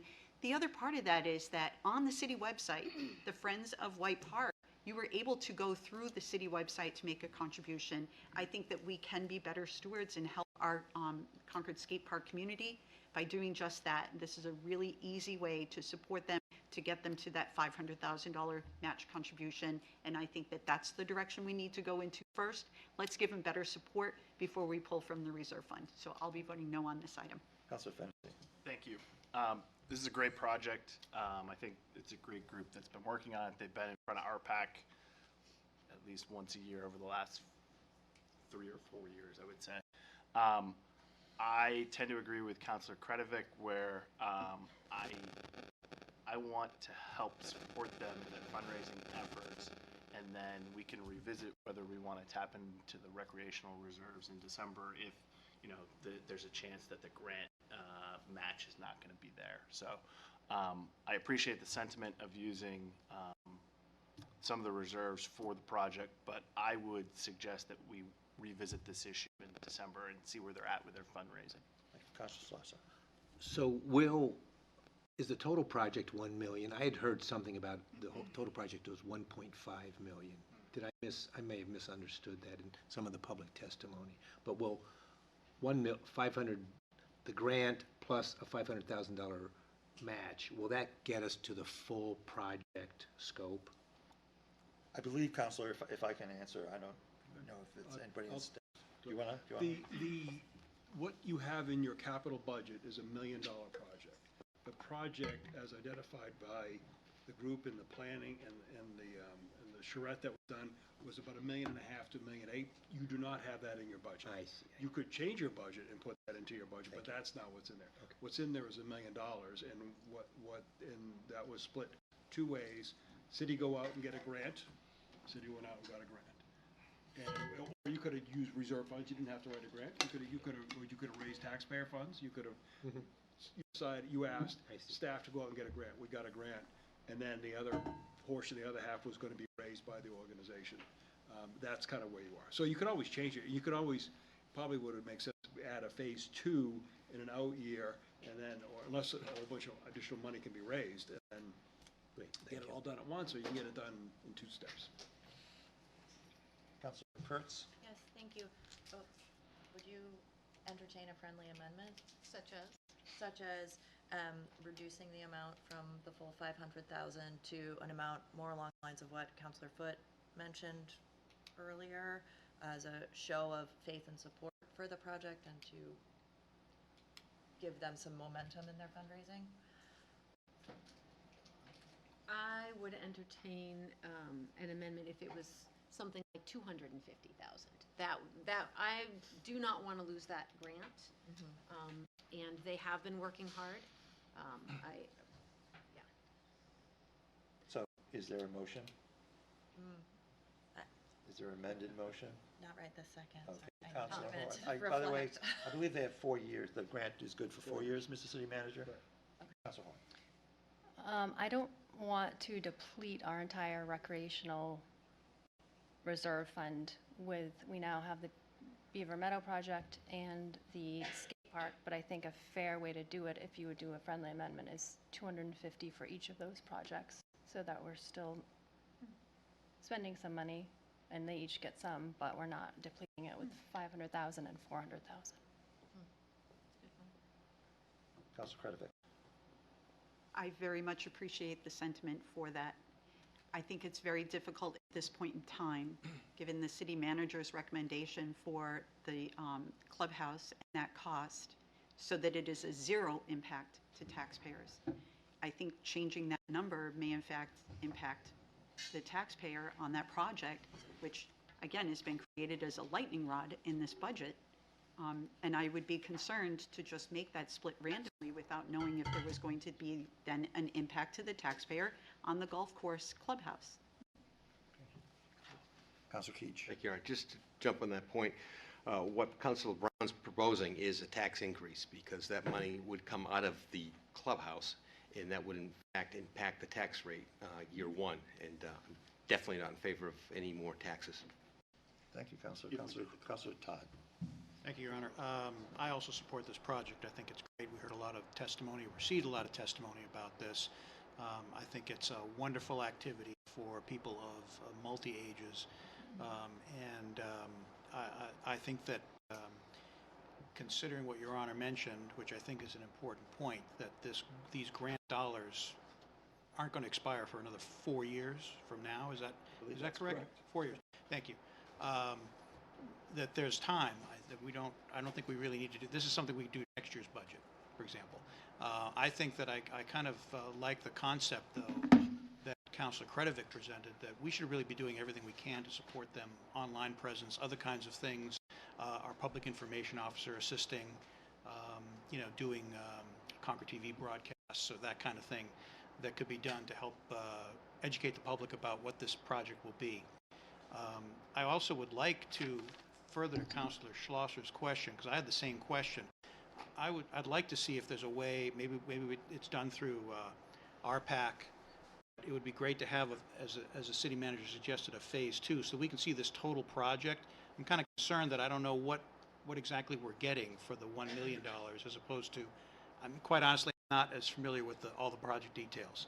So I would like to become that more familiar. So it'd be good to have the CIP reflect, as a city manager suggested in the out years, whatever phase 2 of this would be, or what this would be like, so that we know exactly what we're looking at. Ultimately, I think it would be great to be able to provide this group with everything that they want, but it would be good to know what the cost of all that is.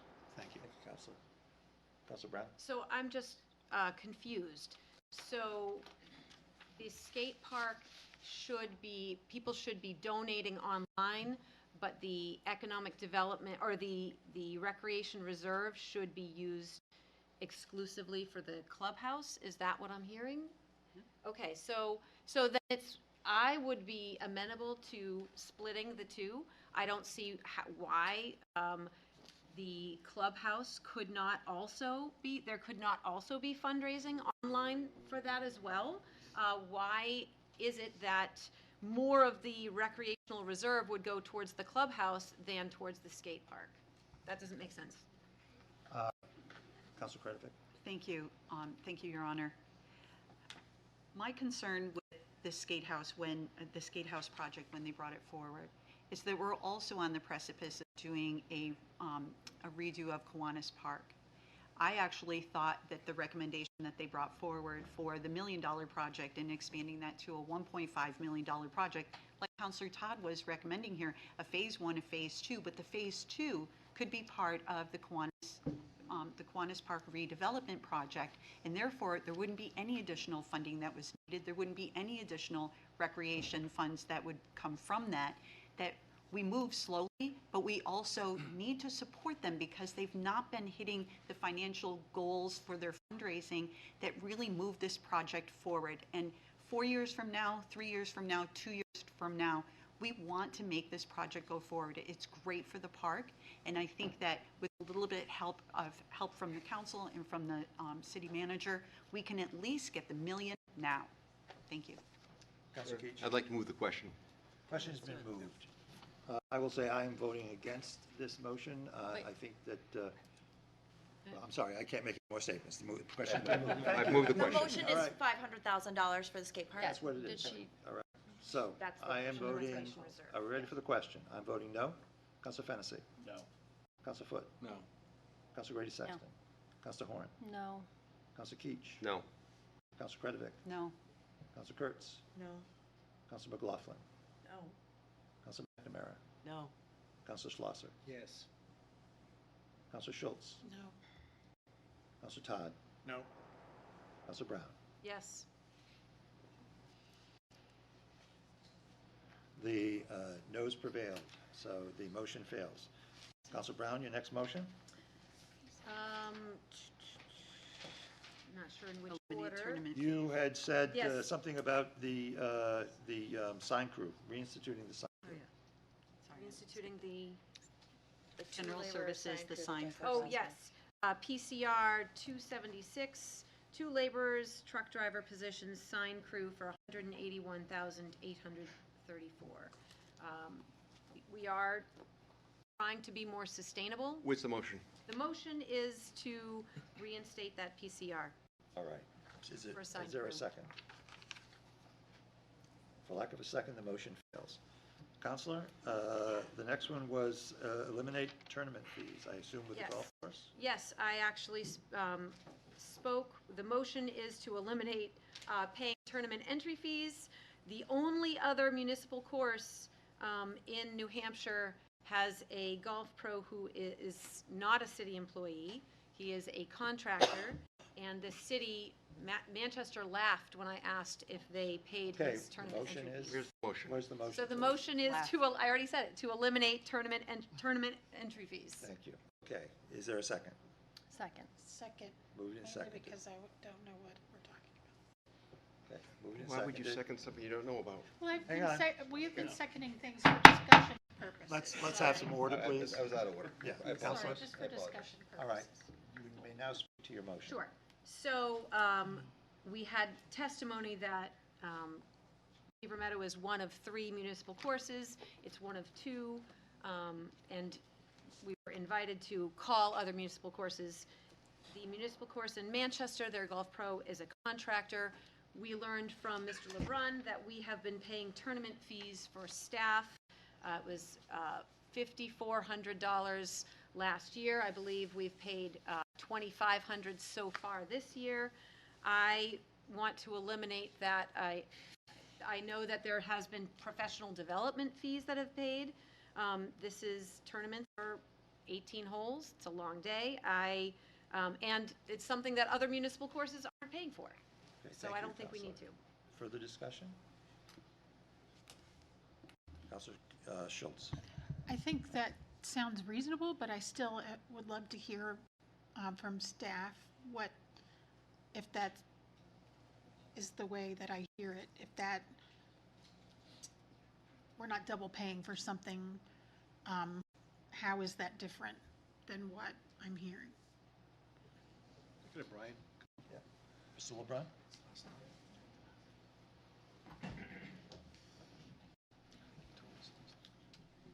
Just to clarify, Counselor, you said tournament fees? Tournament entry fees. You're talking about the pro-am fees that Pro-am fees, we were correct. talking about. Yep. So right now, in the FY26 budget, I believe we have $3,500 budgeted for pro-am fees for the golf pros and other employees to play in different events.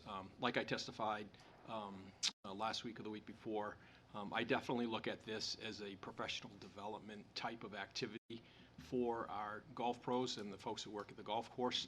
I did attend one of the pro-ams to see how other courses are playing as well too. And I think that this is something that, you know, we should at least continue what we're doing and we should do more of. You know, I think you heard hear testimony last week that the golf pros certainly need to keep up their skills and playing at different courses, seeing how courses play and seeing what goes on in other places is extremely important.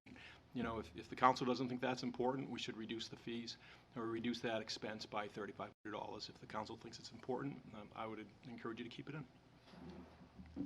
Council Horn? You said, I think, this year or last year, we spent $5,400. I think a couple years ago we spent $5,500.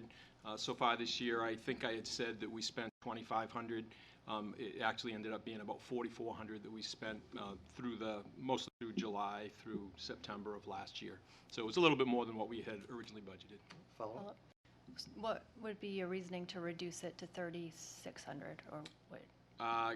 Honestly, if I would have really looked at how much we had actually spent, it probably would have increased the budget amount a little bit. But you know, we would be able to manage it and either play fewer pro-ams or you know, spend something less in someplace else. Mr. LeBrun, does this come from the general fund or the golf fund? This is out of the golf fund. So it's not a general fund impact? No, it's in the golf fund professional development. So line. that's money that's generated by the golf course that pays for this? Yes. Thank you. Councilor Todd? I didn't have a question. Oh, I'm sorry. I thought you had your hand up. I I think it was me. apologize. Councilor Kretovic. Thank you. I think that you also had expressed to us that the pro is doing this on their day off, and so we are not paying them to go and play in a tournament. It is simply the entry fee. I don't know that I testified to that. You know, I think it depends on when the pro-am is, you know, if it's a day off or it's a day of work. But I got to say that, you know, the pros and assistant pros and everybody else, during the summertime, they work a lot. I mean, they're pretty much, you know, they're always at the course. If you need them, you call them, you find out where they are. If they got to come back, they come back. I know that I'm on the phone with them all the time. And so, you know, it's not just a 40-hour week that they work. You know, it's significantly more than that. Thank you, sir. Thank you. Thank you, Mr. LeBrun. Okay. Are you ready? Councilor I'll Schultz? just say, I feel like I support golf overall. I'm probably going to support golf in the next bigger vote. I think this is a reasonable thing to cut back on, even knowing it's from the golf fund. Okay, thank you, Councilor. Any other discussion? All right. Question is to eliminate tournament fees paid for the golf pros. If you agree with the motion, please signify by saying, well, you can say vote yes. If you disagree or oppose the motion, you vote no. Are you ready for the vote? I vote no. Councilor Fennessy? No. Councilor Foot? No. Councilor Grady Sexton? Yes. Councilor Horn? Yes. Councilor Keach? No. Councilor Kretovic? No. Councilor Kurtz? Yes. Councilor McLaughlin? No. Councilor McNamara? No. Councilor Schlosser? No. Councilor Schultz? Yes. Councilor Todd? No. Councilor Brown? Yes. The motion fails. Councilor, non-resident rates, you had a motion relative to. There's no motion. Huh? No motion yet. No, I'm sorry. but Make a motion. That was an item on her list, Councilor. Right. To increase non-resident rates across the board from juniors on up significantly. Back before the non-resident rate. That's the Sorry. motion, I make a Counselor. motion to increase the non-resident. All right, is there a second? Can I ask a question, point of information? Didn't we already vote on this? Essentially, No, that was a well, that was, capital. It was a different motion. that was a but different motion, but it was similar. It passed. The previous motion that was Yes, different. yes, passed. Counselor, yes. So is there a second? Not hearing a second, the motion passes for lack of a second. Fails, I'm sorry. Thank you. It is late. I apologize. I think the final item you had on your agenda, Counselor. Yes, I make a motion to table the golf clubhouse. Is there a second? I second. Seconded. All right, you want to speak to your motion, Counselor? Yes, we have had a public hearing on this item since December of 2023, and during that time, we had 28 people testify. We had a petition that had 400 Concord residents submit, and when we look at our agenda, it is still on there in a suspense item agenda. You can still see all the public testimony from people saying, you know, this is too much, I don't want my tax dollars going there. People are frustrated. In January of 2024, yourself, Your Honor, you said we're going to have the public involved. The next conversation was in November, and that was with the ad hoc committee. And then there was a December presentation. So there has not been any public input. During the December vote, the plans were created just after the New Hampshire Golf Association had pulled out. So there has really been no community discussion about what should the clubhouse look like since they have left. And you know, there are mobile homes, there are multifamily units less than a mile away that maybe would like to use Beaver Meadow maybe in a non-golfing way, but they have not been included in that conversation. There was one community meeting at Beaver Meadow, and we heard testimony from neighbors who were really upset about all the litter from all the tournaments, public urination, drunk driving. That hasn't been addressed. We had more public meetings about the community center, about Keach Lights than we've had about this. This is a multi-million-dollar bond, and this is what the people asked for in their petition. They wanted transparency and they wanted to participate. So I believe we need to table this so that we can have we have an opportunity for the public to weigh in. As I had mentioned earlier, I've had golfers come up to me with complaints about this. They said, obviously, a golfer did not come up with this design. So there are people who are not happy, and I don't think we need to rush this, especially when we're looking at construction costs. Thank you. Councilor Credit. Thank you, Your Honor. To table this item is to remove it from the budget entirely. And I think that is incredibly disingenuous to this community that's been having a conversation about this for 6 years. 6 years. This is not a 2-year conversation. The conversation a year and a half ago was about a $10 million project. It is not a $10 million project. It wasn't a $10 million project in January of 2024 when the current mayor, Mayor Champlin, came to the golf course ad hoc committee and said, come up with something better. Come up with 3 designs. None of them should be the $10 million, but look at one that is a renovation, look at one that is on the same footprint, look at something new but a smaller price. The $10 million building has been off the table. You cannot count 400 signatures on a petition from something almost 3 years ago on a project that is dead, absolutely dead.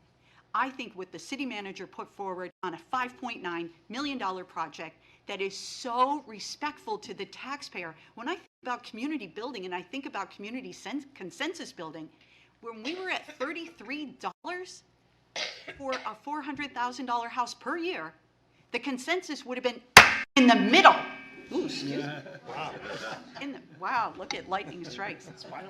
It would have been in the middle, around $15 for the taxpayer. He got it down to 0 for the first 2 years, and the gap is $40,000. The gap is $40,000, and we are trying to make an effort with Friends of the Beef, who have committed to raise $250,000, $25,000 per year for 10 years, and more if they can, and more. It's the and more we forget. If we had the Boys and Girls Club that sat here and told us in this testimony that they raised $50,000 for their organization, $25,000 seems very small. We had the CEO of one of our large employers in the city sit here and tell us we supported the State House, or the Skate House, and I believe we will support again. We have a CEO of a corporation that is ready to give to this contribution for fundraising for this clubhouse. This is about killing a project because someone has a personal vendetta against golf. Thank you. Councilor Horn. I'm going to support this for different reasons, I think, than Councilor Brown, but I feel like we owe it to our community to get our business in order before we start the clubhouse.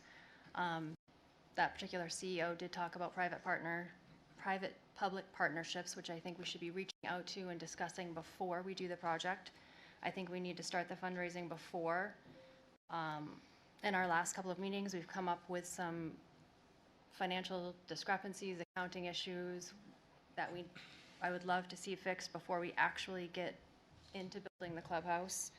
I would like to see a committee created that includes the entire property, that includes winter operations, that includes the golf clubhouse, that includes somebody based in the community that can tell us how we can use it as more community-based center, somebody that is in conservation, because that's a concern for that clubhouse. I would just like a much better business plan and a little bit more outreach to the community. Councilor Keach. Thank you, Your Honor. I'll be voting against removing this. First of all, nothing's tabled. It's already been approved, so it's in the budget, so there's nothing to table. It's been vetted. There's been multiple public hearings. Councilor Brown, you're really trying to cause a slow death to this clubhouse, and I'm sick of it. I want to vote tonight and get this behind us. No. We'll have order, please. Thank you, Councilor Brown. Yes, this project started with New Hampshire Golf Association when they submitted a letter that said they were interested in leasing space. Before that, it was in the budget for 2029. When they submitted that letter, then all of a sudden, everything sped up. That's what initiated this action. The Friends of the Beef just organized in April, and we've been talking about this for years. So why did they not organize and start fundraising sooner? This is something the only public hearing we had was in December of 2023. I don't know what other public hearings you're talking about, Counselor, because that was the last one. And we have been receiving multiple emails, multiple calls. This is something that it is 40% of what we are bonding. And even though the budget is lower this year, we are bonding $4.1 million more than last year's budget. And the reason for that is this project. This project is $5.6 million. So the majority of what we are bonding, well, not 40% of it for 20 years. We will be paying for this for 20 years. I can appreciate that the first 2 years we wouldn't pay anything. What are we paying years 3, 4, 5, when all these other projects come due? And during this budget hearing, we've heard about wastewater, we've heard about airport, we've heard about things that in fiscal year 2028, fiscal year 2029, that's when all of a sudden it's going to hit. The debt service is going to hit. And this is the first item that we're going to bond before a police station, before a library, before Memorial Field, before a middle school. That doesn't make sense. And to have no public hearings or fundraising, there have been no dollars. There is a commitment of $250,000 over 10 years, which, as Mr. Russell pointed out, that's one tournament a year. If Boys and Girls Club can raise $50,000, why haven't the Friends of the Beef or supporters raised more than that? This is something that I agree is an important part of our community, but we're about to go into the master plan. We should find out what the community wants to see that as, not just golfers, because there's only 188 members, but there are significantly more people around that area that will be paying for it for the next 20 years. Any other comments? Mr. Schultz. Thank you. I won't be supporting the motion. It is a more nuanced for me.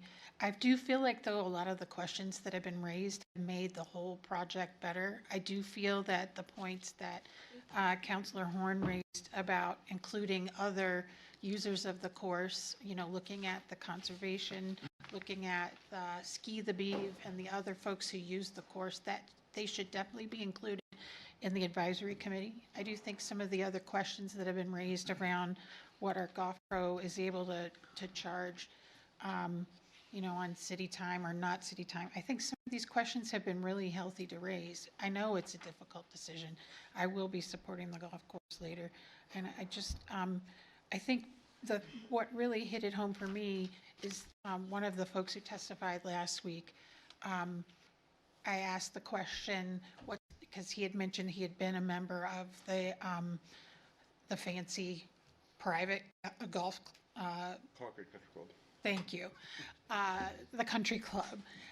I grew up in a different city, but on a golf course, being drug along to the golf course. This is actually an accessible thing to the whole community that makes it more accessible to the average person, rather than making golf the kind of sport that it should be exclusive. I don't think it should be. And I also think that all the other uses of the course should be taken into consideration. So my vote against this motion isn't a vote against some of the questions that have been raised or some of the suggestions that have been raised around the golf course. I feel like we need to keep those on the table and keep looking at it in that way. Thank you. Thank you, Councilor Schultz. Councilor Kurtz. Yes, thank you. I've spent my entire term as a counselor to date, and months leading up to my election, listening carefully to two predominant narratives about the golf course, its running, and the proposals to update or replace the golf clubhouse.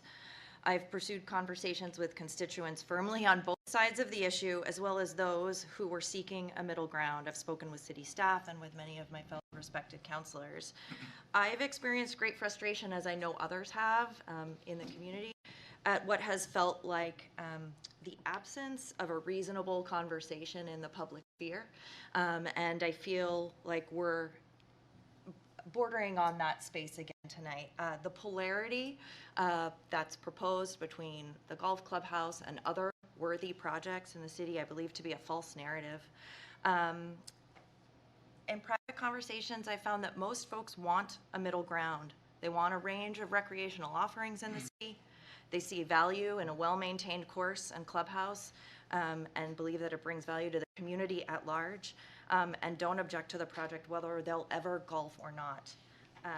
I don't golf, no one in my family does, and my decision is not based on my relationship to the golf course, but rather on my sense of my role as a counselor and stewarding a city facility. We've heard tonight and through all of these budget hearings about individuals' worry about their finances, the rising costs we all encounter, the burden of taxes. Folks who are here tonight or watching from home have witnessed us work very hard looking at every detail to try to figure out how we can cut the tax rate this year. I'm making the choice to support this project with a belief that it can be well run and add value to the community as a whole. I'm putting my faith in the city manager and his proposal and his promise to have greater oversight and to look closely at fees, to standardize dynamic pricing, and to steward the golf clubhouse and the golf course operations as a whole to a place of greater, I'm not going to say that it's going to pay for itself, but a greater fiscal position. Thank you, sir. I also ask Friends of the Beeve, who are newly formed, and for some folks formed too late, to follow up on the promises that have been made, to work very hard to raise funds. We have 2 fiscal years to offset the $40,000 bond payment that would result in a tax rate increase. I really believe that we will be back here and hearing about how this is not going to impact taxpayers in that fiscal year is my genuine hope.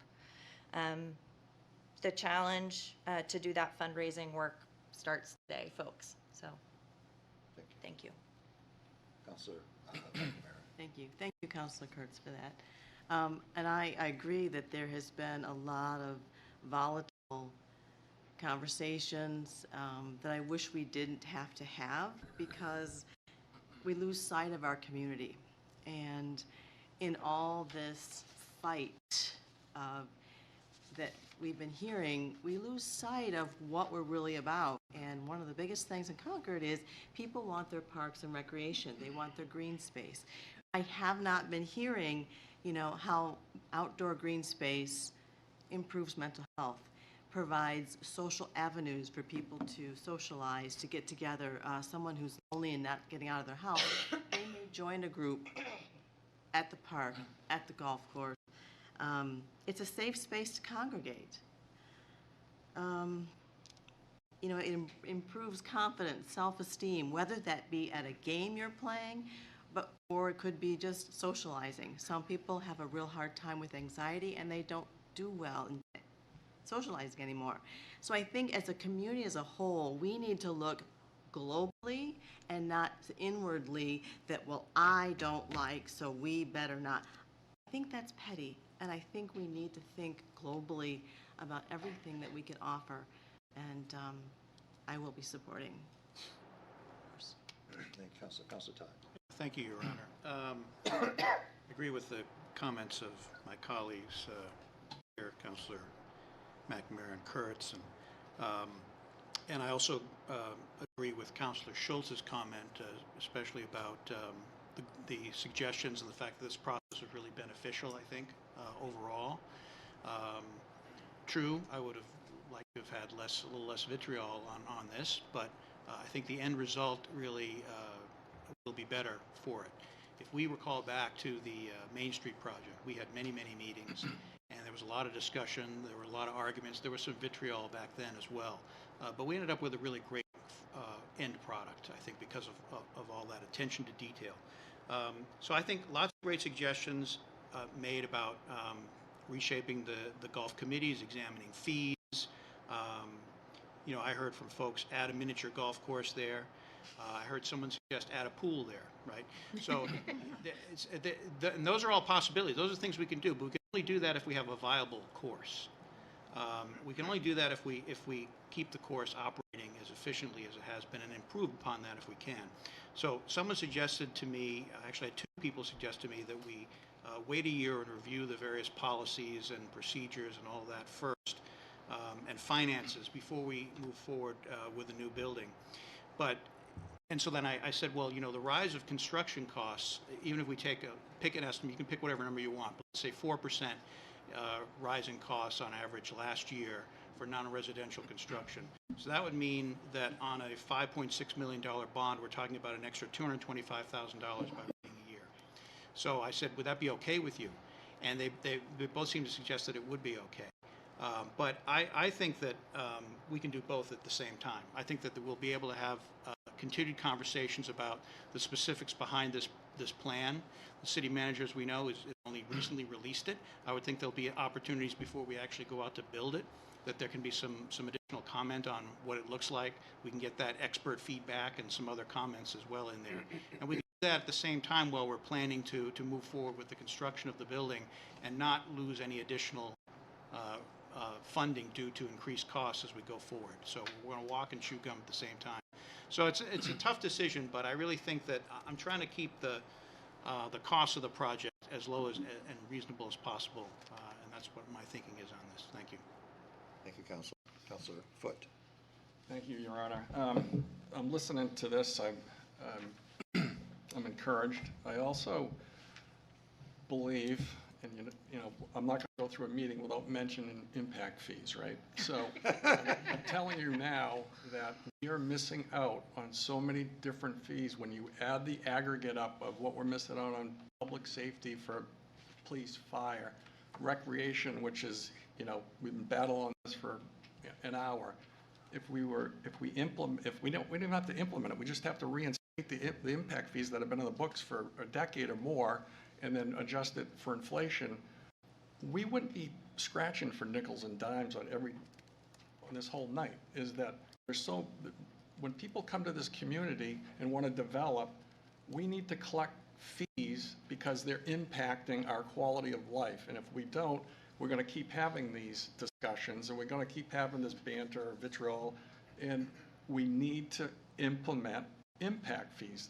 We're losing, I'm telling you, I think we're losing about $1 million a year aggregate on all of the fees, which would really help the budget. We spent 2 or 3 hours trying to get it, you know, for $280,000, and we need to implement and expand what we're charging people who want to come and partner with us in this city. And this is a great example of why we need to keep having those discussions so the people that come here contribute to the city, and we're not not distributing the impacts on each one of us who currently pay taxes. So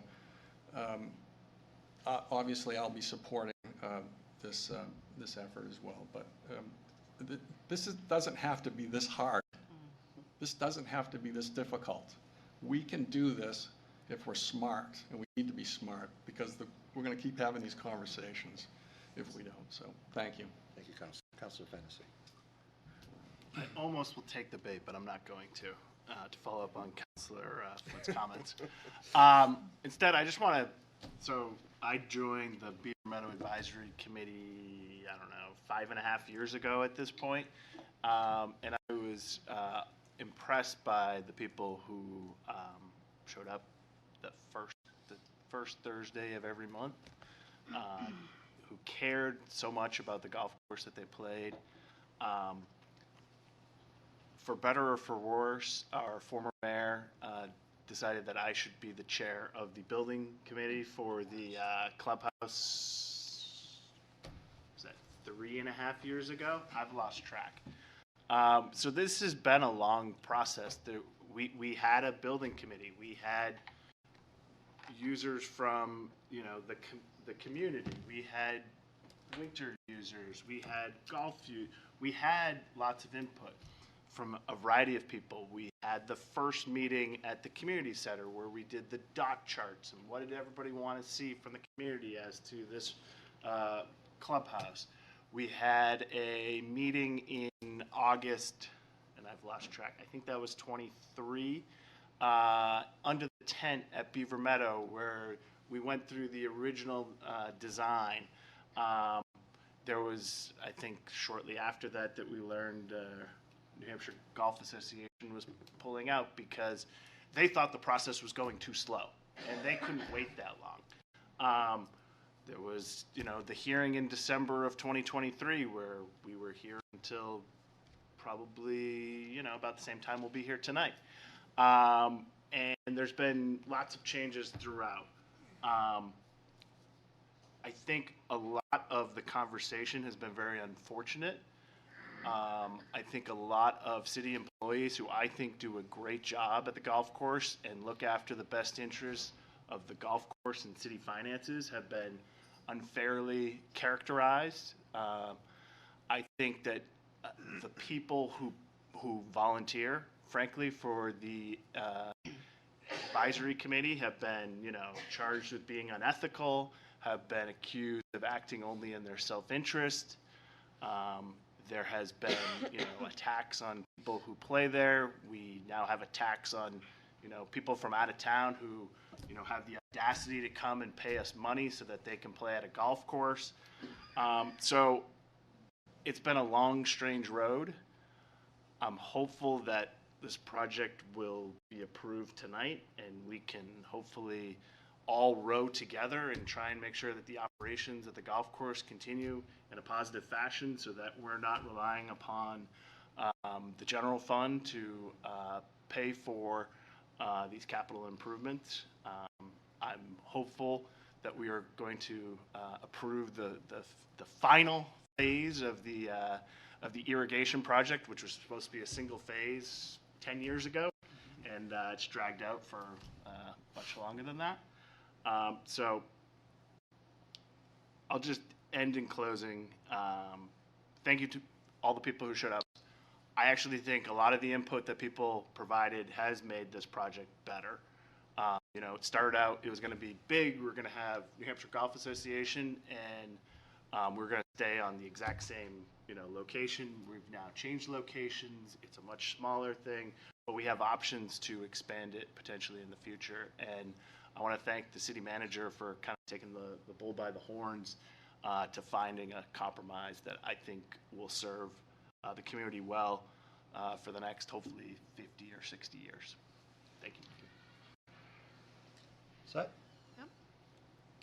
Let me say, I will be voting in favor, rather opposed to this motion, and in favor of moving forward with the golf course. I think that there's been some very eloquent comments here. Certainly, Councilor Schultz reflects my opinion about what this golf course really is. It's accessible. It is, you know, an entry-level golf course for retirees and blue-collar workers and middle-income people.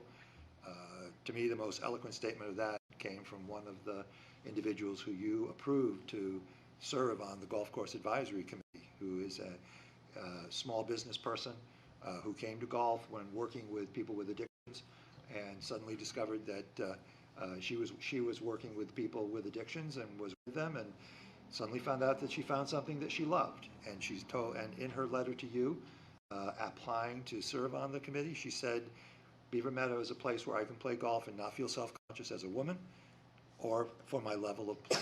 So this is important as an entry-level facility.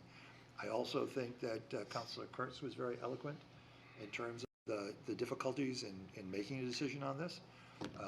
The community has been divided, and unfortunately, I think it's been divided, you know, along the lines of kind of a false value assessment. You know, we obviously have to be concerned about our budget and about what we spend money on, but we also have to be concerned about what makes a community. And Beaver Meadow has been an example of an institution which has been here for decades and decades and decades, which has created and bonded community, which has brought people together. I hope the person in the audience is not going to be offended by me mentioning it, but you know, an after golf conversation around a table led to a new food pantry in Pennacook, and that's building social capital. You know, and that's something that's very, very important. When we come together and with a common recreational goal or a common goal, we can find relationships that lead to solutions and positive impact in our community. And so I'm not going to drag this out anymore. I'm very proud of this council. I'm very proud of the city management, which has worked hard on this. I appreciate and I want to thank the people on the ad hoc building committee, the people on the golf course advisory committee, and everyone else who I may forget, who's been involved in trying to move this towards a resolution that was sensitive to the concerns of the taxpayer, but also considerate of what Beaver Meadow really means as an institution in this community. So with that, I will take the vote. Just to remind you, the motion is to table the golf course and the CIP. If you are in favor of that motion, you would vote yes. If you are opposed and want the to move forward with the golf course building, you would vote no. I am voting no. Councilor Fennessy? No. Councilor Foote? No. Councilor Grady Sexton? No. Councilor Horn? Yes. Councilor Keach? No. Councilor Kretovic? No. Councilor Kurtz? No. Councilor McLaughlin? No. Councilor McNamara? No. Councilor Schlosser? No. Councilor Schultz? No. Councilor Todd? No. Councilor Brown? Yes. The noes have it.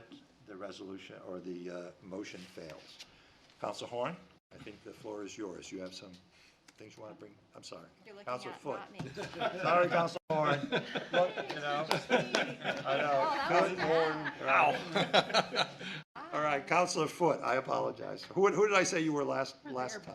Somebody else. Counselor Foot. Definitely. He's wearing red. He must be safe. Which item? I think it's patent last time. Paper? Which item? I think I had a few things. Oh, the printing, You all right, you yes. had mentioned utility bills, the Yeah. skate park, So, and this lights. is what a utility bill looks like. Would you accept it coming in black and white and saving $15 or so thousand dollars a year? Yes. Second. Good question. Wasn't quite a motion, That was a motion moved and seconded. I personally like to hear from the city management, like, why do we do this? Sure.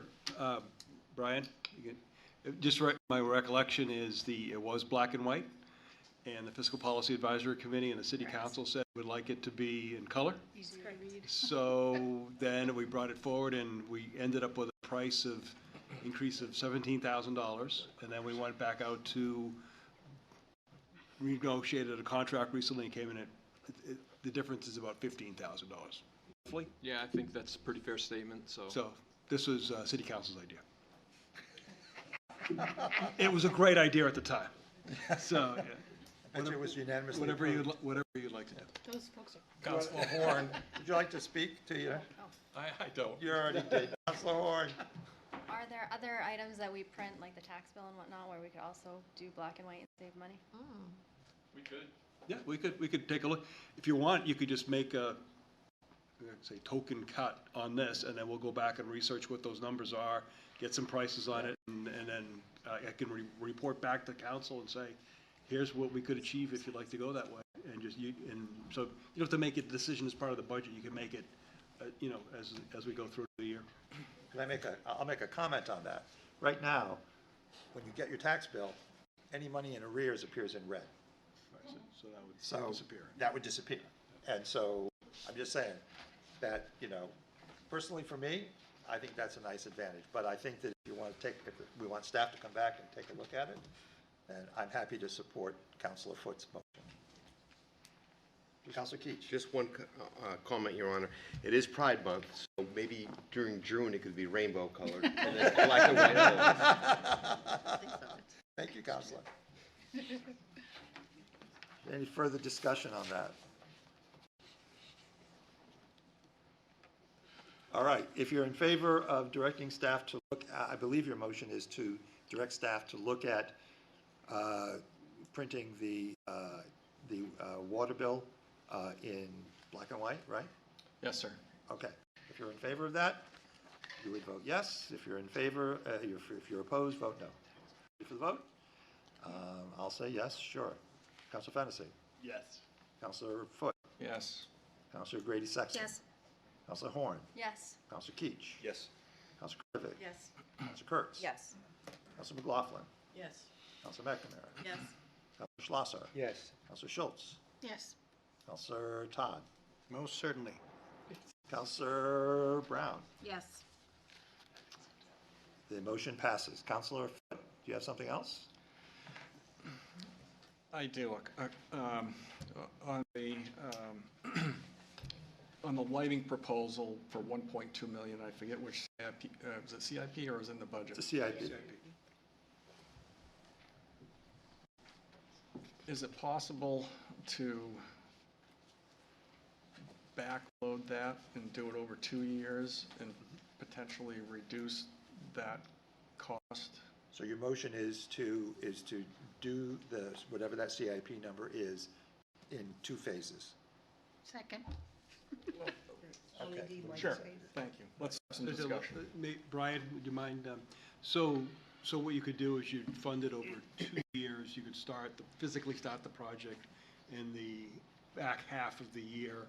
So there's no interruptions, because you don't want to face an additional cost of stopping and starting, because it's Correct. really, as far as selling the bond and. Yeah, we could do something like, sell half the bond this year, half the bond the following year. So the first bond sale for this would be in probably January of 2026. and then we could just split the bond sale up between the two. You know, by the time the project goes out, the bids, all that stuff, it probably wouldn't get started till later in the year anyway. So if that's a reasonable solution, we could do that. Is there, can you identify or estimate the savings that could occur if we did that? Yes, 0. Nice Because you don't pay the interest and principal until the following year. So this year it saves you nothing, but it would save some money the following year. But it would just kind of pushes it down the road, to speak, an extra year. There's no tax savings this year. And once I got in my head it was a CIP, I guess I knew that. So I'll go on to the next item that I had. Well, hold it. You have a motion on the floor. I'll withdraw my You'll motion. withdraw your motion, okay. Thank you. Thank you, Brian. Mr. LeBrun, sorry. Just kidding, go ahead. Go ahead, Council Foot. So the next item, I believe, is in the budget, and that's for spending $750,000 on Memorial Field on the city side. Having significant experience constructing, designing, et cetera, many ball fields, tennis courts, et cetera. Council, will you make a motion? I'm going, but I'm just going to tell you why. All If you right. give me a second. I will. So I believe that what we could do is reduce that $750,000 commitment and jumpstart the skateboard park and reassign those dollars towards the skateboard park for $50,000.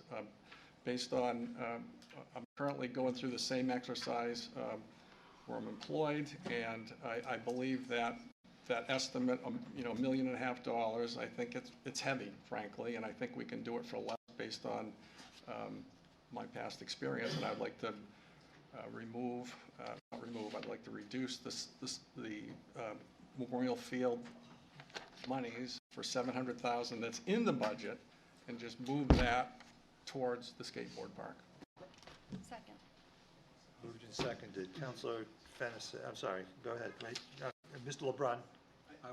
Just want to identify, just so that you, as you discussed, the $610,000 of that $750 is an asterisk item, so it's not slated for approval during this budget cycle until it comes back at a later time. There's $140,000 from recreation fees, impact fees, that is slated for approval during the discussion. So however you want to do it, we can make it work. You just have to change it around a little bit.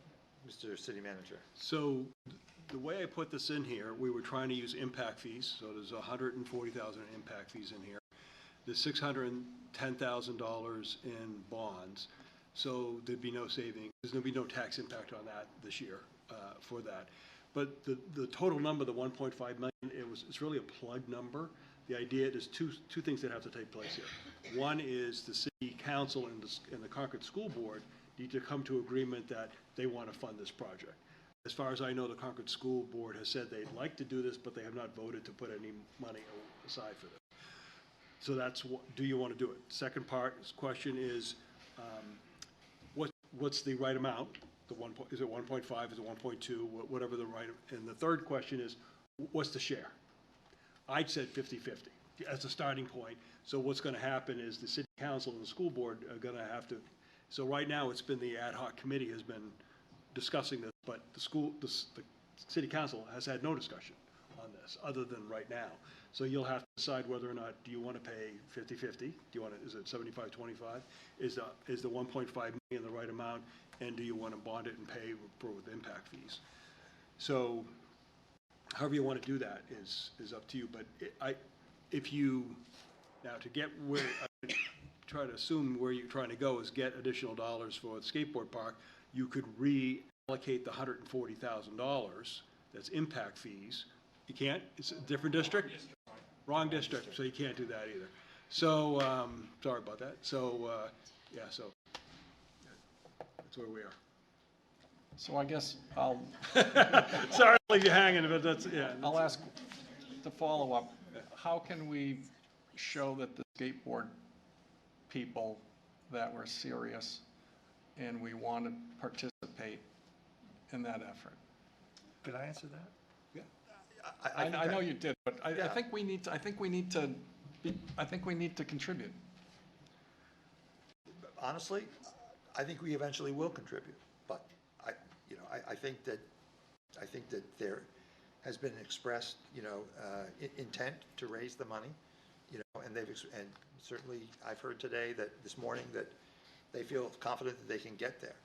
And I've certainly said that if you get there, if you get close to it, then the city will work with you to try to get you over the line for that first phase. Councilor Fennessy. Mr. Gill sort of put up his hand, so I was going to invite him up if that was okay. Well, he let me know that we should invite him up. Is that okay, Mr. City Manager? Sure. Well, depends on what he's going to say. So, it's too late after that. Sure, Mr. Gill. Oh, you're matching. I got the email this morning to make sure I addressed correctly. I've been meeting with Skateboard Park monthly for the past couple of months. This conversation you're having and your willingness to learn and contribute at some point in time in the future, I think they're receiving that. I'm getting texts through this evening. The master plan is going to get permitted this fall. So if you look at the whole park master plan, don't even have the permits in hand. So their goal was to come back in December, similar to the conversation you had. I think this conversation of engagement and your willingness to work with them, they get organized, they come back. I think your message tonight is positive. I'd like to withdraw my motion. Thank you, Councilor Foot. Any other changes? I think we've reached the end of the, Councilor Horn? I'll do it, but Councilor Fuchs had the Garrison Park pool. Oh, the Garrison Park pool. I proposed that and it was shot down earlier, so. That's right. I will leave that. No. No, thank you, Councilor Horn. You I did didn't not. understand that we were talking about Garrison Park Pool at the time. No, I don't I believe. lumped it together, but if you'd like to raise the issue, I will, I'm here for a second. No, I didn't think so. May I? So, you may. I would like to bring about the same motion that I did last year to at least put off rebuilding Garrison Park Pool again. When I did the motion last year, I can't remember what other counselor, but somebody had brought up, we really want a pools master plan, not a technical master plan, but Parks and Rec to look over where do we need splash pads, where can we have pools. I think we all saw the email that I sent to General Services. Garrison Park is still functional and can open this year, so we don't need to replace it immediately. And I feel like until we actually get a plan in place, find out if we can even staff the pools. We haven't even figured that out yet. Second. Oh, sorry. Thank you, Councilor. And I've already I'm here. Yeah. So, and what I'm hearing you say is that you would like to push it back in the CIP? Fiscal year 27? Fiscal year Yes, 27? please. Give time to look at it? Okay, Councilor Kretovic? Thank you, Your Honor. I would recommend with that motion that we send it to RPAC to have them look at everything with regards to this particular site and if it's meeting the best use of the neighborhood since it's grown up. Councilor Fennessy. Sure. Doesn't So want it. we did deal with Garrison Park last year. We had a community meeting because RPAC was looking at pools. There was the White Park had gone to a splash pad. RPAC was interested in Garrison potentially becoming a splash pad. We had a community meeting, and the overwhelming majority of the people at the community meeting didn't want a splash pad there. So I think that's part of the reason why we pushed it back last year, was because RPAC believed that we need another splash pad somewhere. Garrison made sense, but the community around there did not have any interest. Okay, Councilor Keach. Thank you, Your Honor. I certainly support sending to RPAC and having dive in a little deeper. No pun intended. Pun intended. But the pushback over the years has been substantial because every neighborhood wants its own pool. It's been that way for 70 years in Concord, I think, or something. But if you look around the state, for instance, Manchester has 2 pools and a splash pad. Nashua has an indoor pool, an outdoor pool, and a splash pad, and a beach maybe or something. But anyway, sustaining 7 pools is not a great idea, and I think that is a invention that dates back to when people were less mobile and when there were lots of moms at home bringing their kids to the neighborhood pool. it's a different society now, so I think we need to look at it a little more freshly. But it'll be a difficult conversation for sure, but I think it's one that's necessary.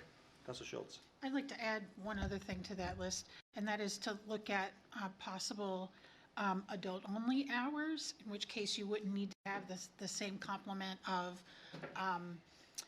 lifeguards there, potentially. And also the fact that the city has, in any private setting or public setting, any sort of water aerobics classes, they don't exist in Concord anymore. So just adding that as a footnote to the conversation. Thank you. Councilor Kretovic. Thank you, Your Honor. I think that when Garrison Park was put in, it was put in with the intention that it was right by Garrison School. And Garrison School is really now Second Start, and the kids can't use the pool because of the age and the liability.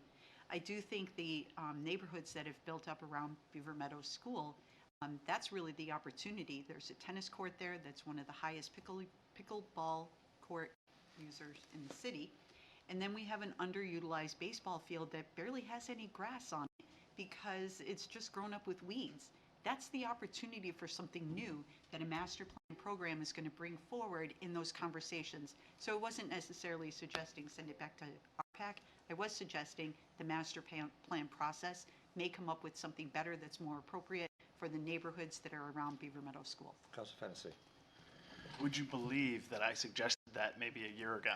Would you believe I knew that? Any other conversation? All right. If you're in favor of pushing the Garrison Park pool back in the CIP to fiscal year 2027, you would vote yes. If you're opposed to that, you would vote no. I will vote yes. Councilor Fennessy. Yes. Councilor Foot. Yes. Councilor Grady Yes. Sexton. Councilor Horn. Yes. Councilor Keach. Yes. Councilor Kretovic. Yes. Councilor Kurtz. Yes. Councilor McLaughlin. Yes. Councilor McNamara. Yes. Councilor Schlosser. Councilor Schultz. Yes. Councilor Todd. Yes. And Councilor Brown. Yes. Unanimously adopted. Councilor Horn, thank you. At the end of a long night, thank you for being on the ball and realizing we had not taken that vote. I appreciate it. All right, I will now, just so that everybody knows what's going to happen, we are now going to adjourn the Finance Committee. And we will have a recess while staff modifies the resolutions which we need to pass to adopt our budget.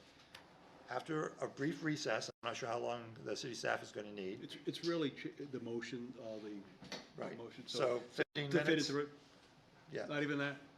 Yeah. How much time? This is fine. I do need a clarification. Okay. All right, so what we'll do is we'll go into a 15-minute recess, and then we will reconvene as city council, and we will hold a public hearing before we take any vote. At 11 o'clock. At 11 o'clock, which we'll have to suspend the rules so that, well, yeah, for the city council so we can meet. So, a motion to adjourn the Finance Committee. So moved. Seconded, all in favor? Aye. Opposed? No? Your Honor, per the guidelines, meetings will adjourn at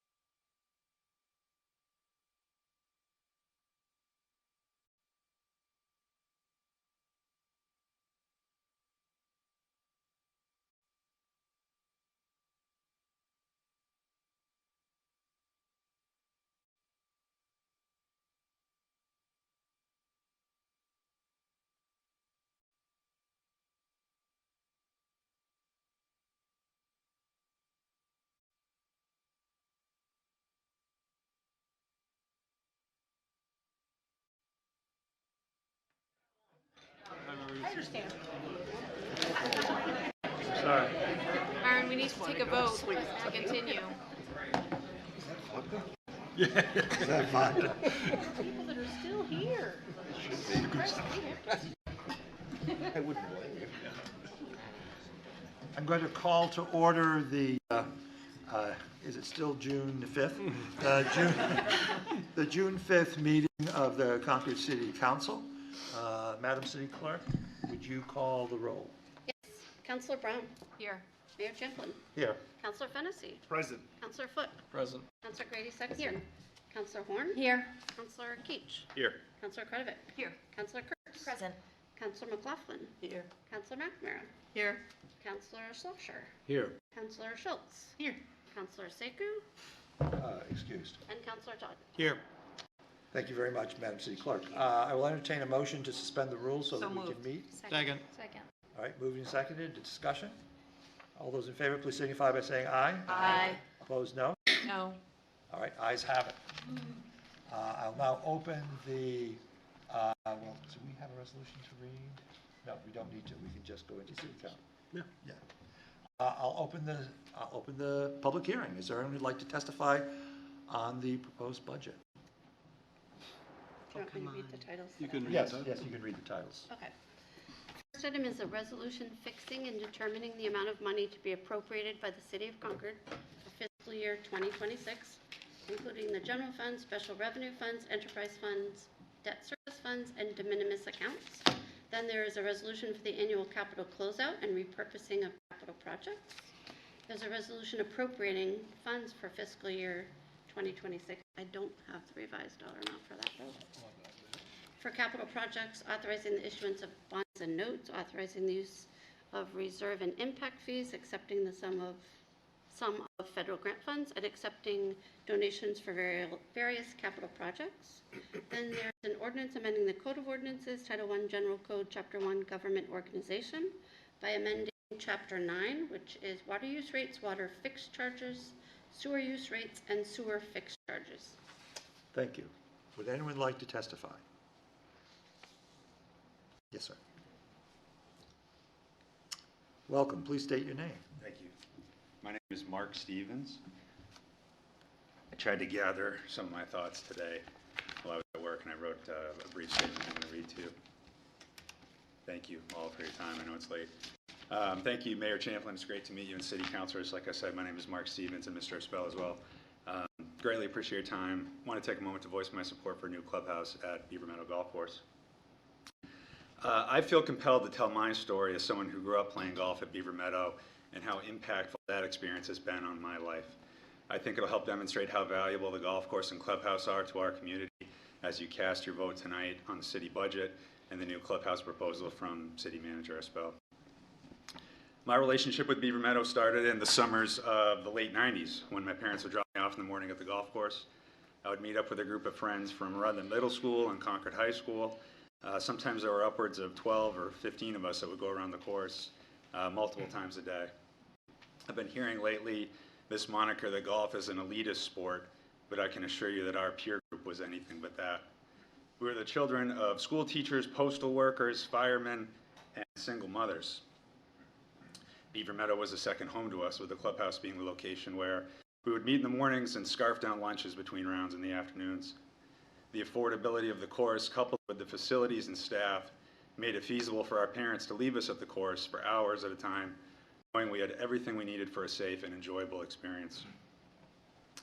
Thanks to Beaver Meadow, I fell in love with the game of golf, so much so that I dedicated my formative years to improving my skills to the max of my abilities.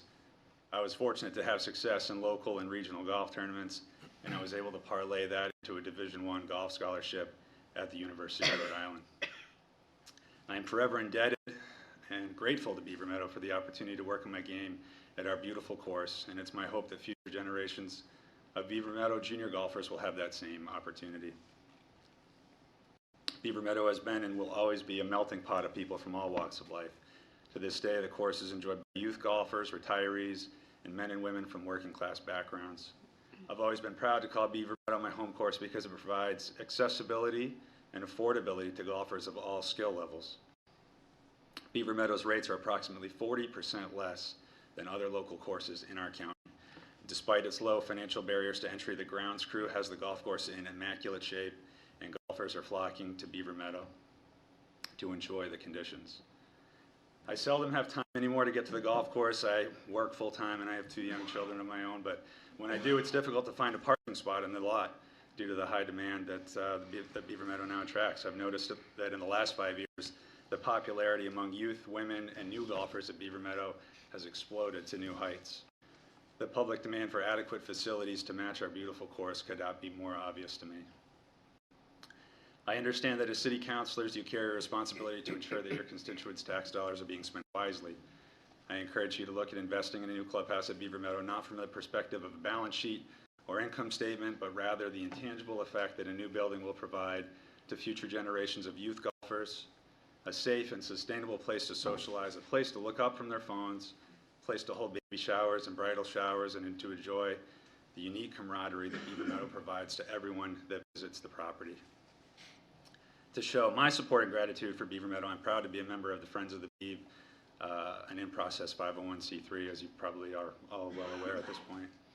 Personally, it's my mission to provide enhanced accessibility to golf for members of our community to the golf course. I plan to help organize social events at the course that anyone can attend, organize golf club donations for new golfers or folks that are not able to afford equipment on their own, and most importantly to me, as I previously stated, I want to ensure that future generations have the same opportunities with golf at Beaver Meadow that I had at a young age, so that we can preserve the game and the golf course that I love. Thank you. Thank you. Thank you, Mr. Stevens. Anyone, any questions? Councilor Brown. Yes, I'm sorry, are you a Concord resident? I grew up in Concord. I currently live in Hopkinton, and I have family that lives in Concord, New Hampshire. I was a junior member at Beaver, I think starting in '96. I held membership up through my middle school years, and then I actually worked on the grounds crew. That was my first summer job. I worked there for 5 years. And then I worked there to supplement my income in my late 20s as well. Did you say that you received a scholarship to URI? Yeah, I played golf at URI, yes, sir. What year did you graduate? 2009. 1972. Oh, no kidding. It's close. Roadie. It's close. Roadie. We probably passed each other in the hallways. The mayor was on a scholarship too. Yeah, well, my mother was working in a kitchen at the university. That was my scholarship. Thank you very much. Thank Mr. you very much. Stevens. Appreciate it. Thanks for coming in. Thank you. Would anyone else like to testify? Yes. Full boat, of course.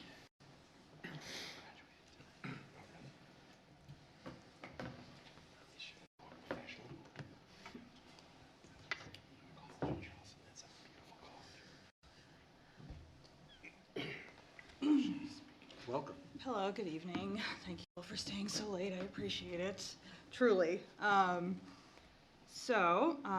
name is Jessica Wheeler Russell, and I live in Ward 2, Pennacook. For those who may not know me, I do serve as the at-large representative on the MB School Board. However, I am speaking today as a private citizen, not for the board, very important, just myself. First, I want to extend my sincere thanks to everyone involved in this budget process, both the city staff, because this is a lot of work, and I understand that, but also the members of the council who are here tonight, spending a lot of late nights away from your families.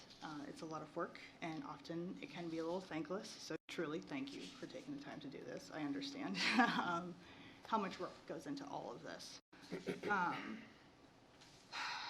I want to acknowledge some of the parts of this budget that I do appreciate. I appreciate some of the investment in our social workers. As you all have already discussed, I don't need to rehash it, but it is a community need that I'm very glad to see that has been supported. That being said, I do have some concerns that have emerged as I've followed the budget process and communicated with council members.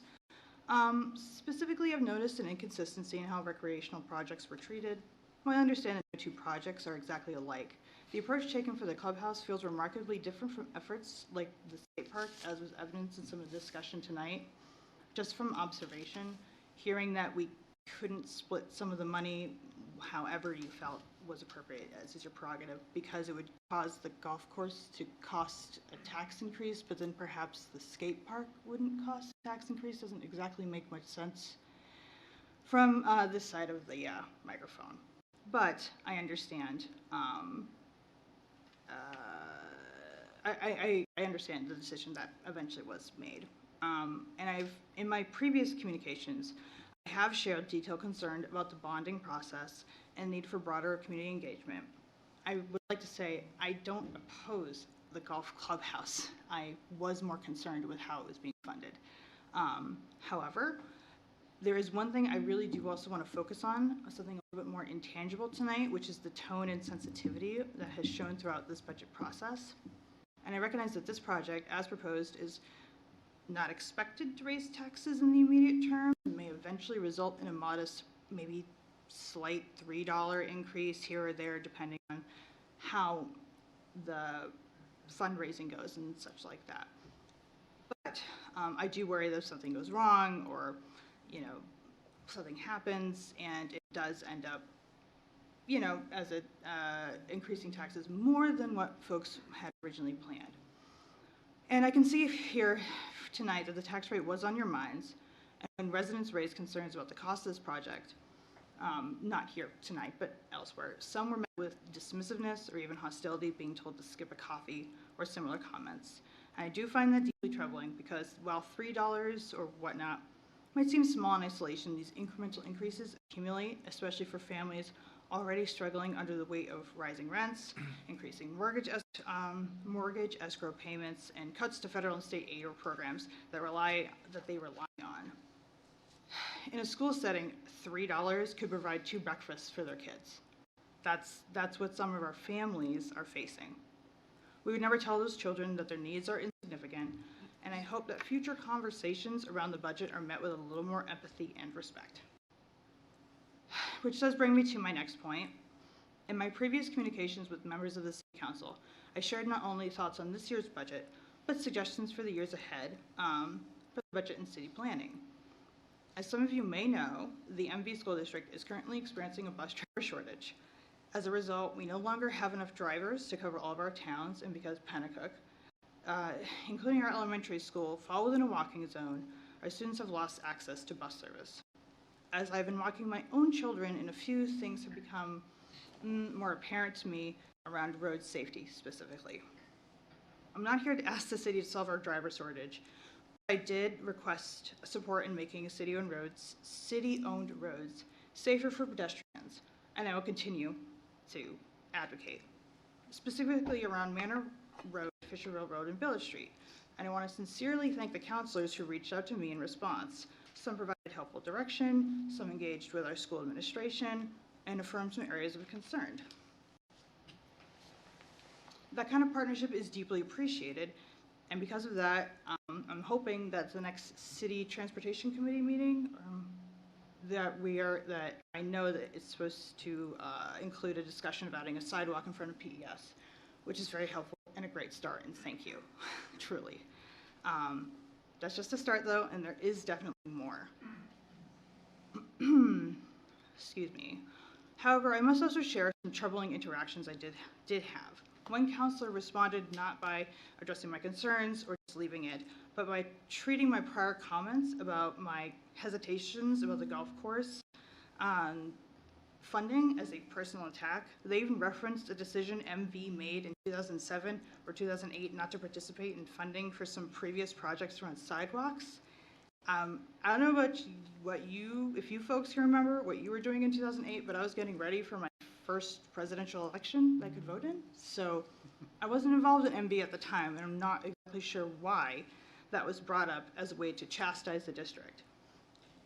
This exchange only reinforced some of the earlier points I was making about sensitivity and empathy, and it was made pretty apparent to me that this counselor felt it was more important to make sure that they improved the golf course that they frequent than a mother who's raising safety concerns for her children and her neighbors. And frankly, that experience has echoed a broader sentiment often felt in Pennacook, where we are an afterthought. After that exchange, I'm not sure that sentiment is exactly unfounded. And to be clear, I'm not here to scold the council like a mom, though I am a mother. I'm here because I care deeply about my community. I want to build working relationships with those who serve it. To that point, I'm currently gathering more input from other parents and guardians and residents about areas in Pennacook that they feel are unsafe for pedestrians. Once I've compiled the information, I do intend to use the available tools provided to me to help present concrete suggestions. And my hope is that the individuals here tonight, now and perhaps in the future, will demonstrate a stronger commitment to pedestrian safety and show that the same concerns for our neighborhoods as we do. And so again, thank you very much for your time and hearing my concerns. And I'm sure that folks want to get home and go to bed. So I will take questions, but Any questions too for Ms. would like Russell? to- Thank you so much for your comments. Thank you. Thank you, Jess. All right, thank you. Councilor Schultz. This isn't a question, but I'm very dismayed to hear that anyone was treated poorly in the conversations around anything that we handle. So I just wanted to say I'm sorry to hear that. Maybe we can talk offline about that, but I'm really sorry to hear that that has happened. I guess I shouldn't be shocked, but I don't like it. Thank you, Councilor. Anyone else like to testify? Yes, you're right there, second row. Thank you.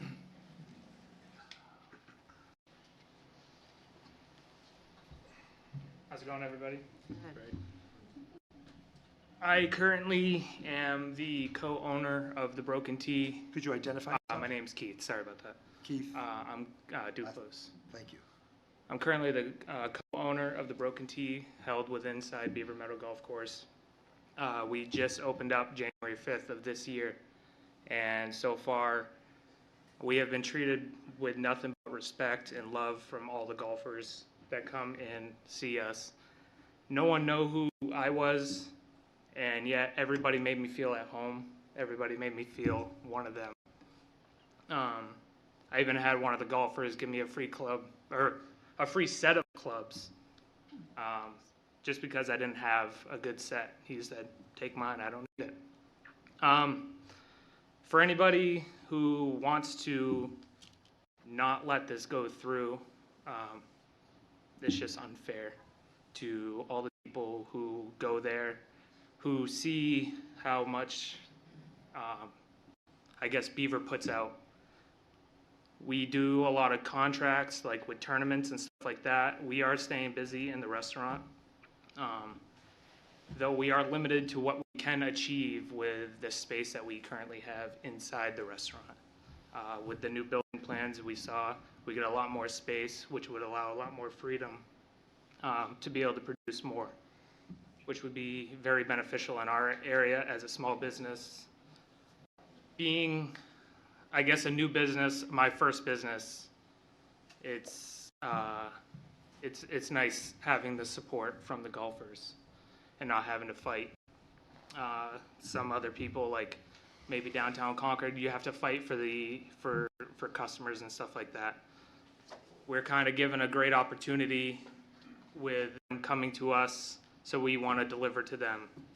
I want to be there for them. I want to support them every way I can.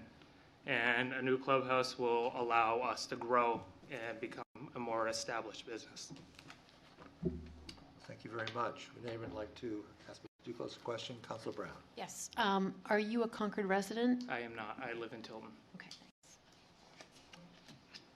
Thank you, Mr. Duclos. Thank you. Anyone else like to testify? Mr. Hirschlag.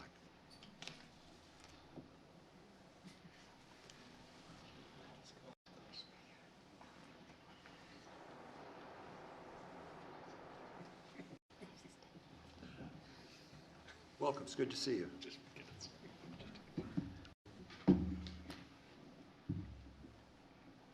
Good evening. My name's Alan Hirschlag. I live currently now in Ward 10. My wife and I recently moved. I'd like to speak to a number of issues here. Let me just pop this open here. So I noticed in the CIP, not necessarily all in the current year, but going in the out years, that we're going to spend a little over $1 million on master plans and zoning and impact fee updates and design guidelines. But yet over the last 7 years, we spent 7 years working on updating our zoning with form-based code, spent $200,000 and then turned around and threw it in the trash. We spent $200,000 on a deck park that had absolutely no, it was never, ever going to be built. We had to know ahead of time that the costs involved with that type of project would be incomprehensible and unaffordable to the residents of this community. Healy Park, thank you. It's about time. I walk, since we've moved up on the Heights, I walk by there a couple of times a week, and it's just horrible. My only hope is that once it's cleaned up, that there are steps taken that makes it easier for our police department to patrol, and that it is aggressively maintained.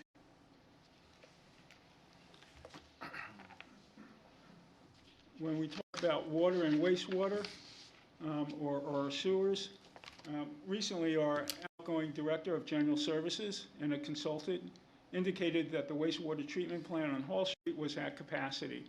And just recently found out from you folks that the Pennacook one is also approaching capacity. It was further stated that they didn't anticipate added capacity to be available till 2030.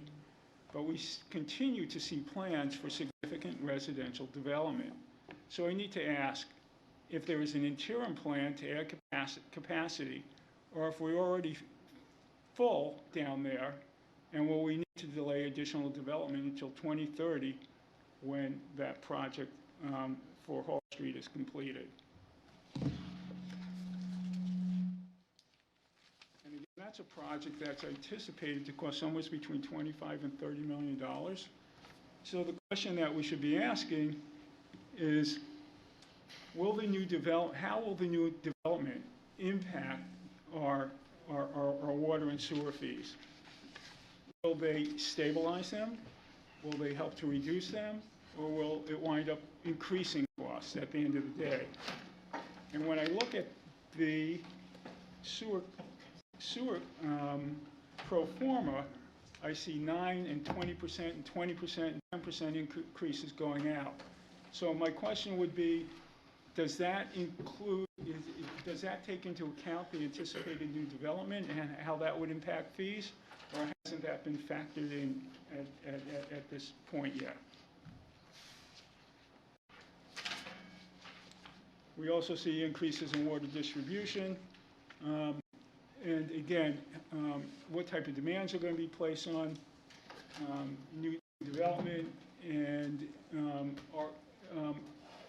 we had a presentation when I was on the council about increasing and improving our water distribution fees, our funds, and the price tag on that was substantial also. So again, at the end of the day, when we have all this growth and all this new development, does it cost us more, or do we somehow get a little bit ahead of the game? And now what everybody's been waiting for. So while the golf course is paying for their expenses that they've been assigned to, they are not paying for all the costs of the course. This is what confuses people and appears disingenuous when we hear that the course is paying for expenses. People don't understand that there are expenses assigned to the general fund. The course has not paid for $2 million plus or minus for irrigation, and in the 2026 budget, the community will be paying for what we are told is the final section of irrigation at $400,000. Until a couple of weeks ago, the community would be paying for 90% of the new clubhouse. Now using golf capital funds and a rec reserve fund, at least for a number of years, there should be minimal impact to the community. But what happens in the out years, years 3, 4, 5, 6, when those funds are depleted? And what about, we hear consistently from you folks, how important it is to have that capital fund so that future projects don't have a huge impact on the tax base. If those funds are depleted, how does that impact us in 5, 10, 15 years. And then I see a note about the parking lot, and an old refrain comes to resurfaces. We're getting less for more. We were looking at, let me pull this up so that I get this correct.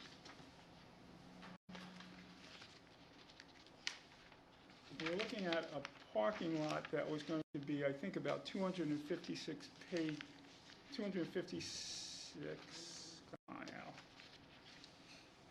now, spaces. And that would be up from 96, but now we're told, here we go.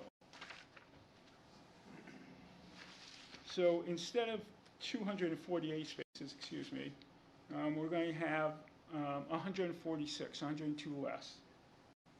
Currently, there's 96, and it's projected for 146, so we're adding 52 spaces. We were originally told that it would cost about $900,000. The bid for the 248 came in at about $1.5 million, and now we're going to be paying a tad over $1 million.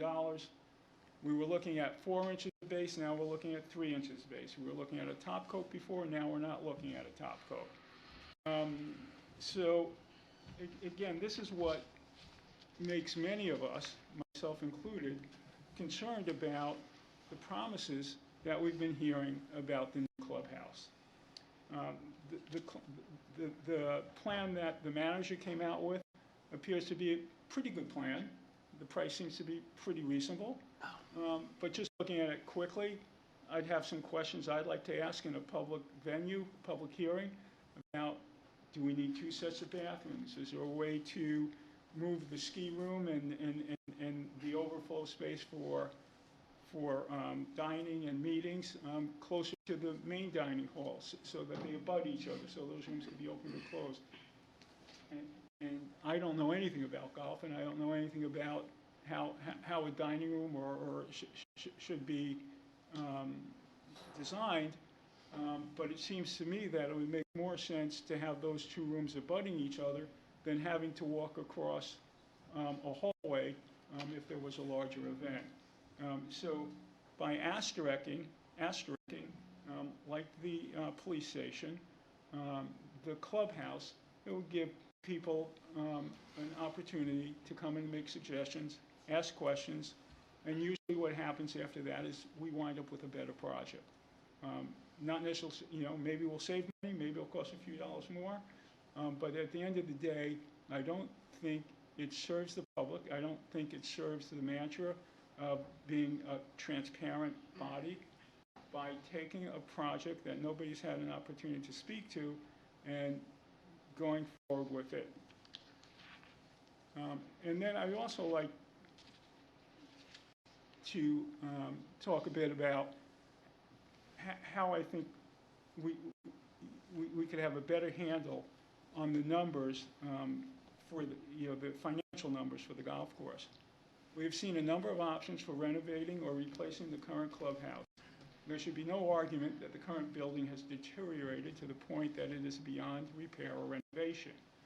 The issue that concerns me, and I believe many in our community, is how and who pays for not only the clubhouse, but all the golf course expenses. Is it a cost the community would share, like many other recreational programs, or should the course be responsible for all their expenses? It is refreshing that the city manager understands that the cost is an important factor when putting forward projects, and it is important that the city manager has come forward with a proposal that he feels will meet the needs of those using the golf course and lowers the cost of previous proposals. However, regardless of the good intentions of the manager, the late iteration of this project deserves review and comment from those who will be paying for it. So a few thoughts. First, rather than funding the latest project, the latest plan of the replacement for the golf course in the budget that has had no public input or comment, let's asterisk it, like the police station. Then let's have the administration create a pro forma spreadsheet to look at how much revenue the golf course can generate, not based on what we have in the past, but looking at what's the maximum number of rounds that can be played at the golf course, and based on current fees, how much money would that generate?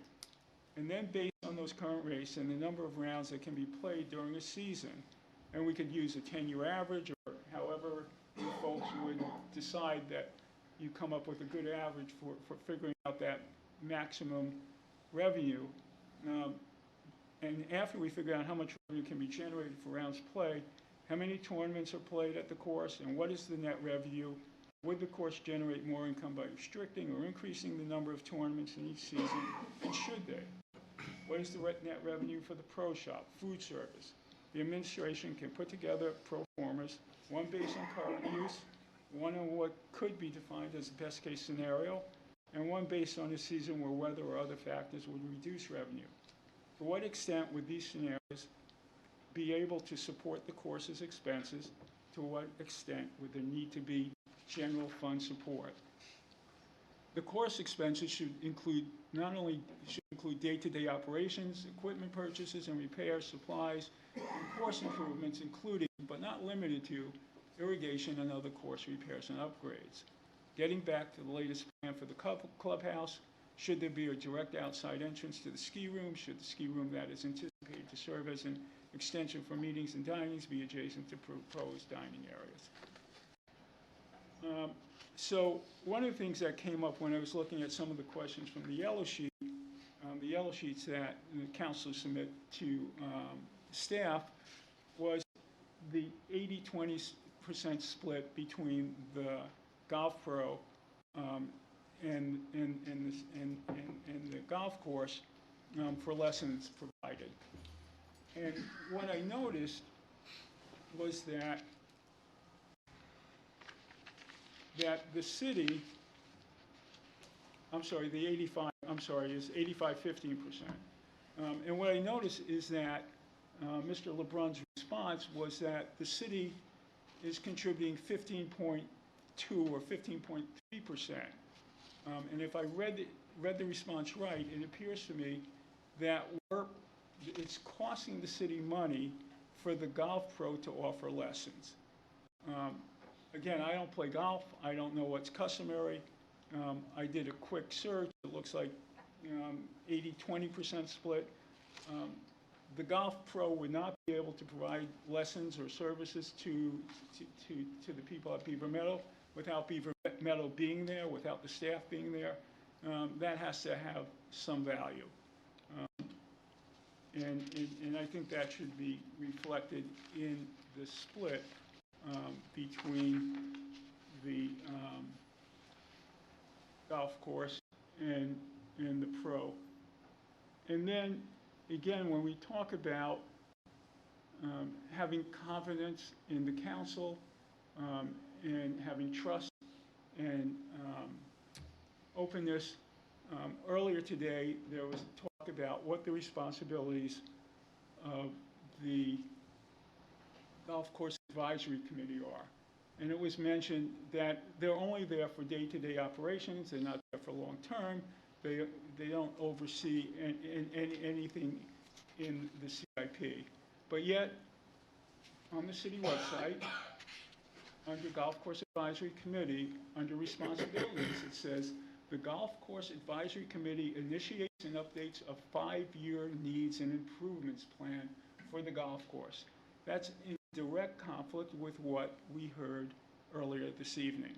Again, we're talking about trust and transparency, and then you question why people question your decisions. I'd like to finish up with 2 items here.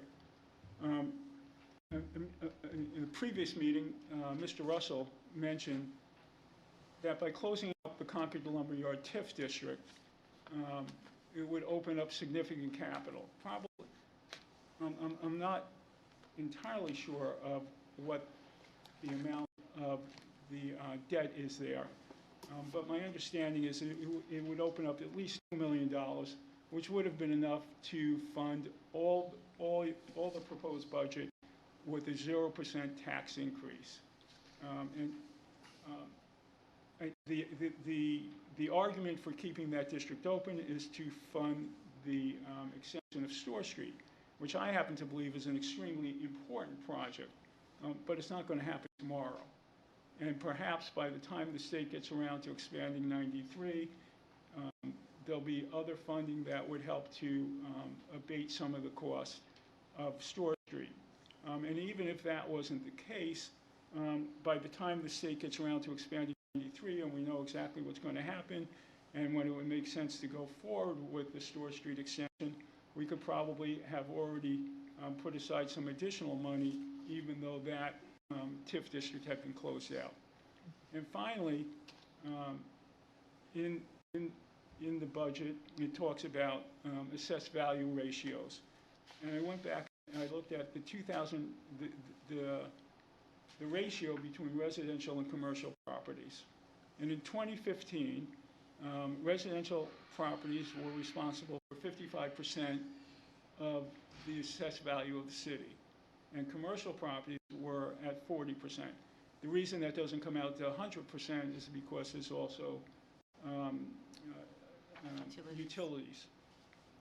In 2024, residential value, assessed value went from 55% to 61%, and commercial values dropped from 40% to 33%. So as we continue to expand and grow, it appears that there continues to be a greater and greater burden placed on residential properties. I don't, and we're looking at 1,500 new residential units, bringing in 4,000 people. Has the city, do we have any idea how that's going to impact the ratio of assessed values?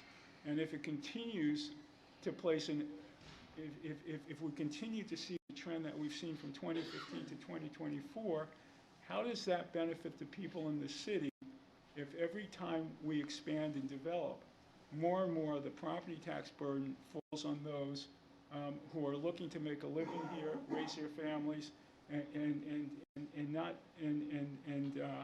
be able to pay for the needs of their families, maintain their homes, send their kids to schools and camps, and save money for retirement and their kids' college. Thank you very much for this opportunity. And if you have any questions, I'll be happy to respond to them. Thank you, Mr. Hirschlag. Any questions for Mr. Hirschlag?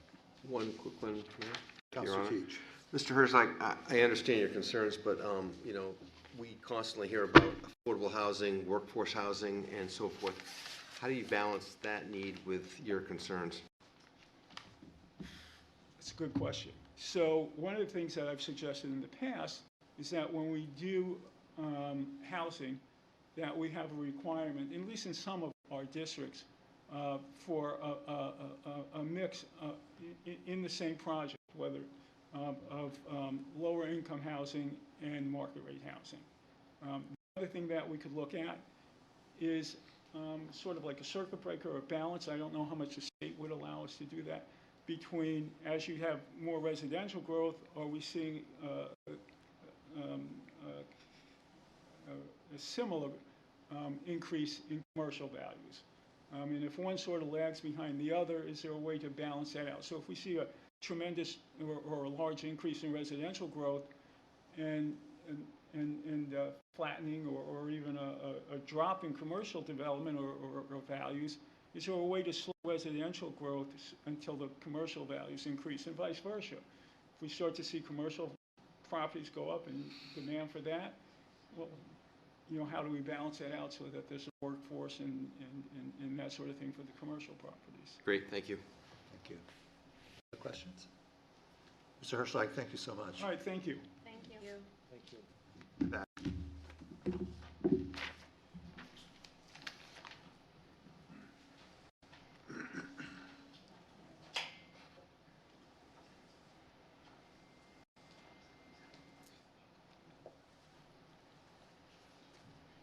Welcome. Good evening, Mr. Mayor, Council, City Manager. My name's Mark Cohen. I'm a resident of Ward 5, and I've been a resident of Concord for 54 years now. And I'm here tonight to kind of, I don't want to say reminisce, because I was sitting over there for a few years. But what was really exciting for me tonight was, in this room, we have two other former counselors, Robert Washburn and Alan Hirschlag, who just spoke. And what really, I said, I have to have this opportunity, because this is the first time I've ever had where I can say all three of us agreed on one issue in all these careers of being on the council. And as an example, Councilor Washburn had an article May 25th and where he stated that he was in support of the clubhouse. And then Alan Hirschlag, Councilor Hirschlag, on January 19th said there was no option but to rebuild the clubhouse. And then another great guy that's been in Concord for over 40 years is Attorney Charlie Russell.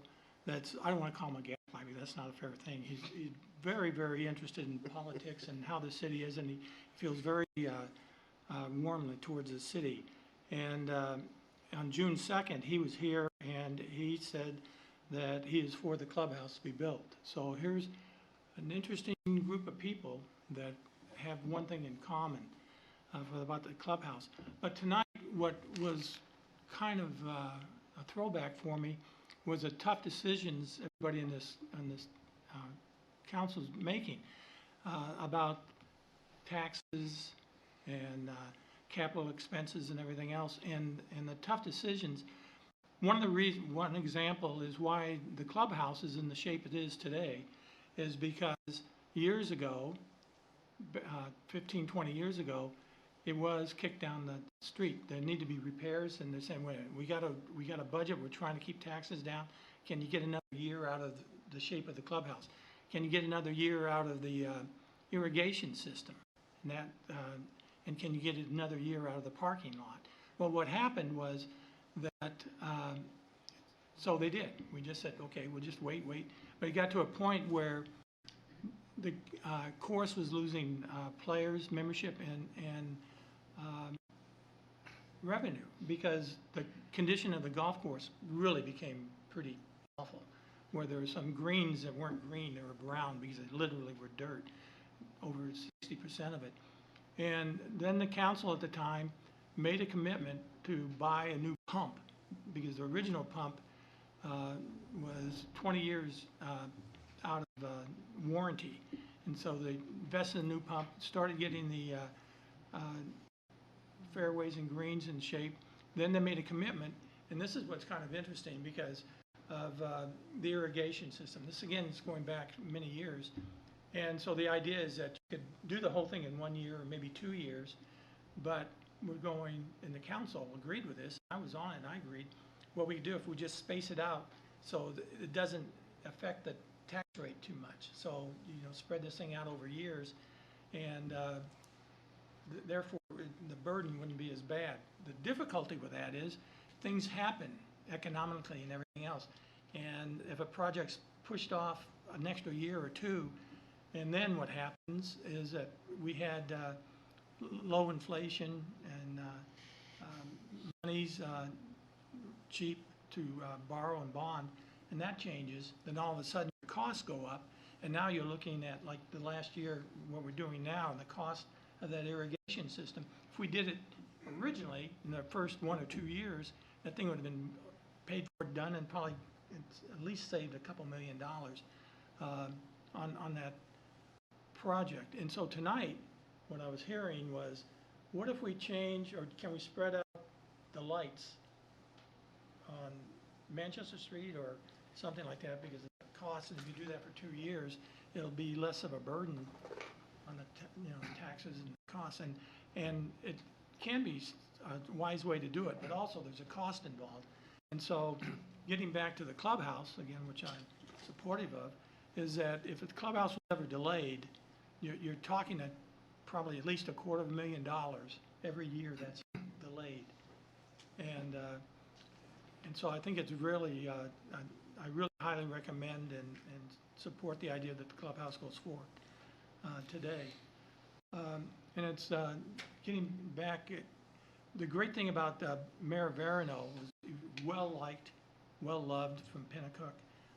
did a lot of great things, and he did keep the tax rate for 0, and that was wonderful until about 8 years later, and he's still at 0. Then all of a sudden, our streets are in terrible shape. The buildings, that's why the clubhouse and the golf course was in the condition it was, because the city wasn't spending anything to upgrade or maintain a lot of buildings. I mean, the West Street Ward House, it needed repair, leak. I think the center right here was guys playing basketball at the community center here, but there was leaky roofs, you know, and they had buckets and everything else because they didn't spend the money to maintain the assets of the city. And so one way, one council, if you want to save money, you're saying, okay, I'm keeping the tax rate down, so that's great. And but what happens is 3 or 4 years later, again, the cost goes up. The other thing I found in my experience as a counselor, that if you come in with a 0 tax rate and you feel good about it and you say, that's what my constituents wanted and everything else, but when they get their tax bill, it's not 0, it's an increase because of the county, the state, and the schools. And so you said, then when they call you and say, what the hell is this? My taxes just went up 3.5%, 4%. You told me it's 0. And you go, well, it is, the municipal side. And they say, nope, here it is, right here, you know. So if you did that, you're still not going to get a lot of praise. I don't think you're going to get very many phone calls. And the flip side is that the quality of this city, as noted for years and years and years, it's a very nice place to live. We've had many articles nationally in national publications what a great city this is and the what it provides for recreation, schools, safety. You know, it's New Hampshire and Concord, Maine are one of the top safest states and cities in the United States. But if you just maintain the same and not try to improve on it, one of the things is the citizens of Concord are used to a high quality because that's what you've been giving them. The council's been doing this for years. And believe me, when you, like what you were talking about today, that if you're going to pull a leaf pickup, I don't know, it was 5, 6 years ago, sometime, that was a talk. And boy, let me tell you, people were outraged that you're going to do that. And in fact, they usually, if you haven't had phone calls yet, being on the council, where's the truck to pick up my leaves? Because it's, you know, I expect it there. So there's a quality aspect of living in Concord that I think citizens expect from the council. Because not that I expect from the council, they call you. If you want to talk to some people, just have some things, pull something back. There's something like leaf pickup, or you know, just something that seems minor, or the cost of going to the dump. You know, for that. Again, a purple bag. You hear people, so if you want to really talk to people, just increase the cost of the purple bag. Then you have some real good conversation. But anyway, I really, it was great to watch this tonight and the dynamics and everything, and because I know it's hard to make those decisions you had. And I was in a situation where I sat here for those years with several others around here, having to sit there and say, this is a hard decision to make, but we got to make it.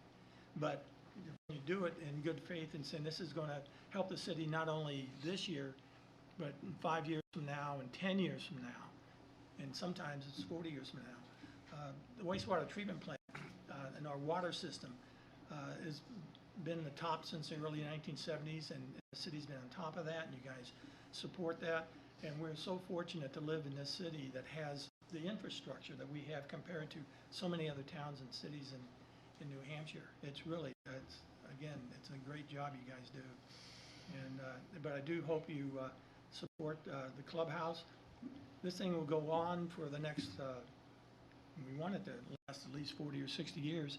And the operational side is, I understand, I hear what's going on there, and I have complete confidence that your city manager And the people that are involved in that will certainly come in with a very good, solid business plan for the running the operations of the clubhouse. But again, thank you for the vote.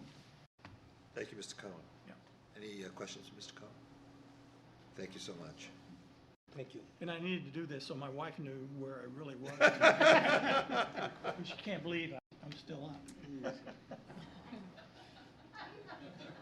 Would anyone else like to testify? Yes, Mr. Washington.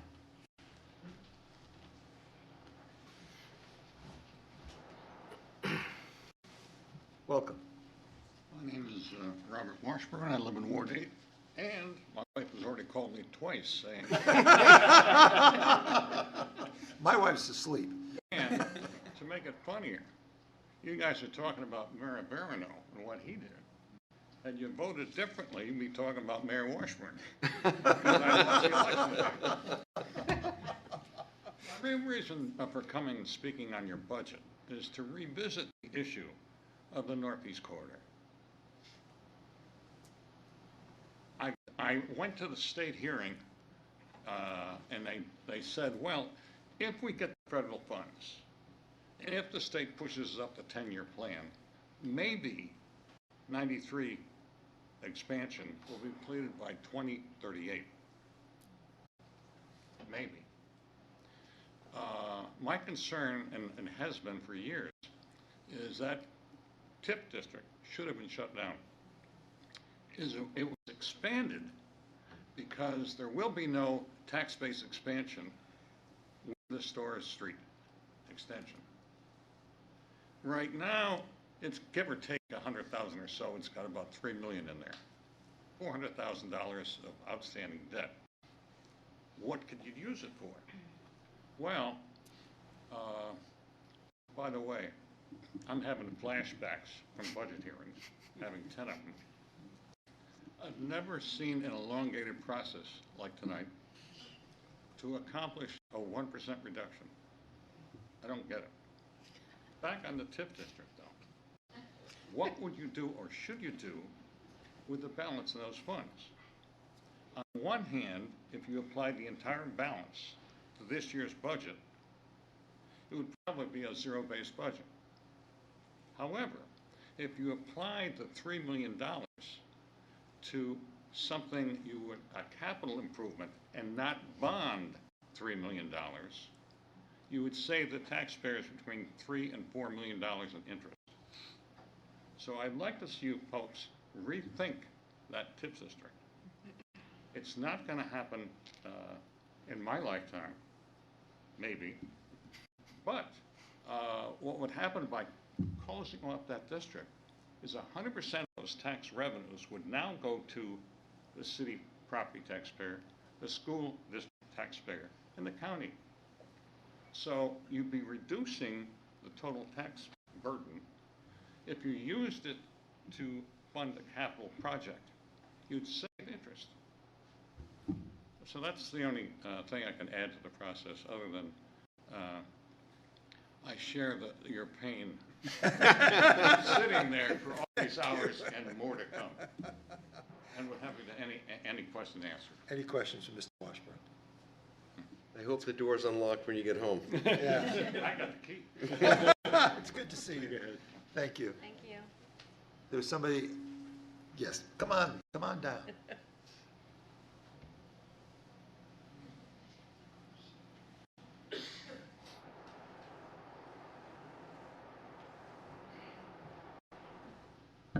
Welcome.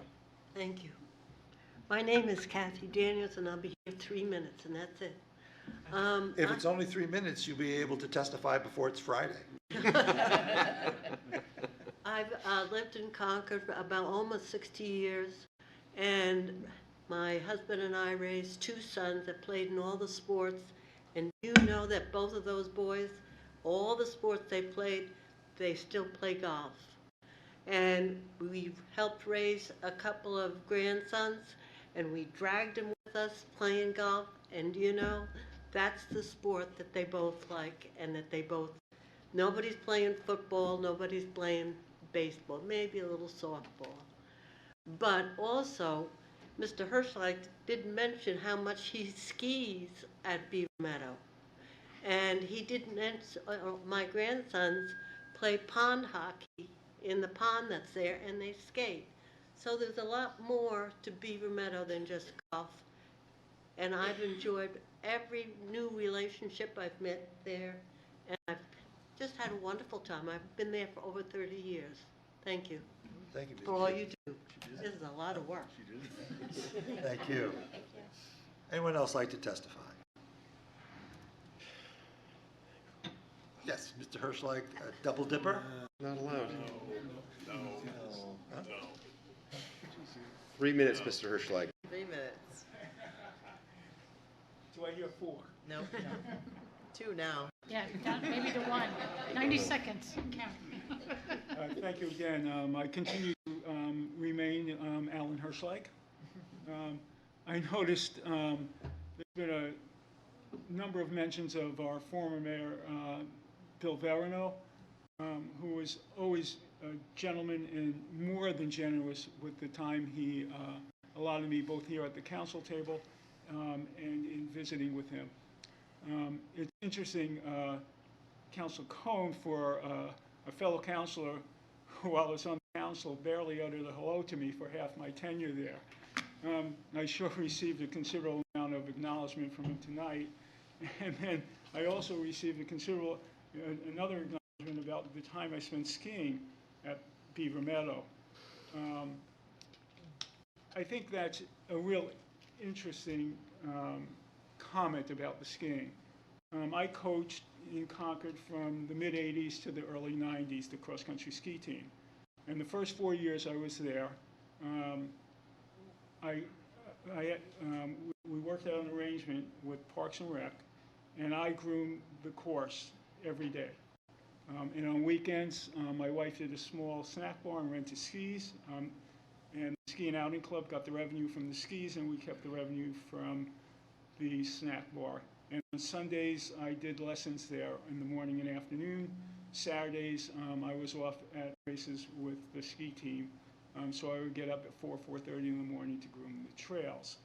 But around 1990 or so, we weren't allowed to groom there anymore, and the city took over the responsibilities of the golf course. Unfortunately, the golf course refused to groom, and for over 25 years, there was virtually no skiing at Beaver Meadow, which is why White Farm became so important for the ski community with Frank Muller and the volunteers that helped him. And it may be just coincidence, but at the time around 2019, when there was discussion between the city and the New Hampshire Golf Association about building a new clubhouse, all of a sudden, it appears that the city realized that there might not be support for a new clubhouse if only golf is played there. So the thought came about that maybe we should start to reintroduce skiing there, and maybe we should promote ice skating more there. And remarkably, from 2019 till currently, the golf course has done a remarkable job of maintaining skiing there when it's at all possible. That only came about, in my opinion, because the city wanted, not the city, the administration and the golf course wanted, and I'll admit needed, a new clubhouse. So this idea that there's always been this opportunity, it's always been it's not true. The golf course at times during previous superintendent there, not only went groom, but made it difficult for people to use the area. So I just wanted to clear the air with that. And then while I acknowledge the clubhouse is beyond repair, I continue to have concerns regarding the process of how we should go forward. Thank you again. I do appreciate the opportunity to express my views. Thank you, Mr. Hirschlag. Thank you so much. Anyone else like to testify? Seeing none, I'll declare the public hearing closed, and we'll enter the action phase.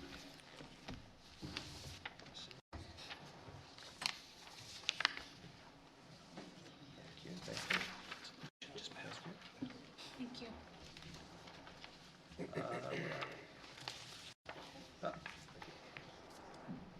Madam City Clerk, when you're ready. Yes.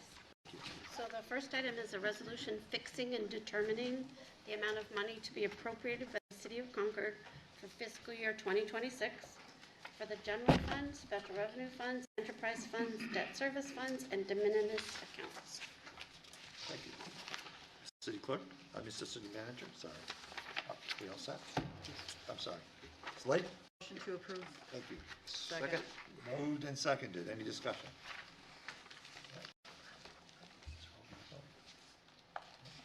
All those in favor, please signify by saying aye. Aye. Opposed, no. Ayes have it. Madam City Clerk, item 6. It's a resolution for the annual capital closeout and repurposing of capital project funds. Motion? Move to approve. Second. Moved and seconded. Any discussion? All those in favor, please signify by saying aye. Aye. Opposed, no. Ayes have it. Madam City Clerk, item number 7.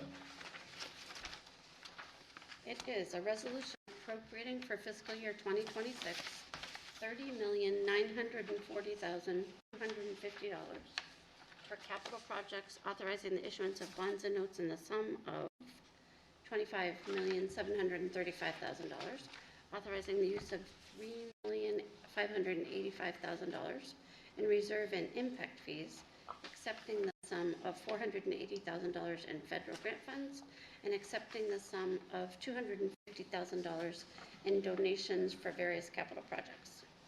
Move approval. Second. Moved and seconded. Discussion? All those in favor, please signify by saying aye. Aye. Opposed, no. No. Ayes have it. I apologize, Your Honor. I need to recuse myself from the New Hampshire Municipal Association dues as well as any conference fees for their annual conference, as I'm a member of their board of directors. Thank you.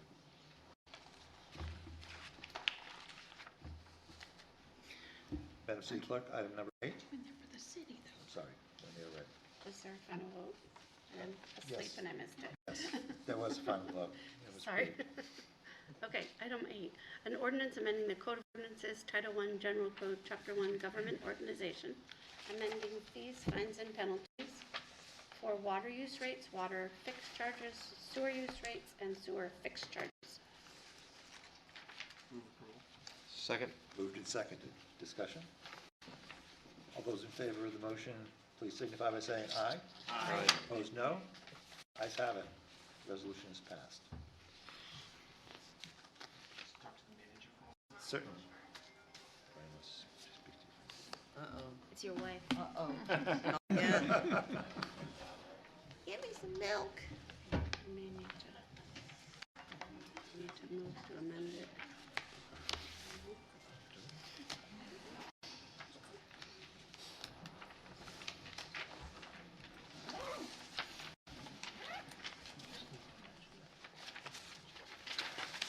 Oh, yeah.